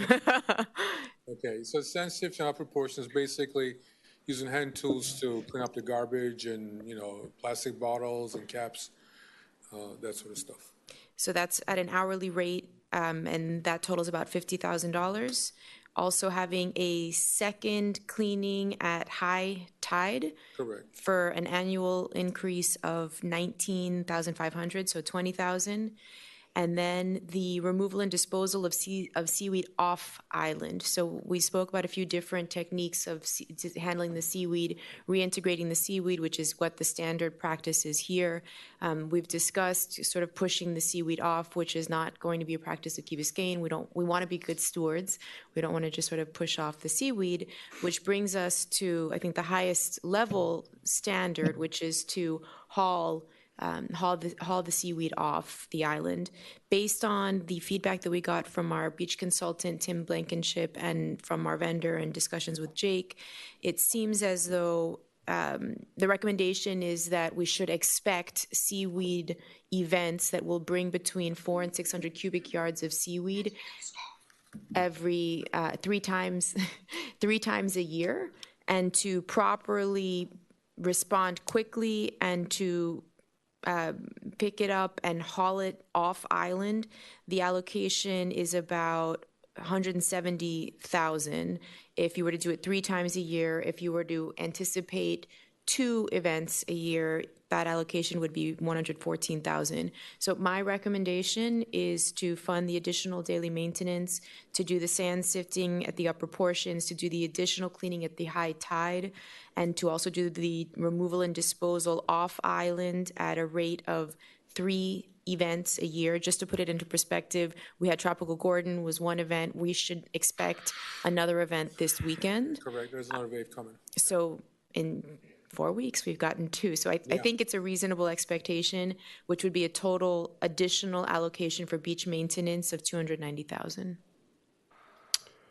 Well, if that is your recommendation, I think that, and that's your recommendation also, Jake? Correct, yes, Yeah, yes. I am all for that. I think we need to take care of our beach problem.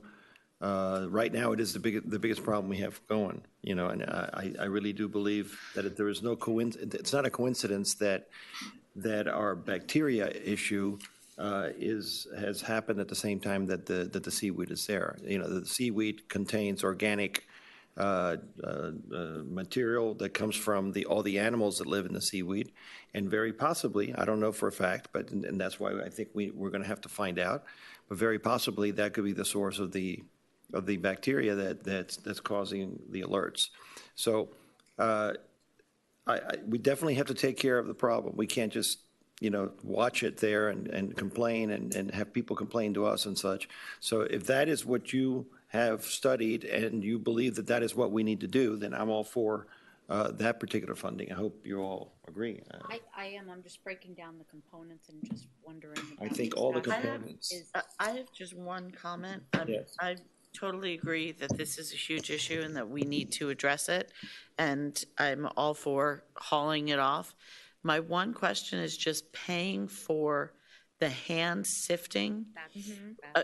More, not that we don't need our beach cleaned, but we've had this groundswell in our community of trying to pick up after ourselves and this whole like try to be a weirdo and hashtag fill a bag. And I don't want to see us taking a step backwards of paying people to drag nets to pick up our own garbage rather than us continuing to rally our own residents to clean up after ourselves. Doing a good job. I don't see a whole lot of garbage. If I saw a whole lot of garbage, I would, but I think we do remarkably well. I think we're doing a great job also, but we have to take the plastic and all the trash out of the seaweed. Oh, but this is this has nothing to do with the seaweed. This isn't seaweed. If I understood that correctly. It's like closer to the dunes. You are correct. So basically, and again, this is the scenario that manager. This is outside of the seaweed. It's like what Manny and I different we all than do. seaweed. Yeah, so I understand. This is a scenario that the manager and I put together. We may not need it. You may not include a contract. Right now, it's there for $250 per hour, 8-hour minimum. Let's say we receive a direction and there was a wedding or whatever reason you guys want to clean, that's the money you're going to pay. But you may not do it at regular basis, so you may be taken out. But I think it's important, though, that I'm not trying to allocate contingency funds. I think we need to establish what the acceptable level of service is. So the direction that I'm hearing, what I would suggest then is not funding that, because remember, we still do have a $50,000 contingency, and the contract can provide an hourly rate. If we need it, we can draw on the contingency, but I wouldn't then. How much is the total amount that would be if we funded So it? Not that much. Assuming 8 hours of sand sifting every 2 weeks, $50,000 And we have a $50,000 contingency. in a contingency. So you can wipe as long the as you sand. know that $50,000 could be. Could be used. But this is not something we've ever paid for before, this additional service, is it? Having It's in people our walk, contract. dragging? No, we don't pay for it, no. But We is it haven't being really done or needed it's it. not But it's being being done? done. It's in the being contract. done when there's a specific directions given. But Like the- after the 4th of July. Yeah, but can trash? I mean, trash washes up from other places. I mean, it's floating and it comes in, or is this mostly trash that's just caused by I people? mean, there are using some that it floats in, and there are some that the residents throw out. I mean, I saw a antifreeze can this afternoon in South Florida. I don't know where it came from, but It's But coming. that's It's part of, both scenarios are part of what we're trying to get our residents to do, right? Like, Correct. hashtag fill a bag is supposed to be, you fill up the bag whether it's yours or not, just because you walked past it. It's yes. So long as we have, it's commendable that we're doing it with our residents and we're doing a pretty good job of it. I just want to make sure that it's getting done, and I'm not sure it's completely getting done. So. I don't see a problem. Okay, I thought see we a do problem. all the seaweed. I see a problem. I see a Absolutely. problem. I mean, Manny sees a problem every time he goes out to the beach. He sees plastic every time he comes back. He comes back with a couple bags full of plastic. I go to the beach a lot, so I mean, I see the problem all the time. Now it's much worse in Miami-Dade, in Crandon. There's no question about it. Much worse in Crandon. Much worse in Crandon.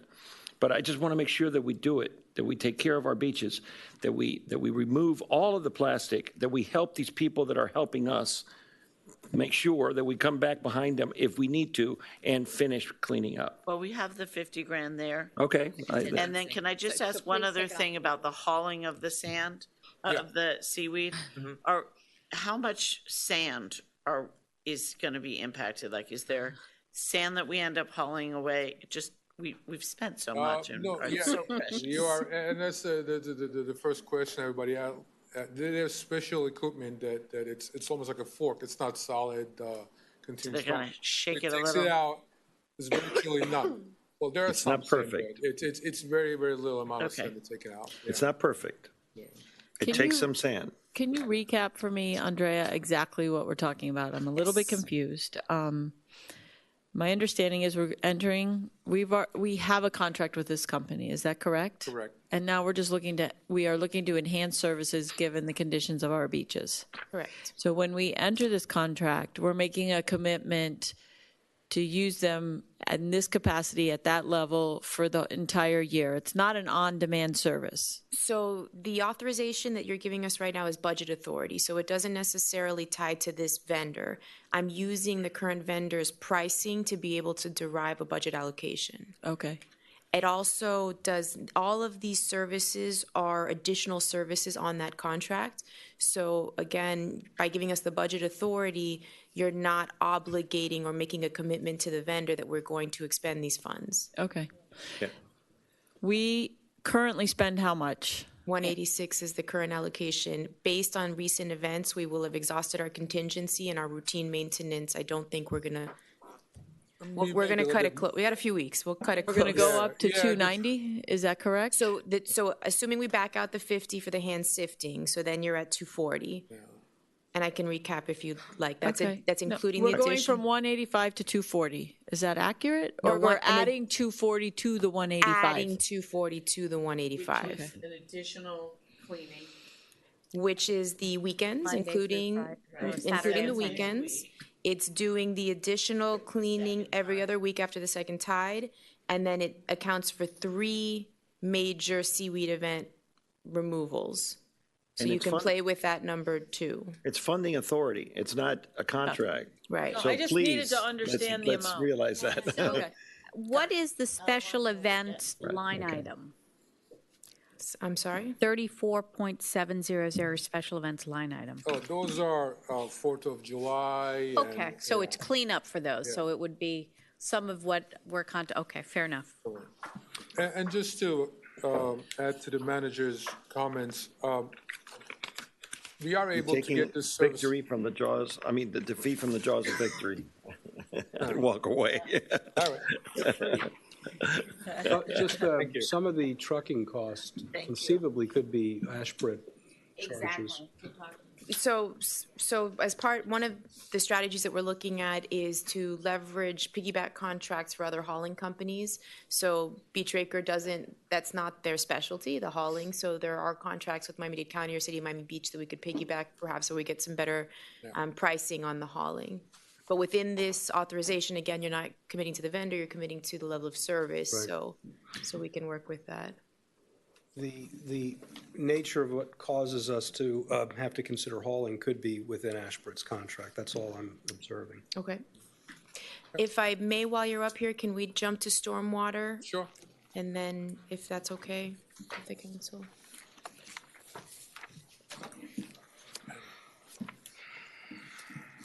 First.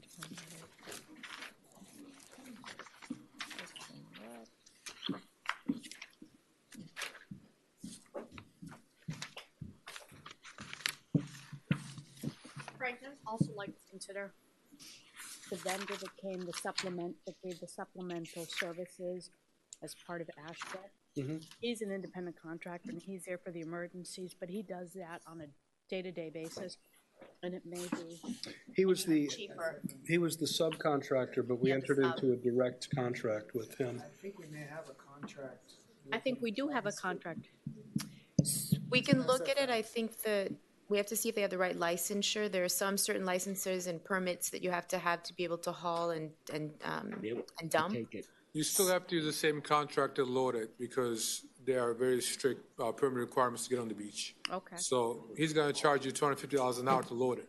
But he did, because he did. And then your trucking company takes over. Yep. I will also on the beach maintenance, before we go to the other topic, there are some actions that the village is taking. We are developing, enhancing our website communication. We have a page on our beach program, and we've been working over the past few days to update the content to show what we've been doing. We're also, Beach Raker is going to be doing a drone video for us of an aerial, so folks can really get a sense of what it looks like in the depth of the seaweed. We talked about being good stewards. We're not going to push out. We talked about the hauling. Another thing that we're going to look at in the spirit of being green, there might be some opportunities to compost the seaweed. So one example that I shared with some of you was, so after the holidays, Christmas trees are taken to a certain site, and then the Christmas trees are turned into mulch. So there were some opportunities we discussed with our consultants that perhaps, if it is prudent to do so, that perhaps there's a way that we can take the seaweed that we're hauling off and maybe, have some Hydrogen reuse. sulfide mulch? There you go. So apparently it's Great topsoil. fertilizer. Could we It's cook it? topsoil is what it becomes. That's great. So those are the That's types awesome. of strategies that we're Barbecue looking it. to implement. Barbecue, sushi. Steam it. So the draft website material, I understand we're working on it. So They eat it before in it goes Japan. live, we They will eat the circulate seaweed it with in the Japan. council. Maybe Jenny can help with that. Thanks. The kind of seaweed we're talking about. Really? Yes. Okay. Stormwater. Stormwater. Okay. Where is stormwater? Where is stormwater? So All the it's way- in tab N. I'm sorry, In it's enterprise tab O. I think the third page. Okay. Last page of the book. Close. Okay, so stormwater fund it's a balanced fund. We spend what we collect, $991,555. And if you go through the expenditures, it has public works cost sharing, professional services, operation maintenance, administrative expenses, and debt service. So basically, after all the expenses are paid, whatever we are left with, it goes on operation maintenance, which is very, very slim. With this fund as it is, we are able to clean our existing infrastructure about a 30% rate. So it will take us about 3 years to clean the entire system completely. So Don't you think we're going to need to do that more often? yes, Yes. So why don't we talk about that, So, what we okay. need rather than what we've been doing? yeah, I just wanted to give the existing picture. So that's where we are. Right, let's be realistic. Okay. Now, the desire is to do the 100% of cleaning annually, if not more. And that would require additional $300,000. And there is about, our current rate is $8.90 per ERU, right? And there are about roughly 110,000 ERUs in the island. So if we were to increase our rate $1, we'll bring about $110,000. And right now we are talking with a consultant to do a rate study to see how much we can increase and how much we can fund maintenance operation as well as the upcoming project. So that's in works. But just to give you a quick math, basically each dollar that you're going to increase is going to bring you about additional $110,000. So if we were to not consider any projects, but just to maintain the system, we would have to increase about $3 per each ERU. And but again, that's very rough numbers, and once we have the consultant support, we'll have a better idea on how much. I think that's a priority for the community. My question would be, when we last did the rate study, were we going to show that we were paying off debt and we'd have more capital available, or did we not go that way when we So did I was the just last? kind of asking about, I thought that, Because I I saw that the thought- debt was falling off soon, That's but what I thought. I'm being told that we've got, 2030, I believe. we refinanced it 2 years ago, so I mean, I think about half of our existing revenue is being allocated toward the debt service. So it kind of ties Jake's hands, and as far as how much he can do. Obviously, one revenue source is the rate that we can increase. The other aspect, I think, of the discussion around the stormwater is the master plan that we have. So my understanding is that the master plan has what's up next, if you will, Jake is going through the exercise of working with the consultants to make sure that based on the history, based on the level of service expectation that we're understanding that we need, to make sure that the master plan will capture the improvements in the sequence and the priority areas that we want, and that the engineering methods behind the master plan, Jake feels comfortable will satisfy our needs. So I think a couple of things that I wanted to just put out there to maybe get some direction on. The next area of the master plan, which is referred to as Area A, I'm not sure how familiar we are or not with the plan, but Area A, I understand, is around the K-8 school. Our initial goal was to work on the agreement with the school board. I think there's some easements that are required, and there's some planning that needs to happen. We need to get some plans and get some permitting done. So at one point, we funded a piece of the Plan A improvements. I wasn't clear or comfortable with where the revenues were coming from, so we kind of backed it out.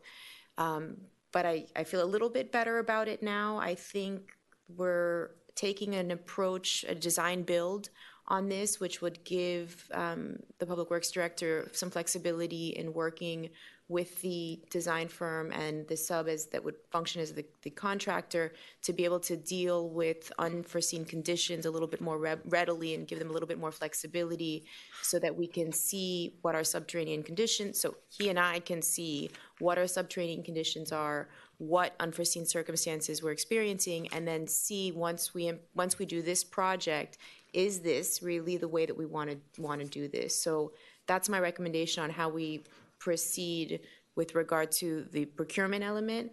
With regard to cost, I have heard a range in costs, but I'm going to get behind this one tonight.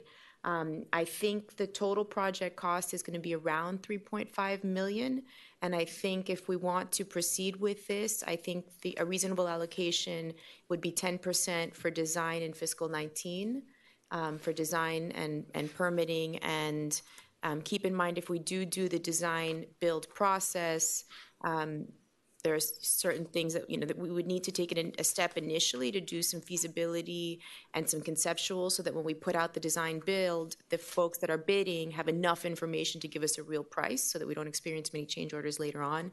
So it's a little bit different than how we've done business, but I think this is unique enough, definitely for me, and I think Jake feels the same way. This is how we would like to proceed. And if we were to do this, we don't have debt capacity in stormwater. I think the rate adjustment, I think, is something that we need to look forward thinking for ongoing maintenance. But if there's a desire to move forward on this, I'd like some direction on that. And of course, the policy decision on how do you want to. Yeah. You know how I feel about it. I don't think that there's anything other than police and fire that is as important to our community as our stormwater drainage and our facilities. And we're behind the times on this. We've had a master plan, on the shelf that no one has picked up and started running with it until you came on board. And I really do believe that we have to put this, and if that is your recommendation, then I am absolutely 100% behind your recommendation in order to get this going. And in fairness, we have completed some initial phases of the master plan in 2016 to the tune of about $750,000. So we have made some progress, but these are the next steps.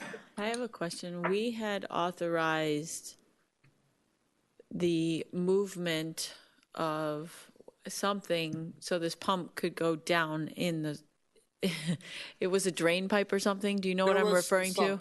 Yeah, I'll answer. And it was not insignificant, and I want to know if that actually happened, because we said yes. Yeah, so what happened was there's some real estate in the school area that initially they were going to have a pump station, but they didn't have it, so they connected to county sewer to gravity.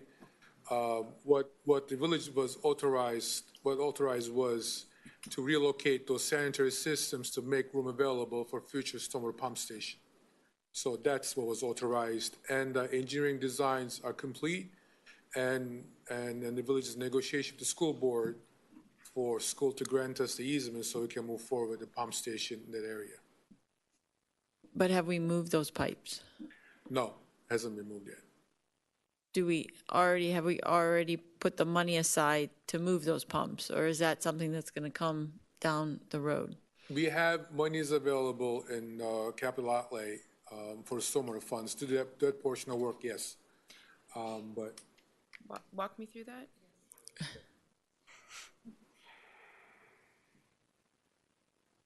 Okay.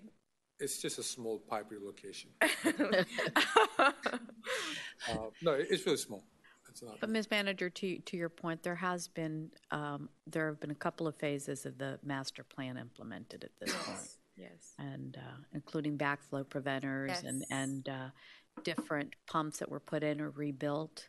Hacienda Canal was handled and a couple of other places. So it's actually for the last, I think, Frank, since you were mayor, there's been a real movement to do this. I would add one thing, having spoken to Jose Lopez a couple times, Need to put this on. and maybe I'm wrong, but I don't know if pumps are the end all and be all. This one sounds like it's in a good location, but he had some reservations. And when we go forward and look at this, I think we need to analyze cost benefit analysis and other ways that we might be able to get the same impact throughout the island, because we have two right now and this would be our third. But they're obviously extremely expensive. And are we getting our money's worth on Right, that? and So that as all new- needs to be incorporated. Right. We'll do that, and That's new what they're- technologies that are coming out and new approaches, right? Yes. Okay. Right. Please. Thank you. And I But, think the your design build recommendation- approach will allow us to kind of work Be with more what's the- nimble? Yes. Okay. Yes. Manager, the 10% that you requested to proceed, I think is Okay, so we'll put it, we'll add it to the bottom line for capital. Okay. Thank you. It's not a desire, it's a necessity. absolutely. That was the most fun report from Public Works I've ever heard. That was a strong performance. Good job, Jake. Todd. Don't get nervous. Don't look at what time it is. Thought you were going to forget about me back there. Oh, no. Just a real quick introduction. We're requesting $5.4 million in expenditures, estimating 3.1 in revenues, relying on 2.3 million from the general fund, an increase of 210,000, the majority of which is related to increased maintenance, cultural programming, and the proffered position of a new full-time head lifeguard at the cost of 2 part-time positions. And I think with that and the information provided in the manager's memo, which touches on most of the highlights, You're done too? I'm here before you.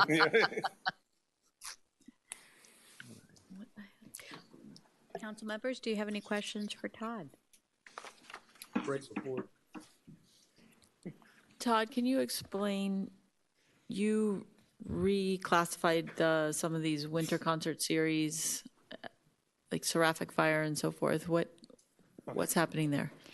The winter concert series has grown in both quantity and quality, and I thought it should become its own line item so the council can track it and see it over the years and account for it independently of special events. What's the plan?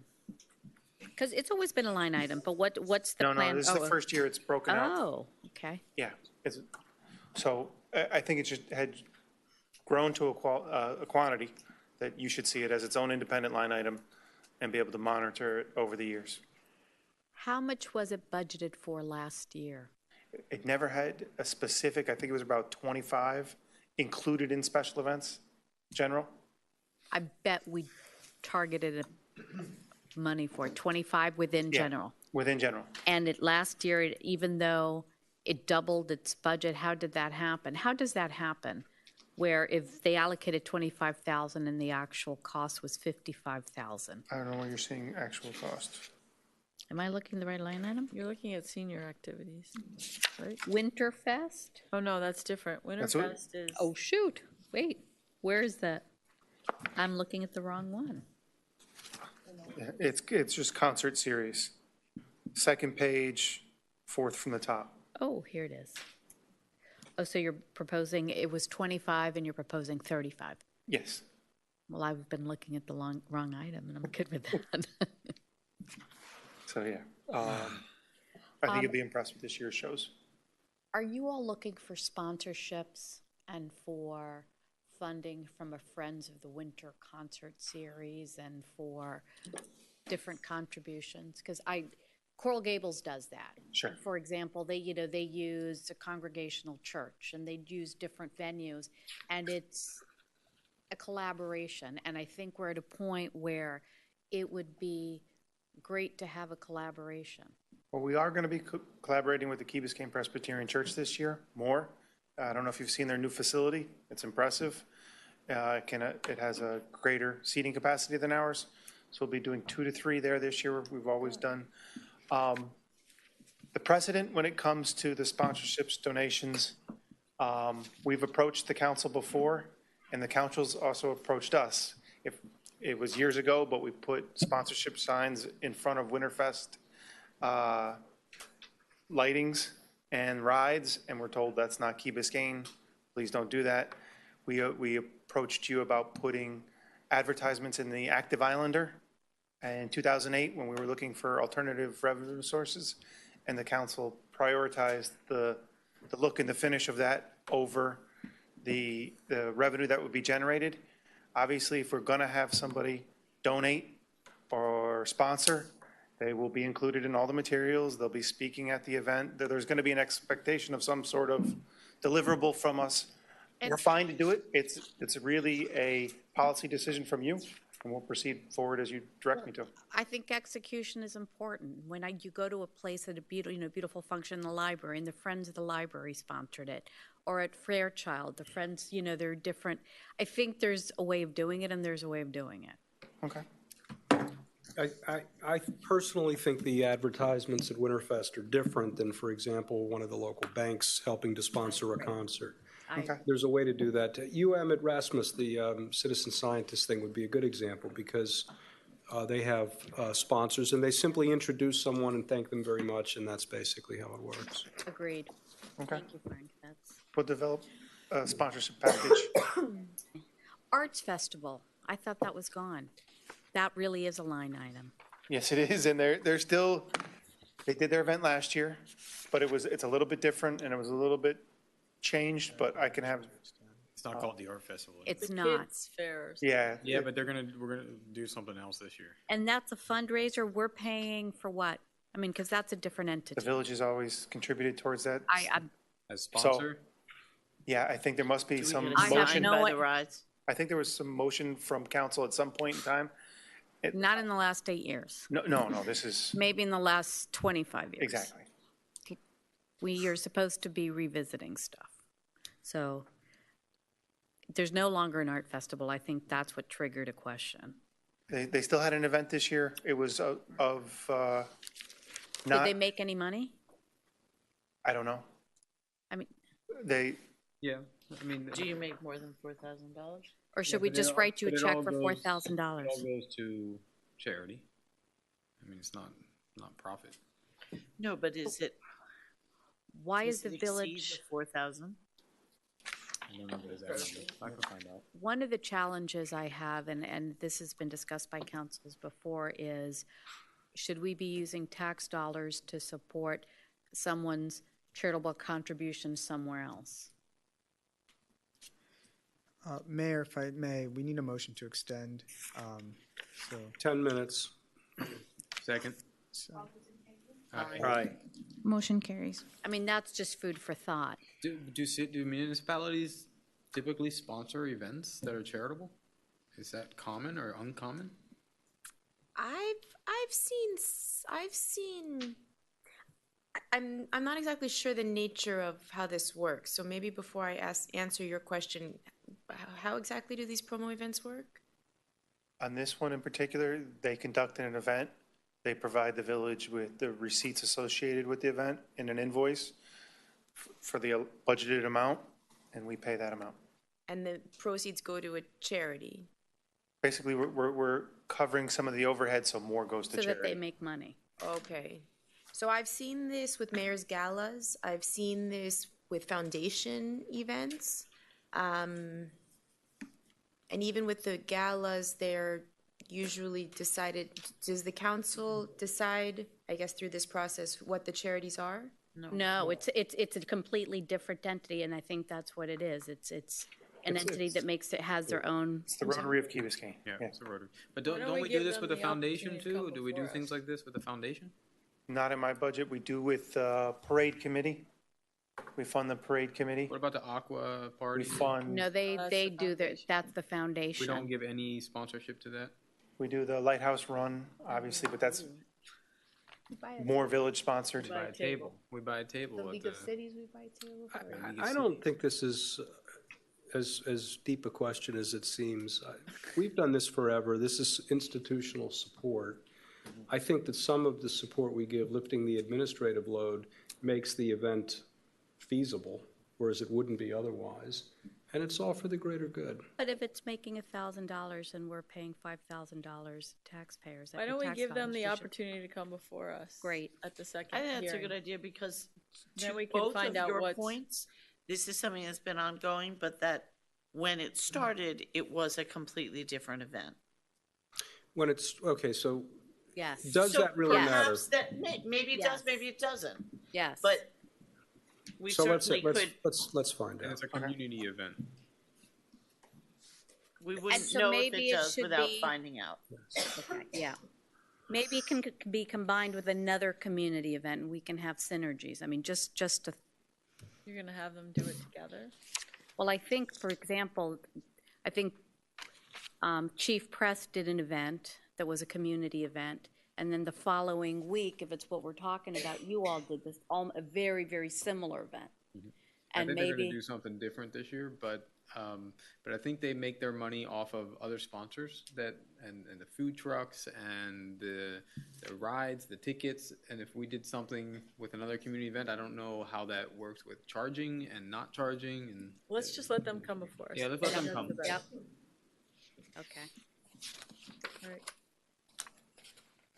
Remember, we need to do the millage resolution. It's not just getting through So my other, Todd. You gotta go fast, Todd. just a ongoing just observation that keeps on coming up is we have an entity within an entity, and I'd like it to be combined. I think it's good policy, and I'm saying Ask Club and senior activities, I think in many ways they are completely melded, and I would just like it to be one group. Were you? Is that true, though? No, 49 and is that 49,200. Huh? Well, one 49 is, and 49,200. Because we have Roxy doing all the programming for both. Roxy's involved in all the programming. One is committee suggested, they're kind of like an advisory. They do some of their specific, and I think for, Can you give us a breakdown? Because I don't understand that. I mean, there's I two different really- lunches. I'll give you an example. There's two different lunches? Yes, there's an Ask Lunch and then there's So then, the Village Lunch. But guys, they're extremely well attended and they're is it different the same days. people? Of course, it's a senior population. So that's my point. It's the same people, it's the senior But it's a population. different day than 2 weeks after. But you can, I'm not saying cut the programming. Are I'm you just saying saying not if it's feed the them? same people going to the same stuff. But I think that there's a I'm sorry. value to having Todd. the Yes. Ask Club with them running their own I'm not saying show. you Are should. they? They have, yes. I think it's better this way because there's what Roxy specifically directs and she's wholly responsible for. And then there's what she works with the Ask Club for and what they make suggestions and requests for that. So the accountability of. Yeah, so- We're not changing the money amount, does it really Exactly. matter? What difference does it make? I don't like separate but equal. I don't like, I just don't think that's good policy. Separate from equal? I don't Just- see a just problem. thinking. I think they're different enough and. Can I you don't just know. get that, explain that to us? Sure. To make sure we all have a handle and who the board is and who appoints the board. I don't think any of us have a problem with this, Okay, except you. so no, because I've gotten questions and I think it's responsible to ask the questions so people who are watching Okay. get All right. the answers. Okay. That is why I am asking. All right, I got it. Okay. That's it for me. Thank you. Thank you.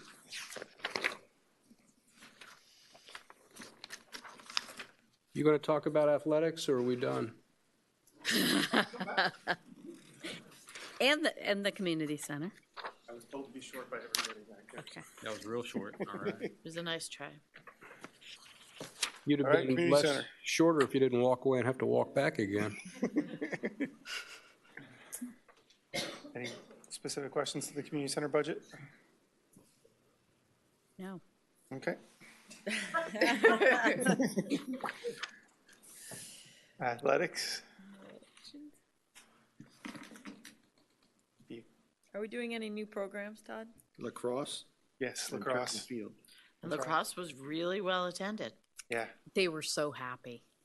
Jimmy Lee's doing a really good job. I heard it was It's great when you have a local champion like Jimmy. Yeah. We always known that over the years, and actually the coach is a very accomplished lacrosse player. Just out of curiosity, we have trouble with field space, but we're adding new programs. So It's at how the do you- school and it's on a Sunday. Sunday Don't have morning a at So it's 8. at a location we don't have a conflict with and that we're And underutilizing. track and field, I mean, but because everything tends to grow. And with the lights being planned for the school, Okay. we think we can grow this program into that site. Logistically, it's the perfect site for it because there's a wall, if you know lacrosse. Having a ball And fly there's a through the village fence and green there's, yeah. is not a good idea. Yeah. And you have walls and backstops, so logistically, it's perfect.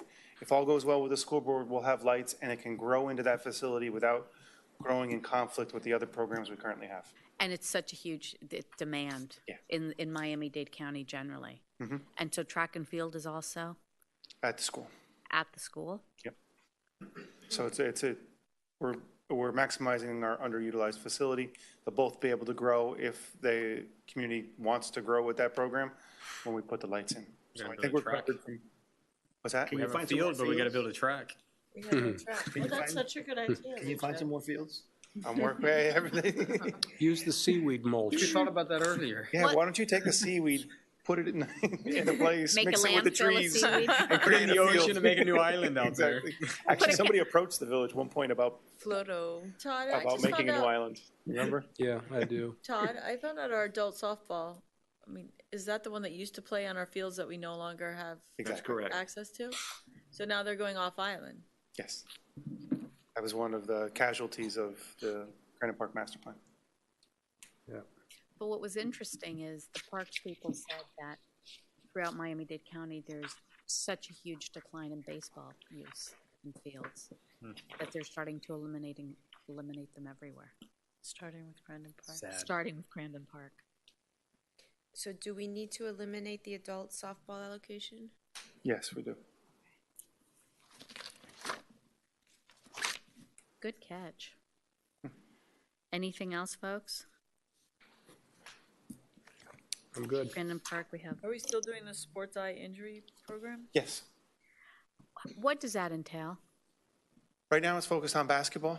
And what we did is we actually, Jen Petma, who runs the basketball program, worked with the doctors from UM, and they went out there, they gave all the kids the glasses, talked to them about the program, safety. She encouraged the players to wear them, Are they wearing them? some. And then we gave them a coupon to the corner concession if they would return them at the end of the year. So we could retain as many as possible and have less funding costs in the future. But their goal is to bring it out to more sports, but they're running into issues with each sport that, Can you make it mandatory for certain sports and have the parents? I mean, I don't know if you can make. I mean, for example, in think in girls the lacrosse, you wear a NCAA girls halo. lacrosse. In boys lacrosse, you wear a helmet. I mean, even like we ran into it with field hockey. You would think that would be a sport that they would want to, but they can't force them to wear them. Okay. Fair. May I have another motion to extend Motion to extend. 10 minutes. Are we done with this Second. budget? I think we need 5 minutes, and I hope I'm right. How about, let's try 5. Are you doing the community center? Second. Are we All already those in did favor? community center. Opposed? Motion carries. Are we done with sports? I'm so glad we didn't talk about Serena Williams. Thank you. Oh, Frank, that's another 45 minutes. Next budget, special transit revenue, proposed special revenue transportation fund. I could walk us through this. Please. So basically, we have local option gas tax revenue, we have PTP or transportation surtax, we have county toll bridge revenue, and we have $100 in interest income. This basically funds our freebie on demand and freebie circulator services and covers debt service. The total budget's 1.1 million. Where's the freebie again? No? Where is it? Oh, never mind. That's just a variance. Okay. So that will pay for all of our transportation is all these different funds. So we will be net neutral, That's it. which is a good place to be. Until the debt falls off. And then we'll be, we'll add another freebie or two. Did we move one of our circulators to on-demand? Are we doing that with the freebie service? So the level of service, I know it had been discussed, and I think Freebie has some really good ideas on how to adjust the level of service and how to run the different routes. At this time, we just have the flat same level of service. If you want us to look at, I guess specifically it was to add in one on-demand vehicle or to convert. One of the loop Well, vehicles to an on-demand, right? I think that as soon as we can get the CITT to fund the Phoebe, we're going to put all of the circulators into on demand. Circulators they're not working. It's not working. You know what I mean? Very empty. It's The only thing I would inefficient. consider is doing a circulator from the public school to the community center or to another venue. Like there's a certain route. If we could take kids to the library. the circulator. I believe the Colony circulator. in the morning to the Correct. school. Okay. I believe Yeah. this a circulator would work if it was a trolley type vehicle. But We since it's not a We did the trolley, numbers and it wasn't. well, it I'm would just work- saying it's. Would be used an hour a day. People don't use No, you're our right. circulator because Right. they think it's the same thing as the on-demand, and they don't know to stand out there. Gotta And make then it look like a trolley. it's I know Dress someone it up. tried to use it, and it didn't start till 11 o'clock in the morning or something, 10 or 11, and the person hadn't left the area yet for whatever. I mean, it's just not up and running in a way, and what I we see could them commit- constantly going Empty. empty, Oh, yeah, and I then do and then too. the other Yeah, car but- coming right behind it empty, and I'm going like, what is going on? I mean, agree. you Yeah, know. they must go right by you. So So we could need we to convert hopefully. one now, or when do we find November? out that the CIT's So been? November, Okay. right. Yeah, I think even the idea of some kind of designated trolley is not necessary if everything's on demand. Right. Well, it's not easy to get freebie at certain, I mean, I tried it today and I couldn't, and it didn't answer. You know, I mean, if you try to ride freebie between 3:30 and 5 o'clock, it's impossible. capacity. So it's never going to be on demand. We're not going to have enough vehicles on demand. No, what I was saying is the idea of having even designated like a route, Key Colony to the school and back and forth. If someone is at Key Colony and there's a bunch of kids who want to go to the school, they're going to on-demand it anyway. It doesn't, we don't necessarily have to Correct. have any Now, if one we- dedicated. Now, But if I we can get the money, I do believe that if we had a trolley, that trolley-looking vehicle, that everybody would see, oh, there's a trolley, you know, I think it would work, but, you know, it's an experiment that is expensive, you know, that we'd have to think about it, and we'll let the other council think about it. We did a study at one point, and I think it was for 1 hour a day it would be written. It just would be empty most of the day, and so Well, we didn't and- pull the trigger. the one do thing happy that I hours heard on at it. the advocacy committee for the chamber was they were talking about for employees and trying to cut down on them using their cars and moving their cars, like lunchtime, which is probably the 1 hour a day that you're talking about. The idea of having one up and down the length of Crandon made sense. And if we could ever figure out a way to get downtown. Yeah, well, That's, Folks, let's try to wrap this up. we could have an If I may make a recommendation on this, so I would suggest striking freebie. I don't think we should be vendor specific. So I think if we call out on demand and if we call out circulator service, as you know, this is one of my orphaned functions, so the foundation for the time being is still helping us out until I can staff this function. When I staff this function, I can come back to the council with some proposed recommendations on how to improve the service. But for now, within this restricted revenue source, there aren't really, from a budgetary perspective, the revenues are what they are, the debt obligation is what it is, so the funding that we have available to staff the on-demand and the circulator pretty much, is what it is. So I would suggest strike freebie, and then, we fund the function, and we'll come back to you with a plan when we have one. Make a motion to extend 5 more minutes. 11:20. All those in favor? Aye. Aye. Opposed? Motion carries. I would like to, Solid waste, 5 solid seconds. waste. Solid waste, 825 in revenue, 772 in contractual services, 5,000 in admin. That's it. Yes, we've discussed collections. collection. I had a closing this week that a client bought a house that the owner of the house that he bought had not paid solid waste in 6 years, 5 years, 6 years, 6 years. It had a lien on the house, but it's money that we haven't collected. You know what I mean? I don't know how many others of those. I know you haven't had time to look at that. I have numbers for you. Okay. So we have 1,260 single-family homes. We were a bit aggressive with our revenue projection. We assume 100% collection. Our actual effective collection rate is 87%. 70? 87. Yeah, I'm sorry. But I'm surprised. 13% is a lot. No, I think it's low. Oh, well, that's the point. Yeah.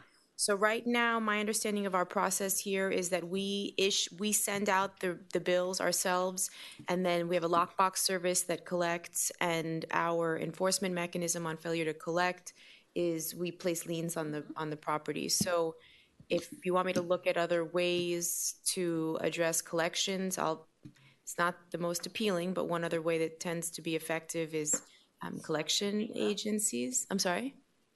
They still. I think we have an obligation to provide the service, so I don't think that's an option. Why don't we enforce after 2 years or whatever? I mean, it's $500 whatever dollars a year, right? How much is it? $600? $625. $625.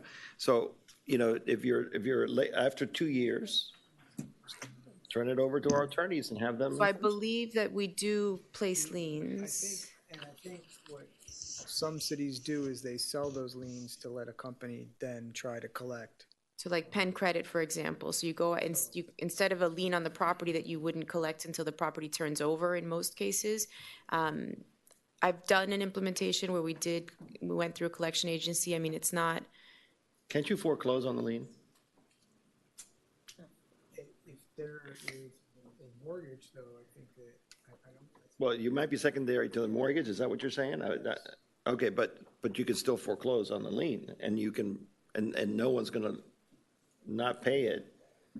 I think it becomes a Kind of cost to draconian. benefit analysis, because if the lien is $500, and then you're going to be incurring. But the attorney's fees are paid by the person that you're foreclosing against, because they let it. I mean, unless I'm.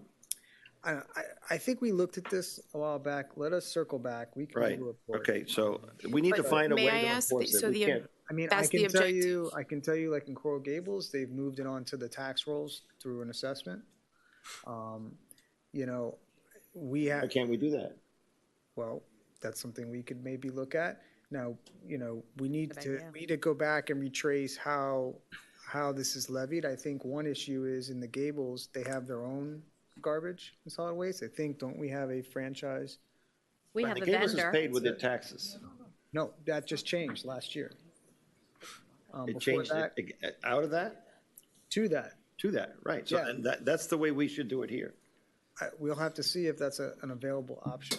Because Okay. our solid waste contract, how is the solid waste collected? Through a Can you franchise just come fee back to agreement? us by Yeah, the we can next come back budget? to it. Okay, thanks. I make a motion to extend 5 more minutes, 11:25. Second. All those in favor? Aye. Opposed? Motion carries. I'd like to bring back the millage Need to ordinance. table, a motion to Move to get it table off the table. the ordinance. Second. All those in favor? Aye. Opposed? Motion carries. I'd like to move to adopt the millage resolution, but at 3.250 at first reading, and to amend Section 2 accordingly for the roll forward rate. We can always go down in the second reading, right? But we have a manager who's recommending 3.0. And we just added about 27 items that are expensive, and we haven't gone through CIP. Yeah, And we have learned CIP. our lesson.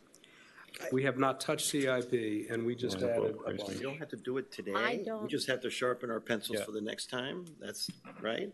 I don't know. Is that okay, rather than fight about it? I'm I not going hear- to fight about it, but I'm much closer philosophically to keeping our millage rate the same. I I am just too. want to But it's put that not a out there. philosophical I question, am it's an too. arithmetic question. Yeah. I we can am do it in too, the second but let's Okay. leave it for next time.